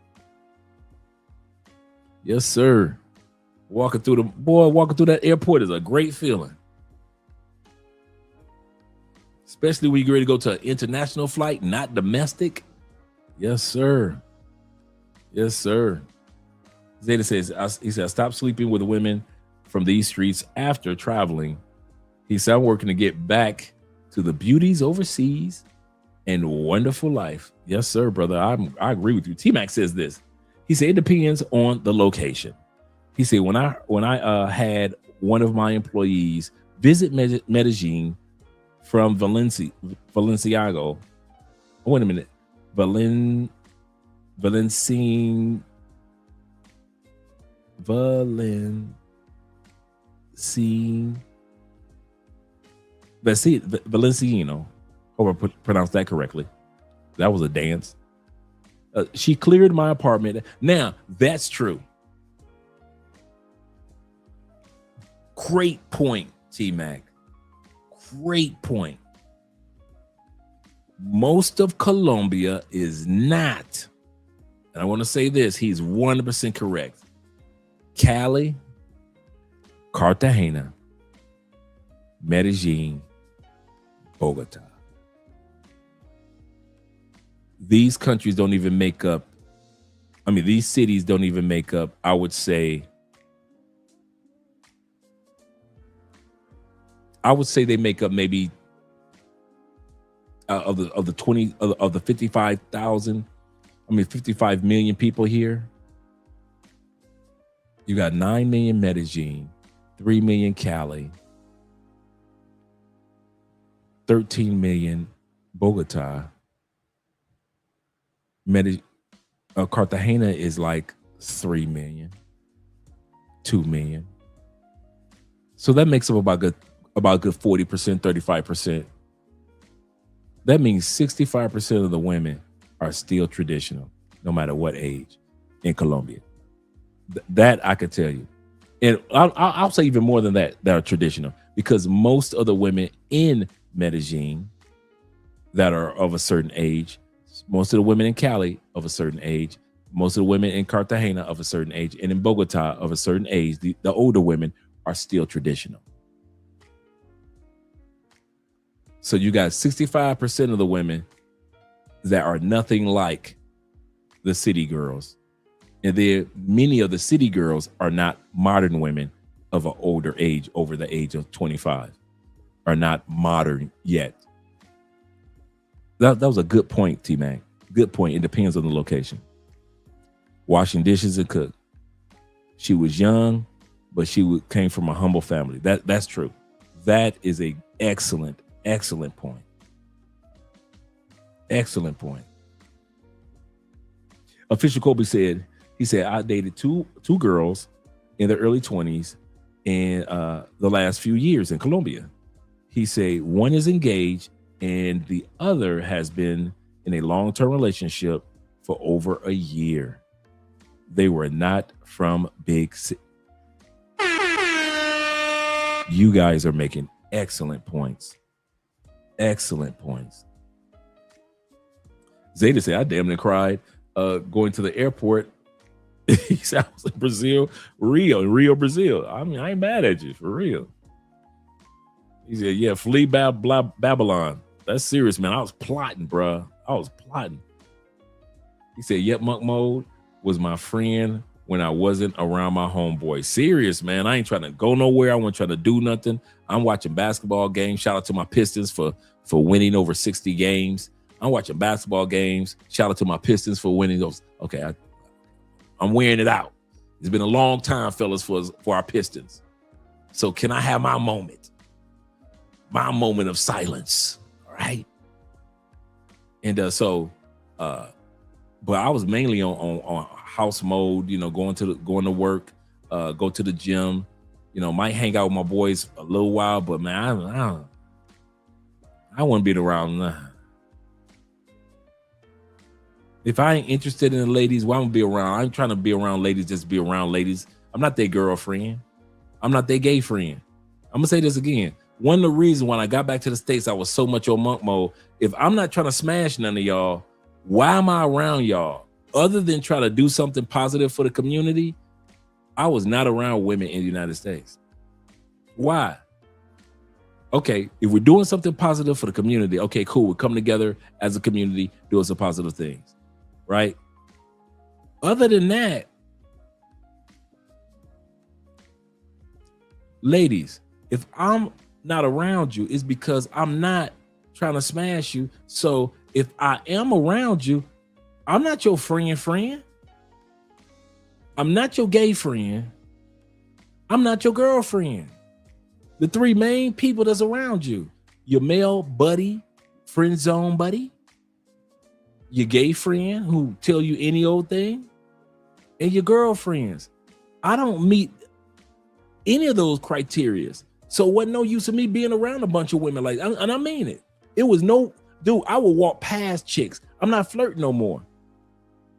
Dude, you know how when you see a chick and you can tell from her hips she got a fat butt and you can't wait for her to walk by? You looking at her face game on point, breasts sitting up right. You can see that small waistline. You see them big hips and you can't wait for her to walk by to get that eye candy in so you can see that lower cuppage of that behind. I was done with that. I didn't care how fine she was from the front. Oh, she fine. Wasn't no look back game. My look back game was done. I ain't looked back in the States in years. I ain't looked back at nobody but in the States in years. Why? I wasn't going back. My motto used to be, if you look back, you go back. I started telling myself that as a teenager to help me get out of nervousness with women. As a teenager, I used to tell myself, Dre, if you look back, you go back. So if you look at her butt, you go back and talk to her. And so I would dare myself, like, you know, building my confidence up. If you look back, you go back. And so if I look back, I went back. And I started doing that my whole life, right? I don't look back at American women anymore. I wasn't even looking back. And even if I look back, I wasn't gonna go back. But I wasn't even looking back anyway. I was too busy plotting. I was too busy plotting for the next trip, for the next opportunity, for the next people that I was going to meet outside the United States. I didn't care nothing about, dude. I mean, literally. And I'm not lying to y'all. I wish I could say, yeah, man, in real life, I was smashing these three chicks. No, ain't no in real life. In real life, I'm plotting how to get the fuck out that country, man. That was my real life, man. Man, y'all just do not know how many days it was. Like I tell y'all, it was just me, my cell phone. I cut my television off. It was just me, my cell phone, watching Telemade Dreams videos, I Am Marwa videos, Jabril Passport Heavy videos, and Ace Live videos. That was it for travel dudes. There's a few of y'all that was in Thailand that I would watch, but for the most part, that was it. That was my entertainment right there. I ain't care nothing other than probably waiting for football or basketball season. Other than that, I was not interested in anything else. Thank you for the compliments. Oh, you smell good. Thank you. Oh, you look cute. Thank you. I go to church. I go in. I'm leaving. I'm out the door. I ain't lingering around the church. Hey, sister. Hey, sister. How you doing, sir? None of that was going on, bruh. I'm plotting. Man, I might as well had a map of the planet sit out on the table, kind of like how kings used to have. Yes, I'm going to, we're going to plot over here, and then we're going to conquer the land over there. And if we trap them by the sea over here, like the chess pieces, I might as well have one of those, bro. I might as well had like you know how in the movies where they had, when they roll out on the table, the blueprints for the bank. So they roll the blueprints of the bank on the table, and they talk about how they're gonna, rob this bank, and the grocery store next door or the bakery next door has a wall connected to it. And I've got the blueprints. I might as well have one of them, bro. Because that's how I was plotting. I was plotting, man. I didn't care nothing about nothing else except my plot and my plan come to pass. Nothing else mattered, bro. Nothing. Y'all think I'm just saying to be saying it. Nothing. How y'all think I got here? Because nothing else mattered, bro. Now, I'm not saying I ignored my family, ignored people. I wasn't obsessed with it, but I was obsessed with it. Not saying I was cuckoo for Cocoa Puffs, but I was cuckoo for Cocoa Puffs. Seriously, man. Some of y'all be waiting around like y'all got time. Like, I'll get to it when I get to it. Okay. Me, I was plotting like I was a jewel thief. I was plotting, man. The African Wolf says this. He said, I'm waiting on the part 2 for the ladies proposing. Oh yeah, we got that one coming. Definitely. My brother Montrez says, shout out to Montrez. He said, I keep telling everyone that America is no longer the country that it used to be. Americans, boy, you can't tell that to Americans. Montrez, do not be telling Americans that America, man, they are not trying to hear that. Dude, when any empire in human history was collapsing, none of the people believed it. None of the people believed it. None of the people believed that Greece was going to collapse. The Babylonian Empire, the Persian Empire, the Mesopotamian Empire, the Roman Empire, the Ming Empire, the Mongolian Empire, the in our lifetimes, those of us who are over 40, in our lifetime, we literally saw the collapse of the British Empire. Is it still there? Yes. Is it what it used to be? Hell no. Remember when we were kids, the sun never sets on the British Empire because they had land all over the world. They had control. So technically, the sun never set on the British Empire because they had power all over the world. Man, they are a fraction of who they used to be. We go visit them like a museum now to visit their country. Ooh, look what Britain used to be like. Look what UK used to be like. Look what England used to be like. Right? And none of them thought their empire would fall. The British, UK has lost over London, just in London alone. They've lost, not in London, but in England alone. They've lost over, in the last 3 years, over 16,000 millionaires have moved out of the UK.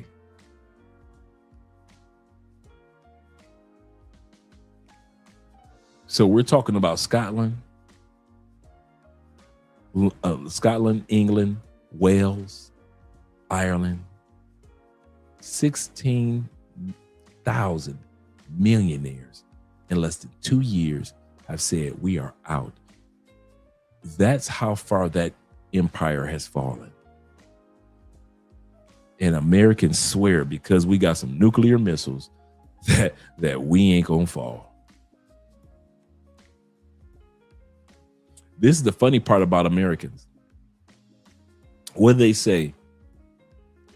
Like there's a small percentage of billionaires are in control of over 85% of the money in the United States.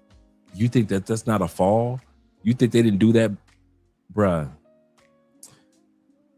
They did it on purpose. Why? And I'm going to end with this. And I got a video coming down the turnpike regarding this. America needs America. It does not need Americans. America, the land, The country is of value. The corporation is of value. You and I can be replaced with immigrants. Anytime they want to open up the floodgates, they proved it, didn't they? You think it was a coincidence that Biden did it? You think he did it out the kindness of his heart, or just tried to, or was it an experiment to see, can Americans be replaced? And the answer is yes. Yes, America can't be replaced. There's only one America. But the 400 million of us, oh, they can herd them in and herd them out and replace every one of us. And we won't even notice it. Governments, I like what they say. The federal government is set up to take care of and protect the longevity of America. The states' governments are set up to protect the longevity of Americans.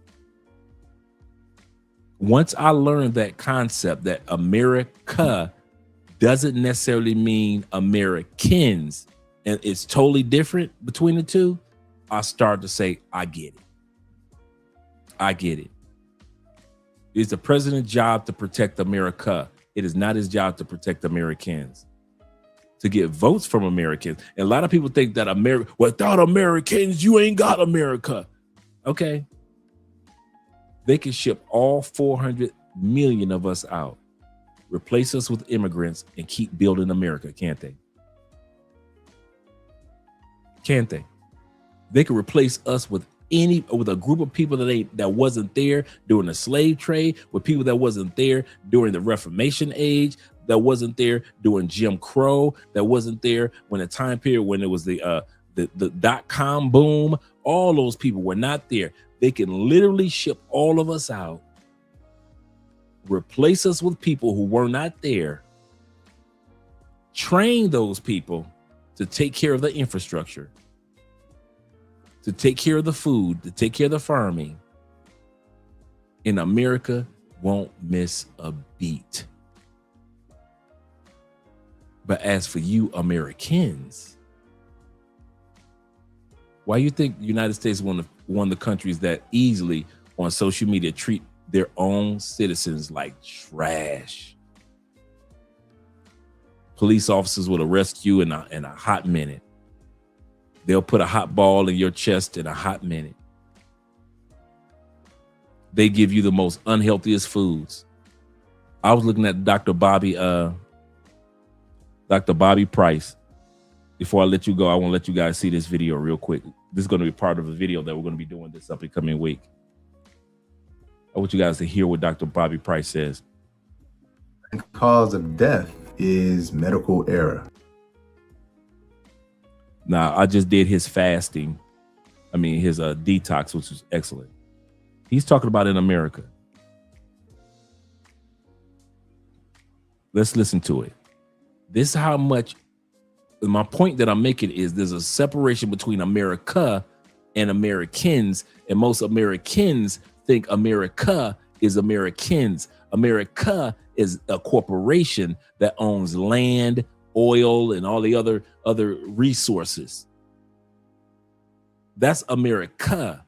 Americans are the people on that land, and people can be replaced. But the resources that are on the land or the corporation known as America cannot be replaced.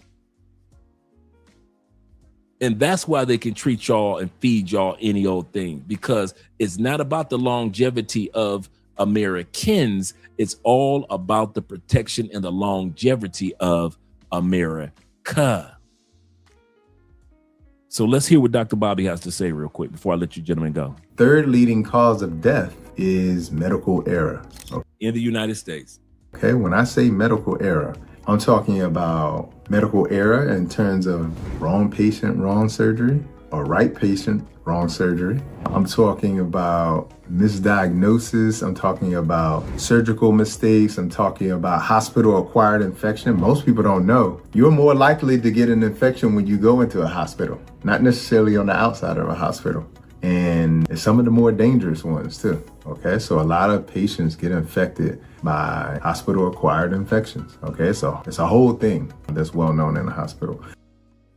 So in the hospital world, they already know this. They already know this. Let me scroll up. Shout out to my brother Slick being in the building. Let me scroll down. I think Slick had a comment. He said, check my comment question if you can, Dre. Okay, let me scroll back up, brother. Let me scroll back up. Check on my brother Slick. Okay, I'll see you, brother. He says, Andre, I'm 47 years old ex. He say 47-year-old ex is trying to spin the block. As she's spinning, put your foot out and let her trip and fall. Don't let her spin the block and get me to smash. Don't do that. Her current dude is 60 plus. Let him handle that headache. She says that he can't get it up. Ain't none of me your business or my business. X means next. You cannot spell the word next without X being in the middle of it. EX. First of all, when it comes to X's, you must probably been thinking about hitting. I'm gonna tell you this. This is what gets me about a lot of guys with us. We men and women do this with our exes. And I'm gonna go to your next comment, Slick. We don't know how to let go of communication. My ex-wife is not a part of my social media. Not a part of my Instagram. Not a part of my TikTok, Facebook. We ain't got no kids. See, you guys that have families together, I can understand why, you guys communicate. That's obvious.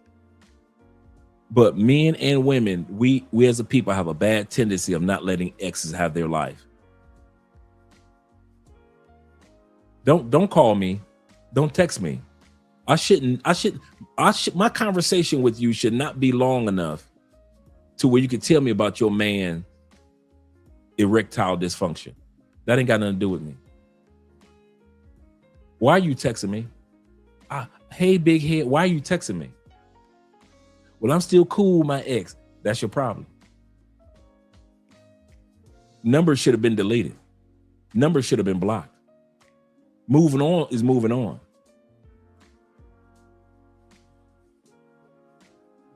Would you want the next female that you get serious with to have the type of communication with her ex that you have with yours? You're in the Philippines, Thailand, met you this beautiful, gorgeous, just so submissive, so cooperative, just the funniest sense of humor woman, 27 years old, just about her business, loving you. But her ex is trying to spin the block. He texts her, she texts back. He calls her, she calls back. He's plotting to get her in bed. She's thinking about it. Would you want that? Or would you want her to just cut all ties and go on with her life with you? Well, if I wanted to have a full, happy, peaceful life with Andrea, I had to cut ties with the past. And that was 14 years of marriage. Do I still have my ex's phone number? Yeah. Have I used my ex's phone number or allowed her to use mine? No.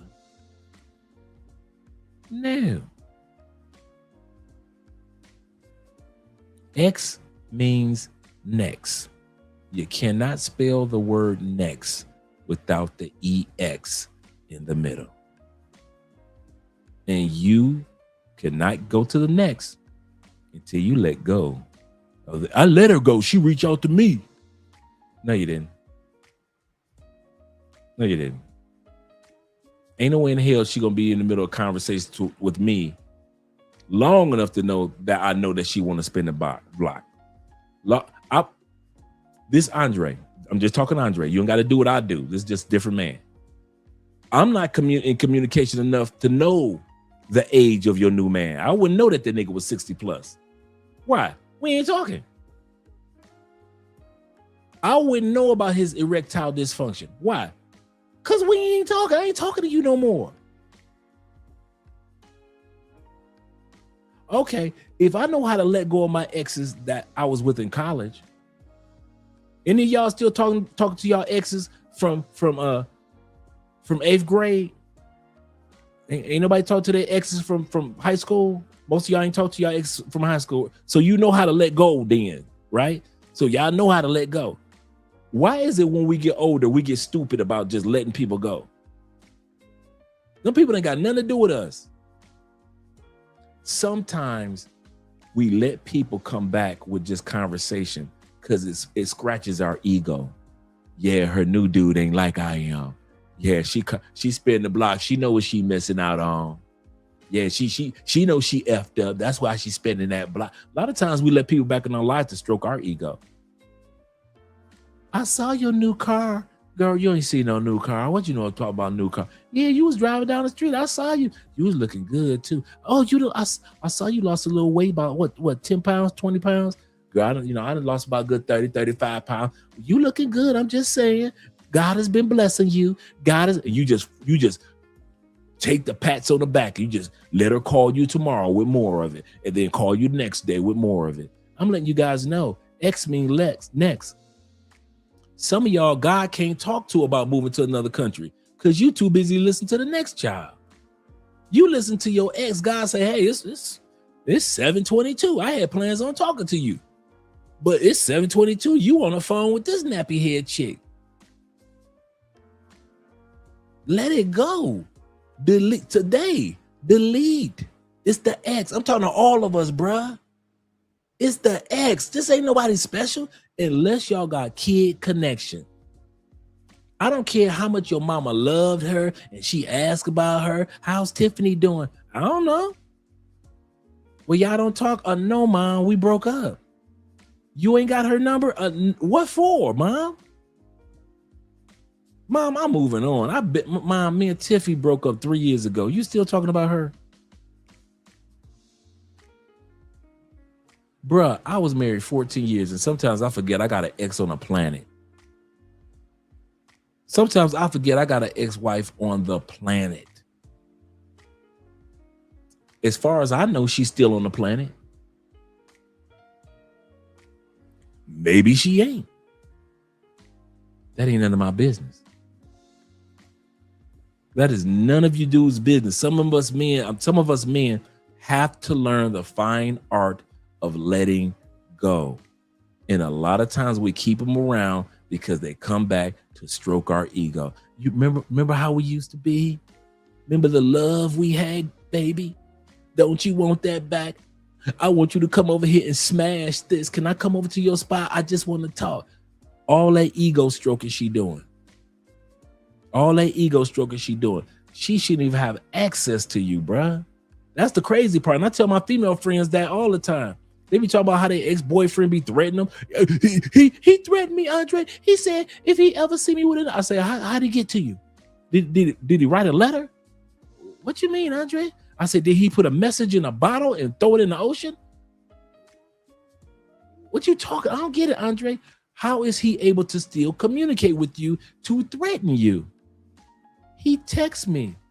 How the hell is he still texting you? He got my number. How the hell you don't have his number blocked or your number changed?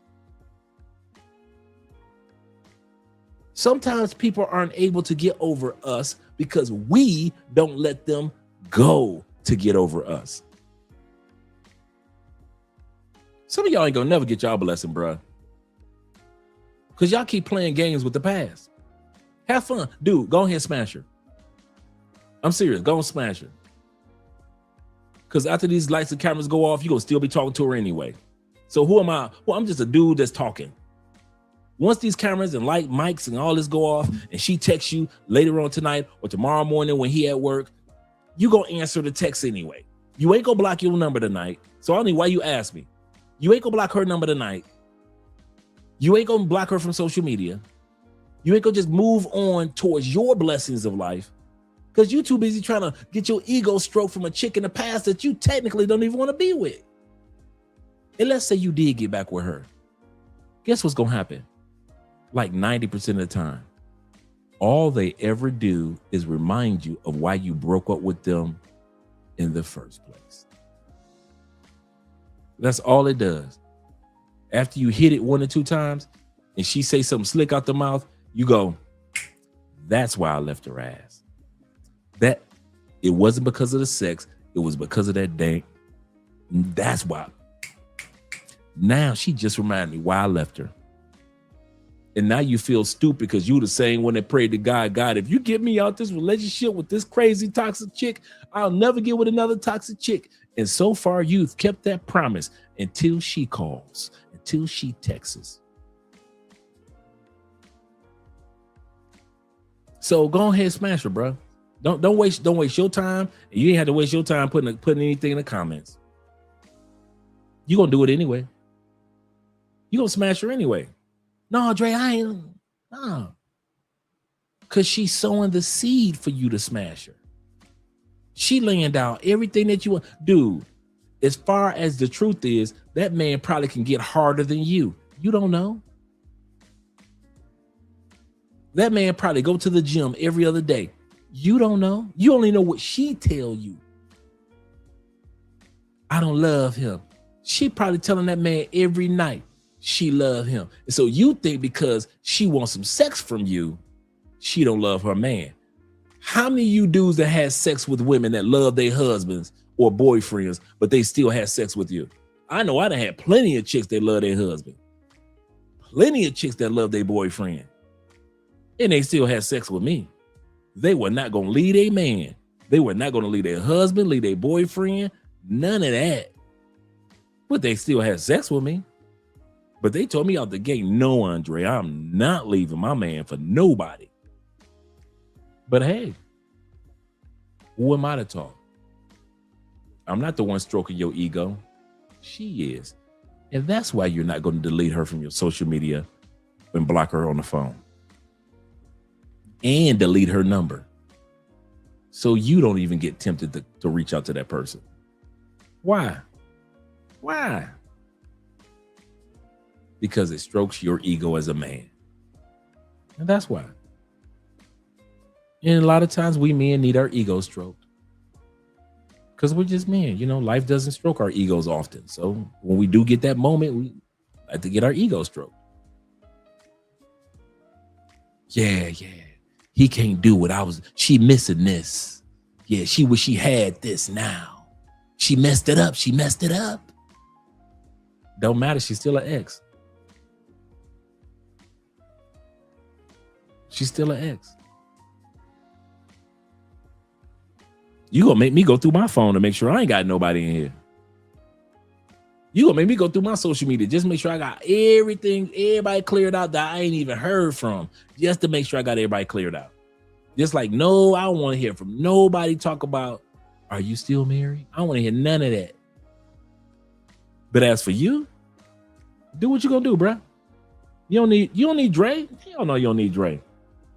You shouldn't even ask me that question because you know that you go tomorrow morning when she texts you, you gonna respond. Why? Because you ain't gonna block her and you ain't gonna delete her number tonight.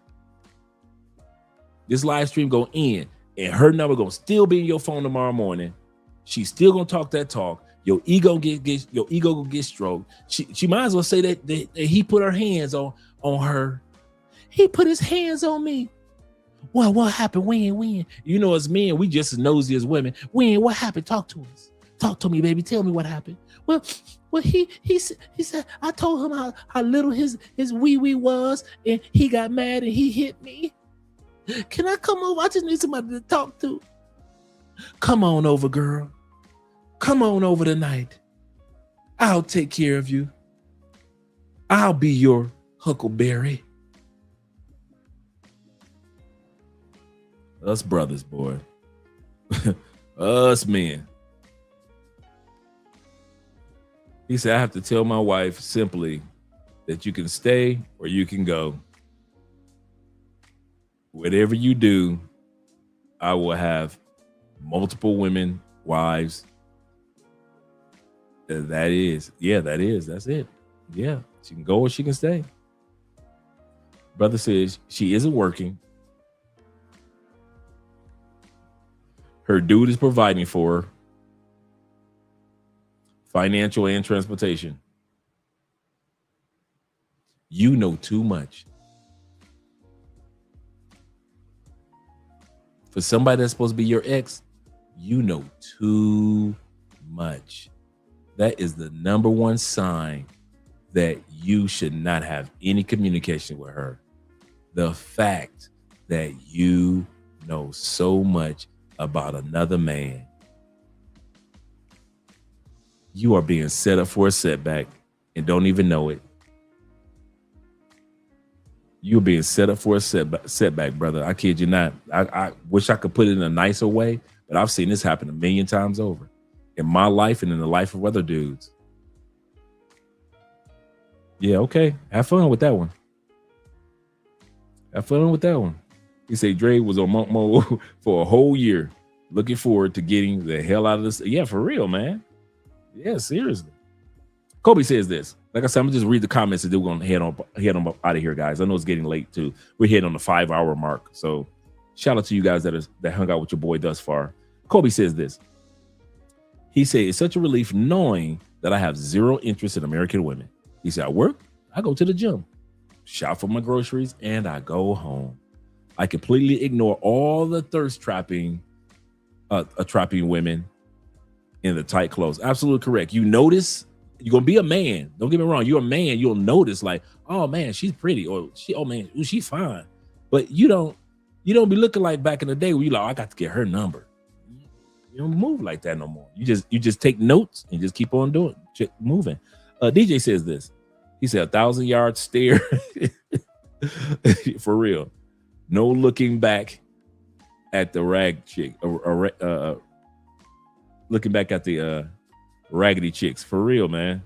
That's serious. Shout out to Bobby Coltrane once again in the building. He said fall of the Soviet Union. That's a good call. That's another empire nobody expected to see. That fall of the Soviet Union.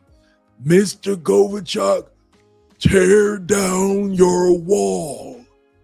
Yeah. Aiken in the building. Shout out to you. He said, I'm obsessed with getting out because nobody around me sees fractions forming here in the States. Yeah, you can when you kind of travel, you start to see the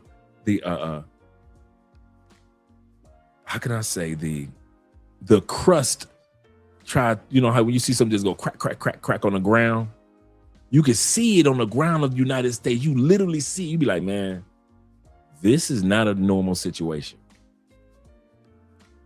This is not normal where we have we have never in the United States history had most of our economics in the hand of so few. We've never had a king before. This is a king. I don't care what y'all try to say. Y'all try to say y'all got a president. I don't know why y'all trying to try to tell that lie. I do not know why y'all keep trying to tell that lie as American citizens. President Trump, that man ran for king and won. You do not have to have a crown or a scepter to be a king. That man is a king with the suit on. Let him not run for president. He still had people that were worshiping him. I didn't say like him. That man has worshipers. He got grown men calling him uncle and daddy. And I don't mean in the sense like we call each other uncle as somebody gets older and wiser. These dudes calling him like Father King, my Lord. This man put out on TikTok a a picture of him as if he was Jesus healing people.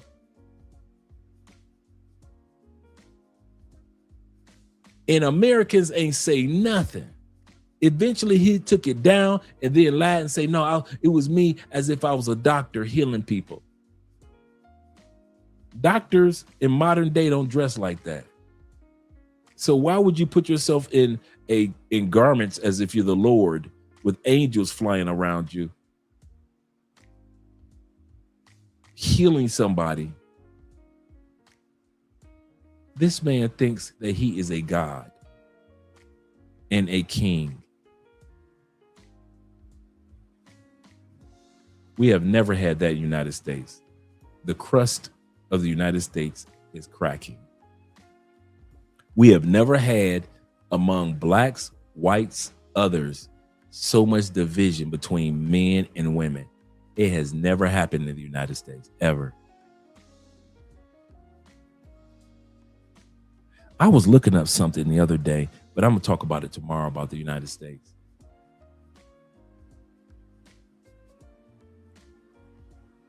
And it had, I forgot what it was about, but I don't want to pull it up.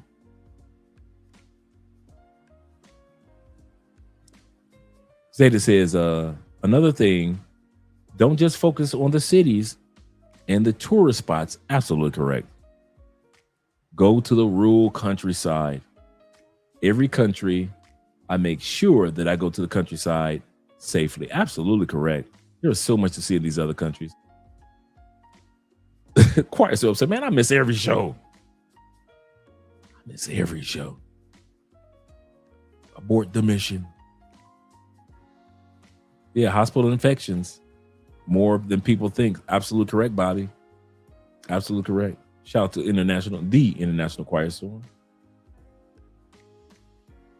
He said, what's wrong with smashing the X? Right. What's right with it?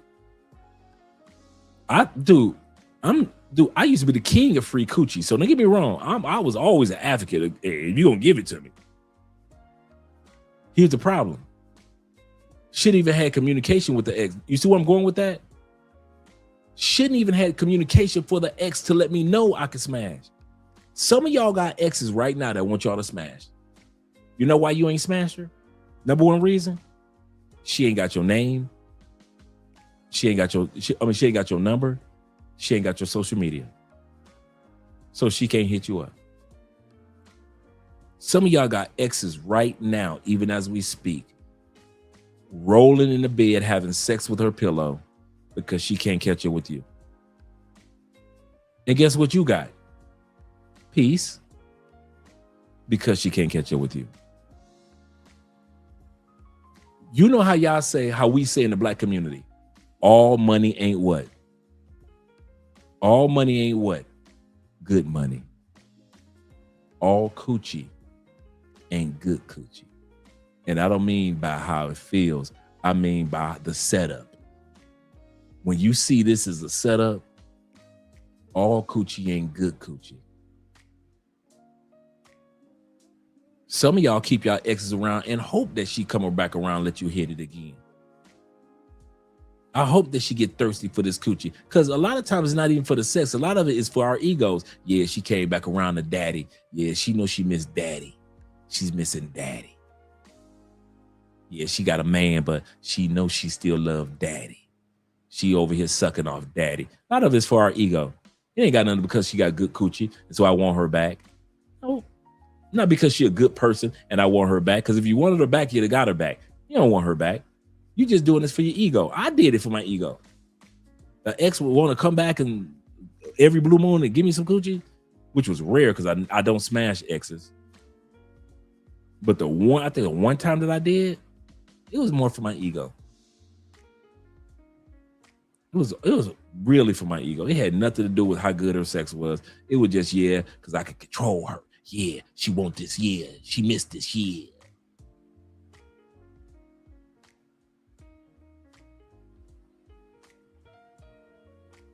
All coochie ain't good coochie. All coochie ain't good coochie. Y'all can go back. Y'all can go back. Like I said, this camera about to go off in about a good 10 minutes anyway. Y'all can go back and go smash exes. Me, I'm moving forward in life. Y'all keep looking back. Serious, y'all have fun. I'm not judging. I'm just giving my little 2 cents. Who am I? I'm just a dude behind the camera. This camera gonna go off, and that female, y'all ex is gonna keep reaching out to y'all. Y'all can have fun looking back. I'm about to do, I'll be 60 in 2 years. I am gonna spend the rest of my days moving forward. Fuck them chicks in the back. Every one of them.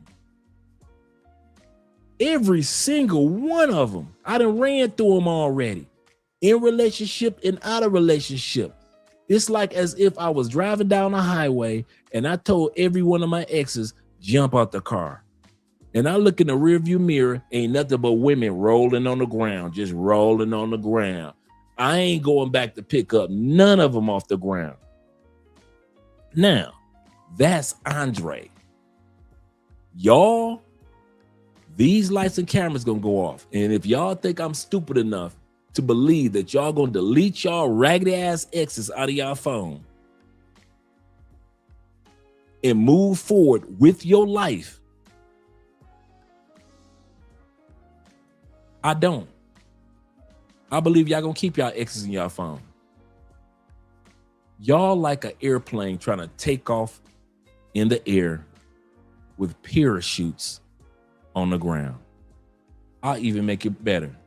You are like an airplane trying to take off to your goals with anchors, boat anchors tied to the wings of the airplane.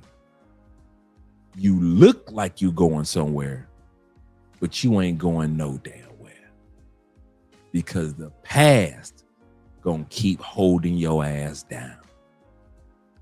That's y'all.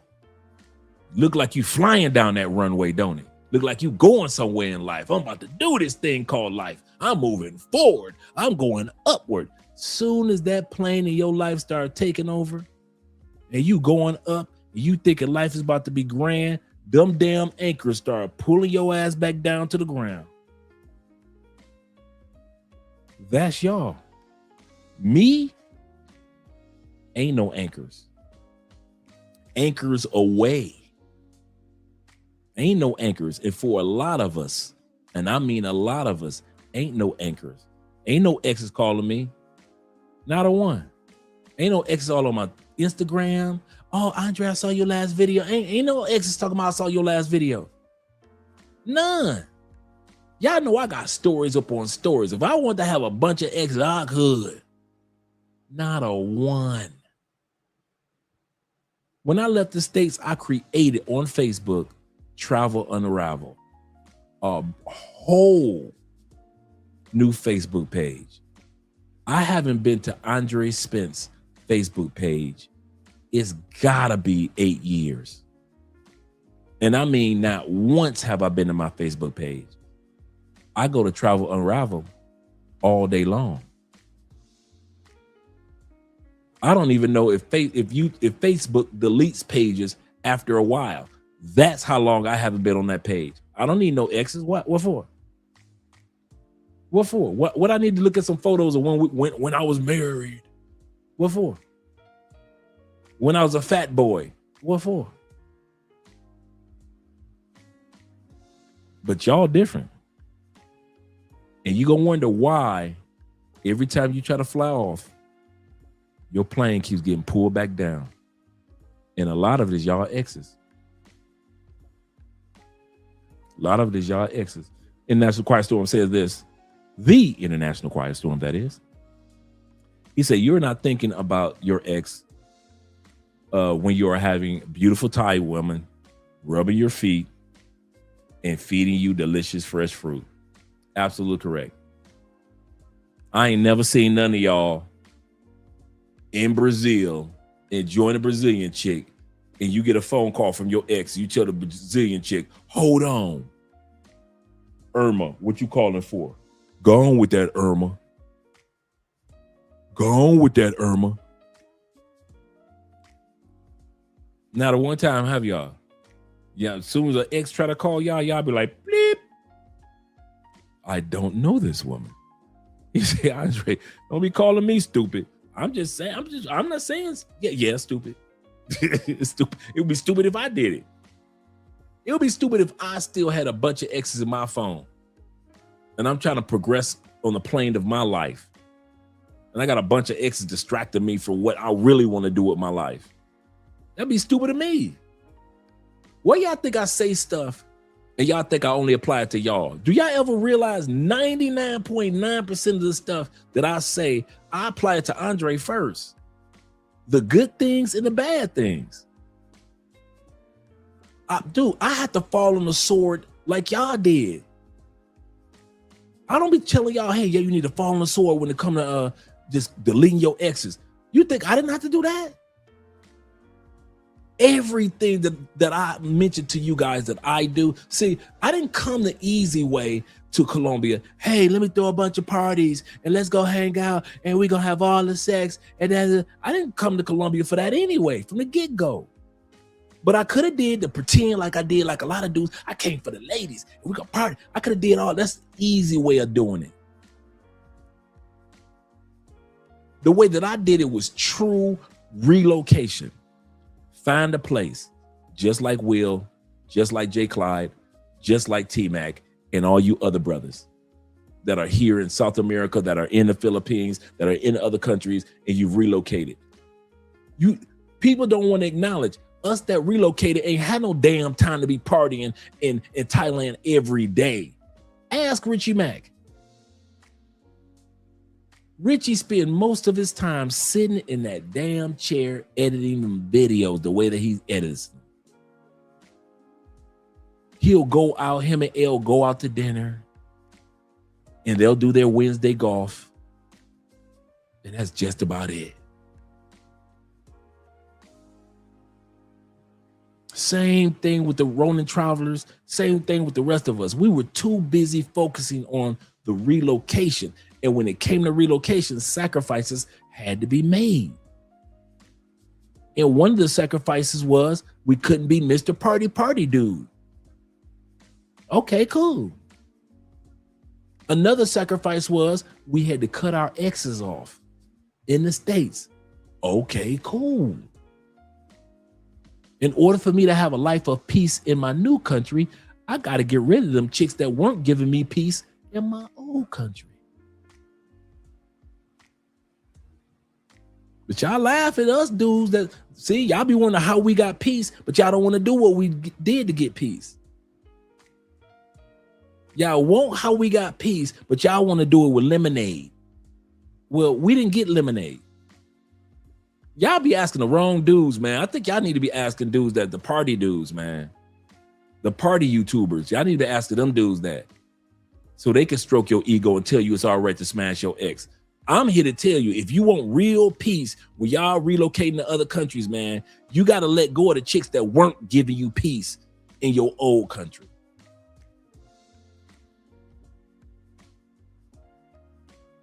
I wish I could put it a nicer way.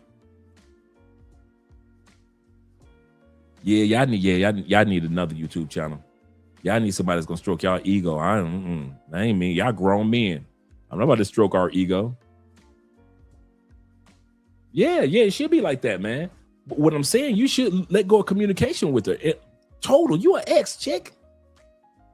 This is the funny part. Hey, you ready for this one? Hey, Slick. Hey, all you guys that think ain't nothing wrong with smashing the ex, you do know that nasty heifer could smash other exes too. Do women not have rosters?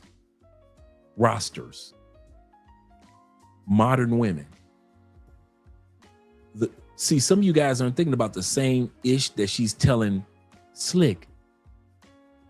She could be telling to one or two other exes that came before Slick came into her life. So now she got 3 of y'all that she's telling the same ish about her new dude. But y'all think you the only one. You really think you something special, huh?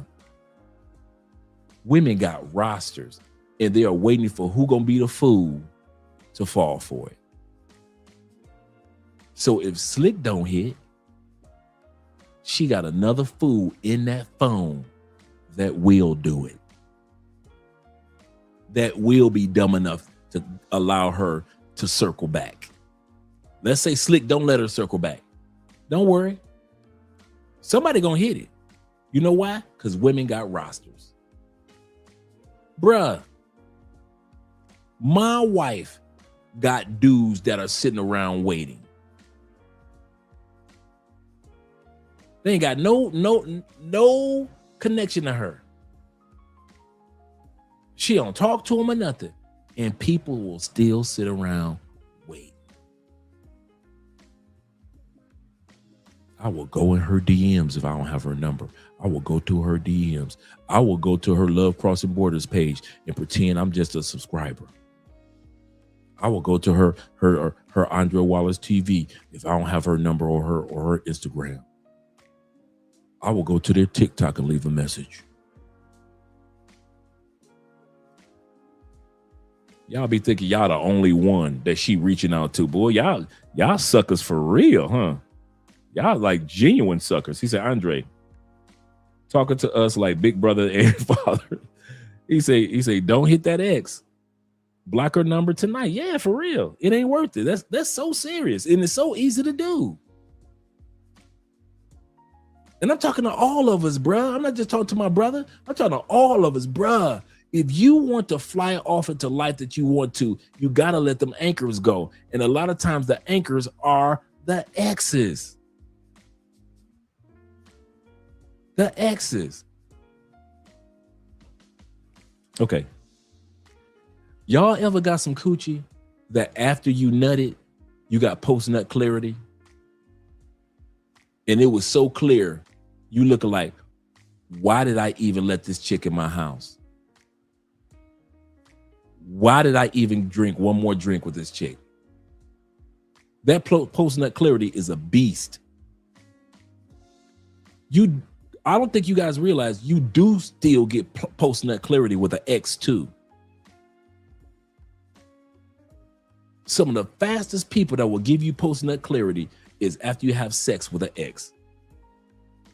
Boy, you to bust that nut, man, all of the truth start running through your mind like, what the fuck was I thinking? This has been one of the most tough. Wait a minute.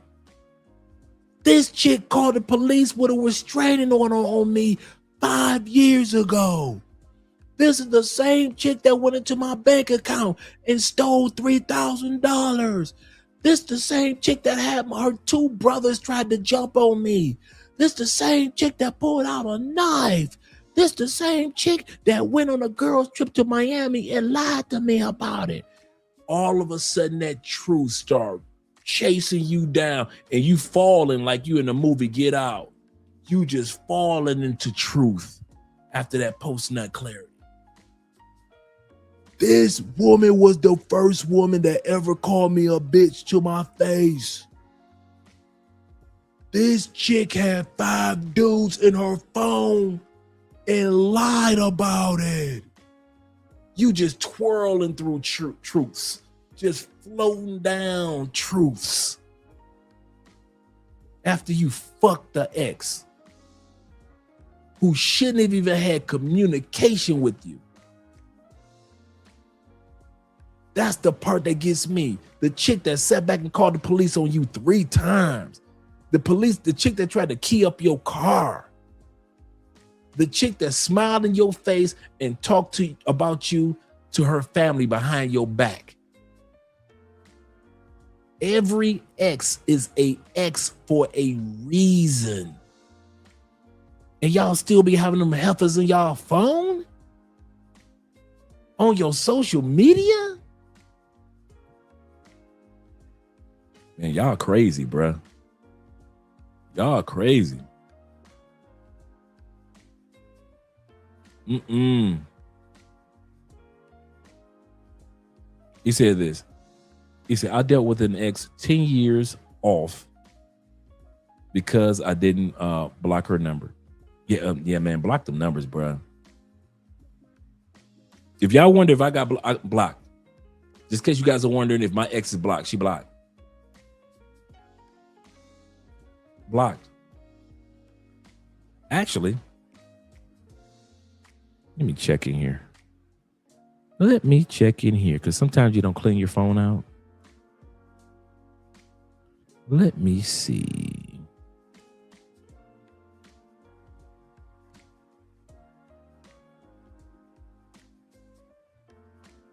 Let me see. Let me scroll down.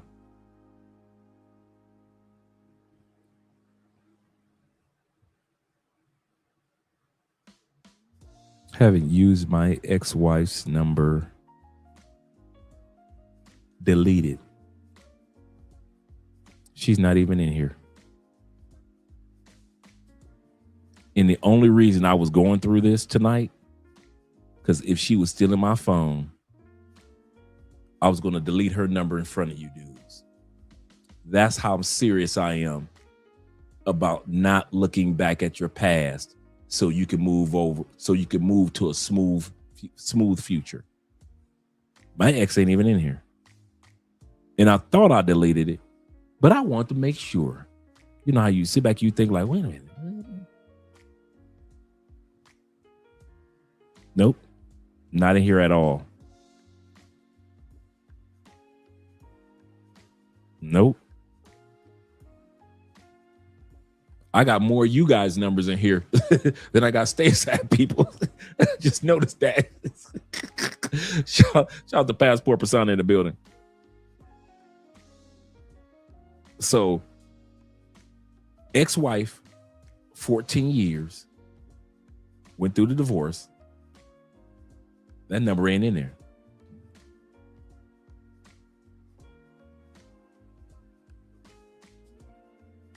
Yeah, I ain't trying to hear that. See, y'all thought that I'd be just talk to y'all.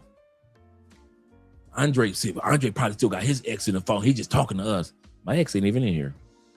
And like I said, my goal was when I grabbed my phone was, you know, it's one thing to say it, it's another thing to show it. So I was going to delete my ex just in case she was in there. And I thought that I deleted it a few years back. And I did. I just had forgot that I deleted, right? So I was just double checking. But she gone. Gone.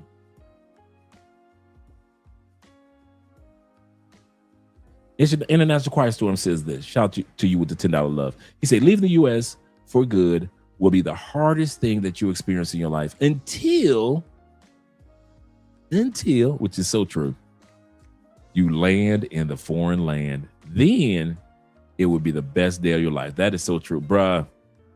Oh my God. The feeling of knowing that you do not have to go back unless you need to on business. The feeling of knowing that you only need to go back to the States for family and finance.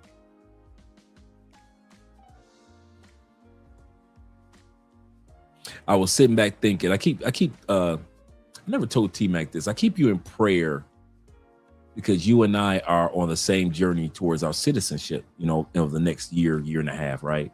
We're both eligible for our citizenships at this time period. You know, T-Mac is probably ahead of me because his Spanish is more proficient, but I'm proficient in history. So I love history. So I'm great with that part of the Colombian test. And I sit back and I think about the fact that we're going to actually have a second citizenship, man. After all these years, we'll really have a second. To have a residency is cool. We love it. But to actually have another passport. Because we were willing to let go of the past.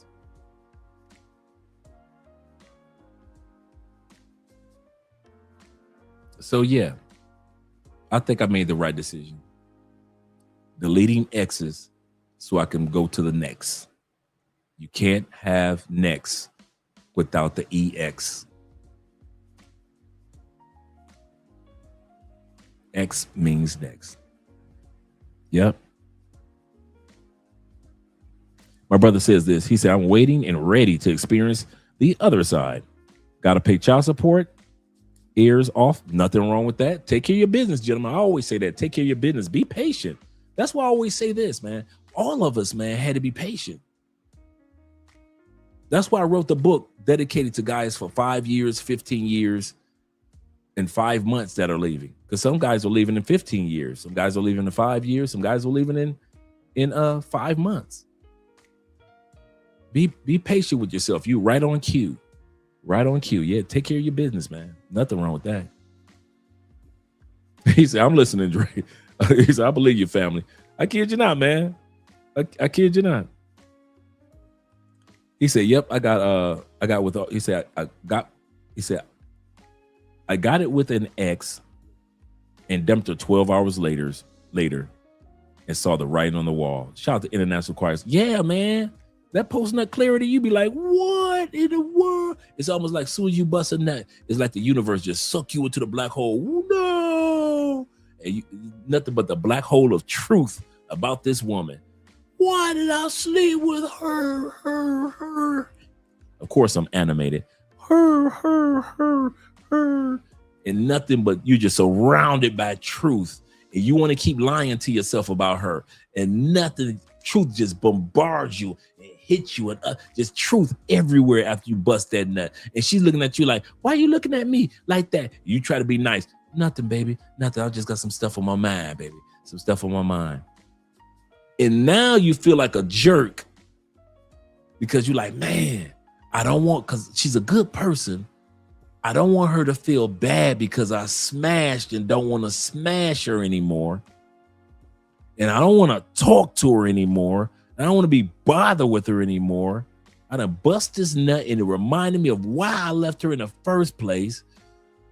But I don't want to seem like a jerk. So the next time she calls you, here you go, answering the phone again after you done hit it. Because you don't want to feel bad. You don't want her to think that he just used me for sex. Well, that's what she used you for.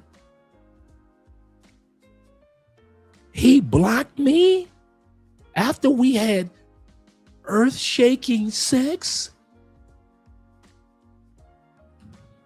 So now everything that you do when you come to listen to her afterwards, you do it out of guilt because you don't want her to feel bad if you block her after y'all just had sex 2 days ago. The whole scenario is a setback for you psychologically. May not be financially, but psychologically, it's a setup. Shout out to my man Jay Casey in the building. Jay says this. He said, facts. He said, I don't see why men get mad. Most men are trying to get the coochie no matter who she is. It's only a few of us that move with integrity. Absolutely correct, brethren. Absolutely correct. Yep, in a sunken place. I like that passport. Seriously. He says this, DJ says this. He say, make it easier by causing her to dislike you. I ain't got to go through none of that. She'll dislike me because I blocked her. Because I ain't got her number. She ain't got access to me no more. That's how I make her dislike me. I'm with you on this one. He says, so that she can block you. I ain't going through all that. Be a man about it. We're leaders, aren't we? We're men, ain't we? We men, ain't we? We're the leaders, right? Lead. I ain't about to sit up here and do all this plot twist. Plot twist is she gonna be mad. Why? Because I blocked her. I ain't about to sit up here and do all this plot twist. Yeah, I'm gonna make her so mad at me. She gonna dude. You know and I know women love the toxic side of a man. The madder you make her, the more she ain't going no dang well. Women love the toxic side of a man. It's your job to have the gumption, the cojones, the temerity, the audacity to block her. All that plot twisting that y'all trying to do, man, y'all doing it bass backwards, bro. I'm for real. Y'all making this harder than what it is. All y'all got to do is grab cell phones and start cleaning bitches out y'all phone. That's all it takes. Cell phone, clean bitches. Cell phone, clean bitches. Y'all ain't never cleaned y'all phone out before? You ain't never purged your phone. Okay, since you have, you know what I'm talking about. Purge your damn phone, man.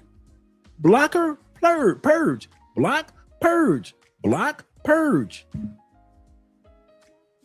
All that trying, well, I'm gonna make her so angry. Man, women love when you show your toxic side. She ain't going nowhere. He crazy, girl. He crazy. He was really like me. He crazy. He must want me back. He crazy, girl. He was on the phone tripping. Yeah, he was on the phone tripping, girl. I was like,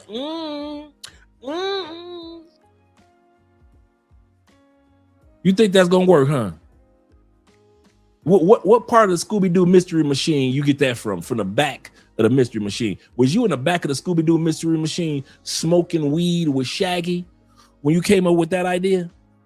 Just you and Scooby-Doo just sitting up there with Shaggy smoking weed, all three of y'all. You, Scooby, back there. Scooby eating marijuana laced brownies. You and Shaggy just got that sticky, icky, and you like, you know what, Shaggy? Here's what I'm gonna do for these bitches. I'll make these bitches so mad at me. That bitch gonna want to block the phone. She gonna want to block my phone. She gonna want to block me. She gonna be mad at me. That's where you came up with that one? Because you had to be high in the back of the mystery machine to come up with that damn idea, thinking women gonna block you after they get mad at you. That's when they love you.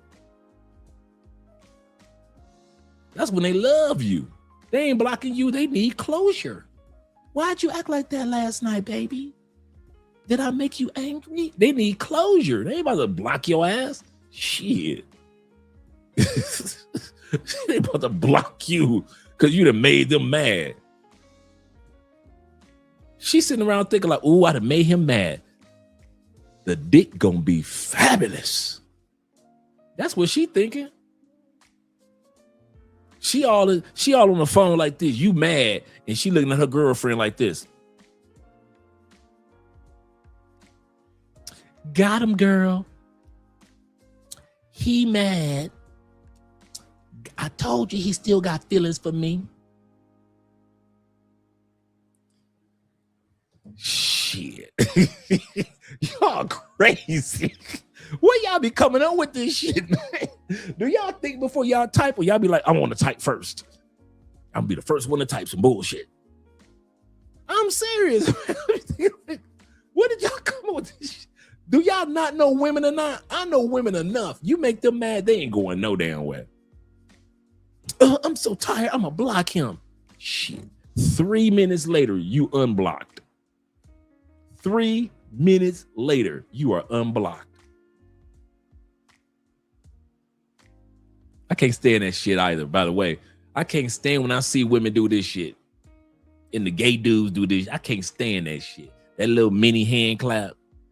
Stupid ass shit. I'd be glad when that one fade out.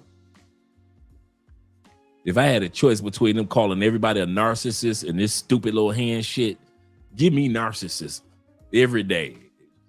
12 times on Sunday.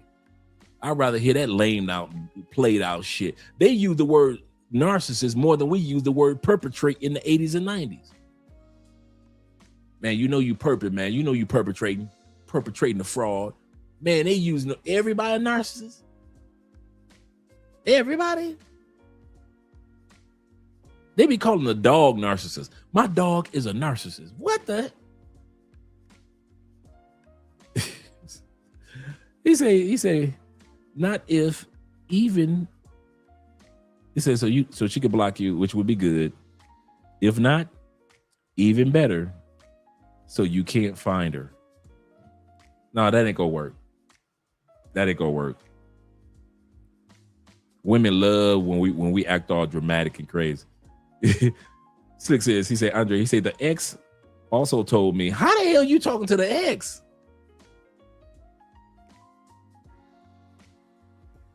once again, the ex also told me that all she needed was 30-minute smash.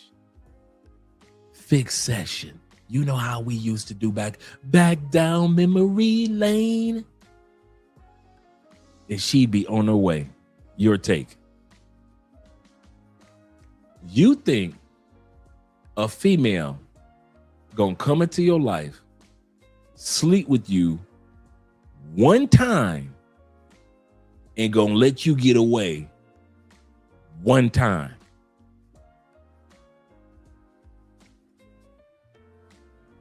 Man, that female gonna keep coming back like a stray cat. She gonna keep coming back like a stray cat. Cause she knows she got one. She knows she got one. There's a song that came out in the 70s. And it was and I've mentioned this before, the younger lady singing a song as if she was, the older lady was singing a song as if she was conversing with the younger lady on the phone. I don't know if it was Millie Jackson or who it was that came out with the song. And the song says this. Like I said, she's singing as if she's talking on the phone to the younger woman. And she says, one of the lines, I'll never forget this because I haven't heard this song in years. And she says, I know that he's cheating on me. I know that he does everything wrong. I know that he spends money with you. You're not the first one. You're not the only one. She said, this is the part of the line that I never forgot. She said, even though he's cheating on me, giving other women money, he'll never leave me, baby. And like I said, she's talking as if she's on the phone, or singing as if she's on the phone with the young lady. She said, young lady, she said, he'll never leave me. She says, because he knows he'll never find a better woman or bigger food. That line was so cold, I never forgot it. Some women know that they are that no woman can compare to how she treats you. And no woman is dumb enough to put up with the stuff that she's put up with from you. I'm going to reverse that to you. That woman knows that she doesn't have a better man or a bigger food. She knows that you were a good man, but she also knows that you are stupid enough to still sleep with her. She knows she don't have a better man or a bigger food. And that's you. You're a good man to her, and you're a good fool to her. And that's why she can say things to you that she can't say to any other dude.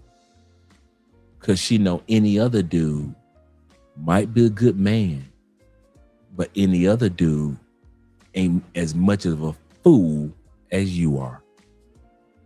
And that's how she sees you. She knows that you're dumb enough to answer the phone.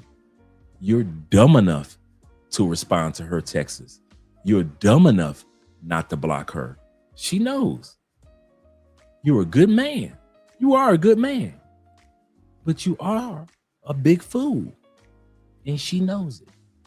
And she doesn't have a bigger fool because she doesn't need a bigger fool bigger than you. She doesn't need one. You're the one that's dumb enough to respond to her messages, respond to her calls, listen to her talk about her man, listen to her talk about setting up smash sessions. You're the one. She's got a bigger fool. Yes, you were a good man. But yes, you are her biggest fool. Other dudes in her rosters probably blocked her already.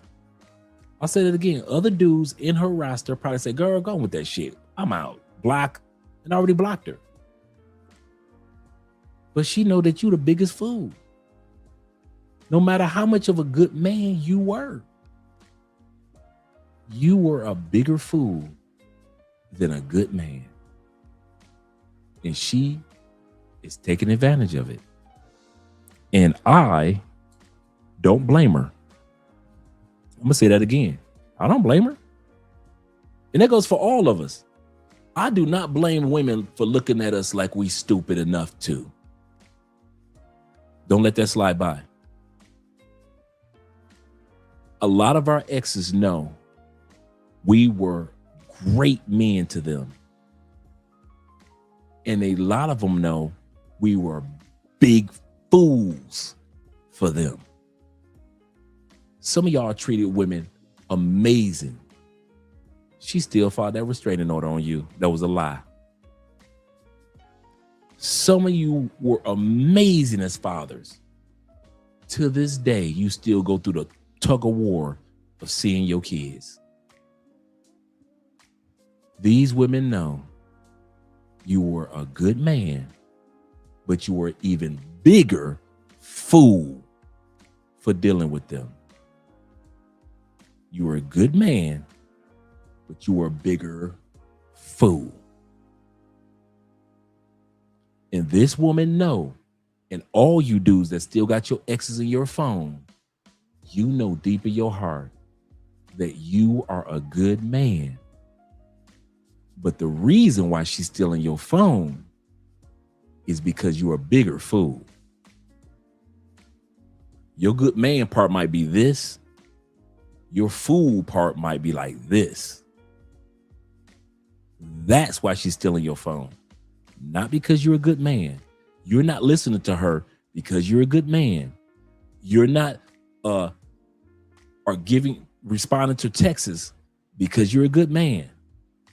You're responding to texts, hearing what she has to say about sex. All of us, hearing what they have to say about sex, how much they miss us, and all that.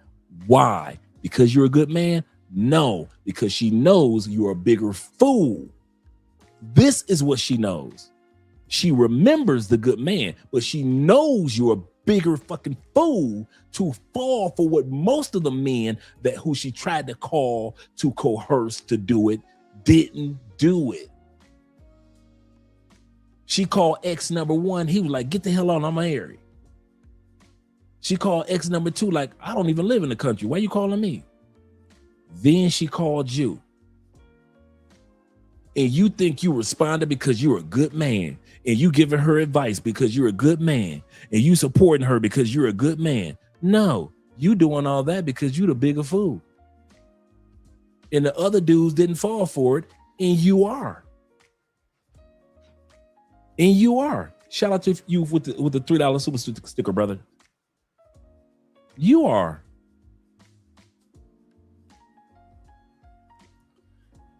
My brother says this. He say, right. Any woman who wants to double back, know and want to be reminded how good it was. It's a trap. It's a trap.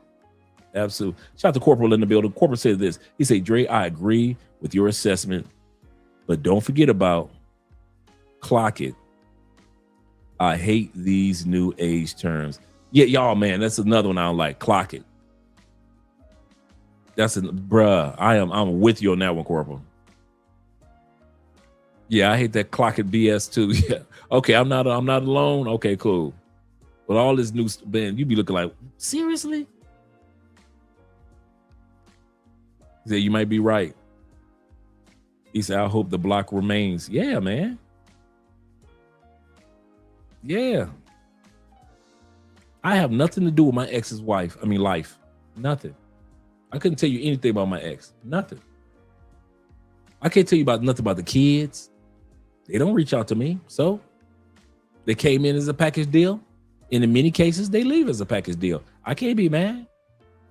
I put all them years into the kids. Okay, cool. Move on, Andre. God's going to bless your life. I can't be mad. Yep. Corporal says this. He say it is your energy and time is your most important and valuable commodity in life. He said, I have been there and done that. Please, brother, choose better. And I mean brothers in plural, not just singular. Please, brothers, choose better and more wisely than I did. My brother says, Yes, because I know some way better looking women now. She said that she needed to keep that block on.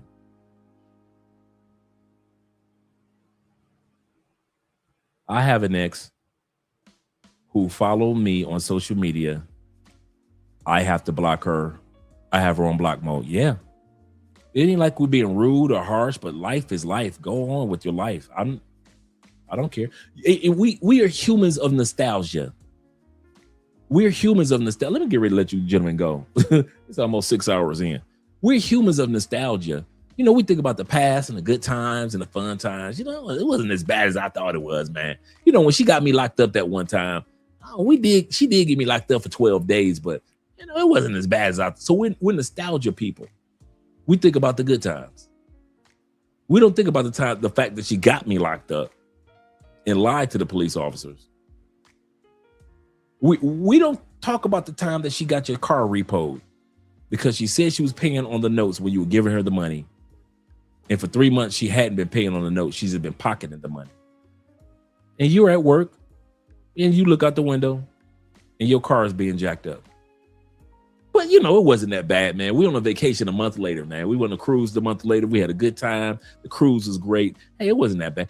That's us. That's people. We're just nostalgic like that. And so sometimes we're like, oh, I wonder what my ex is doing right now. I do too. As a human, I have those moments like, I wonder what my ex is doing. And it goes in one ear and out the other. And then I keep on doing what I'm doing. That may happen like once every 3 years. Like, I wonder how she doing. But I was married for 14 years. So I can understand how flashes of nostalgia or thoughts about somebody could come into, and I'm happily married. It's not like I'm sitting, oh man, I miss my ex. No, every once in a while, a thought will pop up. You're like, I wonder how they're doing. And that's it. And you let that thought go about his business. But y'all dudes got chicks all in your phone and exes all in your phone, texting y'all. Like I said, you're a good man, but you're a big fool. But you're a bigger fool. And that's what she knows. I don't blame her. I don't blame these women for taking advantage of some of us dudes, man. Because we don't want to listen. We don't want to learn. Especially black men. You know, can't nobody tell black men nothing? What? I'm a black man. Can't nobody tell me nothing? You don't know what you're talking about, Dre? Of course I don't. I ain't never been there. I don't know none of what you're talking about, right? I ain't never had an ex before. I kid you not, man. Sometimes we just, and black women know it. Black women know black men are hard-headed. So when it's time to block them, we don't. And they know we won't.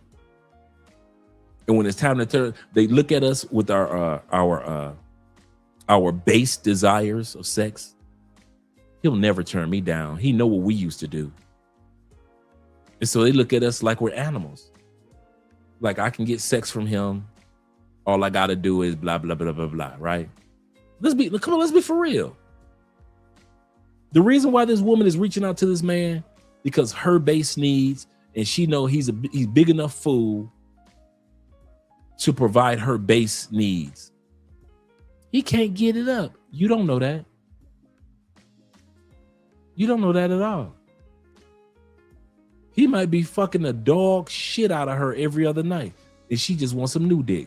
I tell every woman this. I tell my wife this. What's better than good dick? New dick.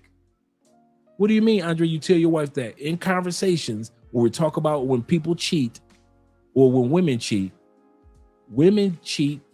quite often because of new dick, because of boredom of the old dick. What's better than new dick? I mean, what's better than a good dick? New dick. Don't y'all ever think it's otherwise. You can have the best sex and women will still love new dick. She might just want you because of the newness of it. She ain't been with you in a couple years or a couple months. That's it. Once you are no longer a novelty, she ain't calling and texting you no more. And she gonna send you that text like, me and Harold are gonna be more serious with each other. I told him that I was having sex with you and we're going to counseling right now. So I need for you to not text me anymore. So she blocking your ass. She told you let's fuck. She fucked you twice. She got over you. And then now she telling you she can't text you no more because her and Harold are trying to work it out.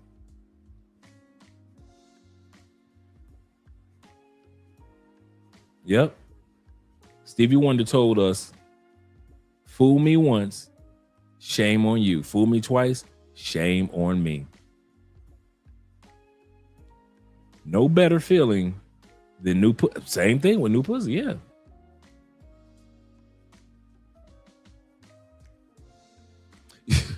I was about to say something slick.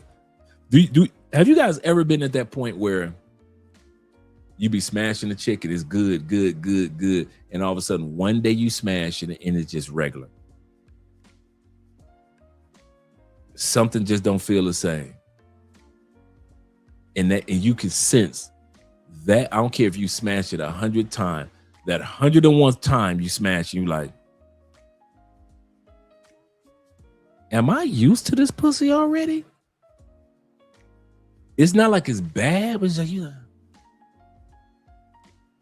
it's like the day when your dick say, I've been here before.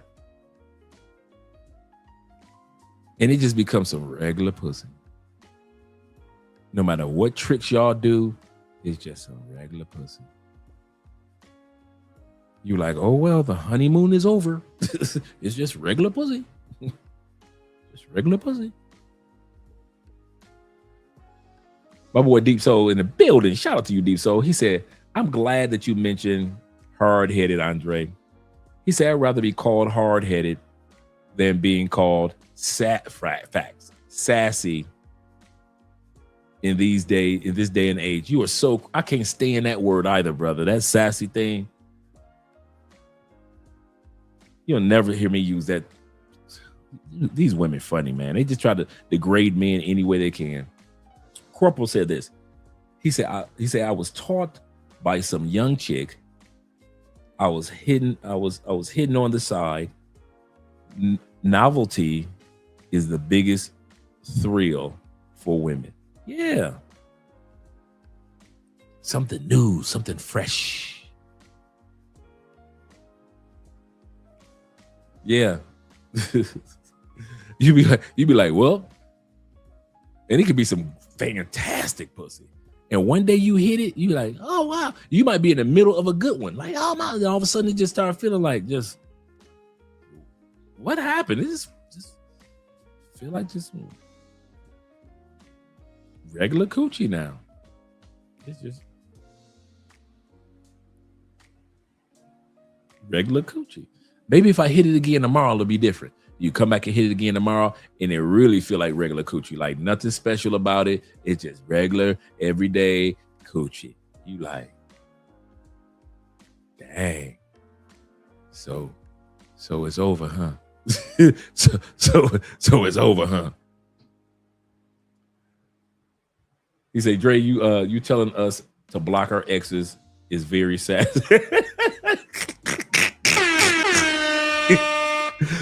Man, you know how many exes would be mad at me if they heard this? You know how many exes would be pissed if they heard me saying block their ass? Why? They expect you to spin the block and bend the knee. You got exes, man, that are expecting you brothers to spin the block and bend the knee. That's why they would be pissed if you ever block their number. You blocked my number? You blocked my social media? Yes. I have nothing to do with you, mere mortal. No, I don't want. No, why should I have you in my phone? You taking up the roster spot that another woman could take in my cell phone. No, you've been blocked, deleted, the whole thing. Serious, man. Some of y'all exes expect y'all not to block them. Why? Because they know that you're a good man, but you are a bigger fool. I'm going to end it with that, man. I'm going to end it with that. We're at almost 6 hours. I appreciate you guys being here with your boy. And I got love for you, man. And I'm glad we got a chance to answer that question. But at the end of the day, man, and I'll see you guys tomorrow in regarding to this topic. But at the end of the day, the other topic that we were focusing on. But I'm telling you, I'm telling you, man. Some of y'all gonna have some pissed off exes after this. But guess what? Here's the kicker. You ain't even supposed to be around to know that she pissed. You block a chick tonight from Instagram and all your other social media platforms and from the phone and delete her from the phone. How do you know that she pissed? You ain't got no communication with her. Or do you? Or do you? Remember back in the day before cell phones, you used to have to run into an ex. Y'all ain't calling each other. You ain't calling her mama house. She ain't calling your mama house. You had to like run into an ex in school or run into her at a grocery store, or you just happen to see your ex at McDonald's. Remember the old days of running to your ex? They ain't got to do that no more. Why? Because they know that you stupid enough to keep her in your phone. So all these exes got to do is call or text you. Why? Because they know that you the bigger fool. That's why. They don't sweat. Girl, he just mad right now. He'll be back. He'll be back. And they can text y'all a year and a half later. Why? Because that chick's number is still in your phone a year and a half later. That's why. He said, Andre, I blocked my baby mama and her husband on all social media platforms. Absolutely correct. If you want to talk to me directly. And if my son over 18, 19, 20, he ain't living with you, I'm really blocking y'all.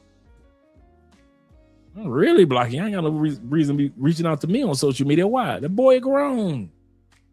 Leave me alone, people. Y'all don't need to know about my social media. That has nothing to do with co-parenting. He said, so I guess instead of being called Gorgeous Dre, you call Sassy Dre. I know, right? He ain't gorgeous. He's sassy. Seriously. He said, Dre, you better preach. He said, by the way, I left you a message on WhatsApp. Okay, I'll check it out. He said, I'm trying to lock down this. Okay, cool. This Sabado? Okay, cool. Because I know I missed last Saturday. So I definitely want to get together with you. And I thought about it. So I definitely want to get with you guys in the class, in the group this Saturday. Okay, cool. Perfecto. Perfecto. Sassy Dre is his name. Sassy Dre. That don't even sound right. Shout out to you guys. Let me get this outro videos out. Yes, sir. Yes, sir. It's so late. I'm just gonna do one outro. Let's do the belly dancing. Let's do the belly dancing.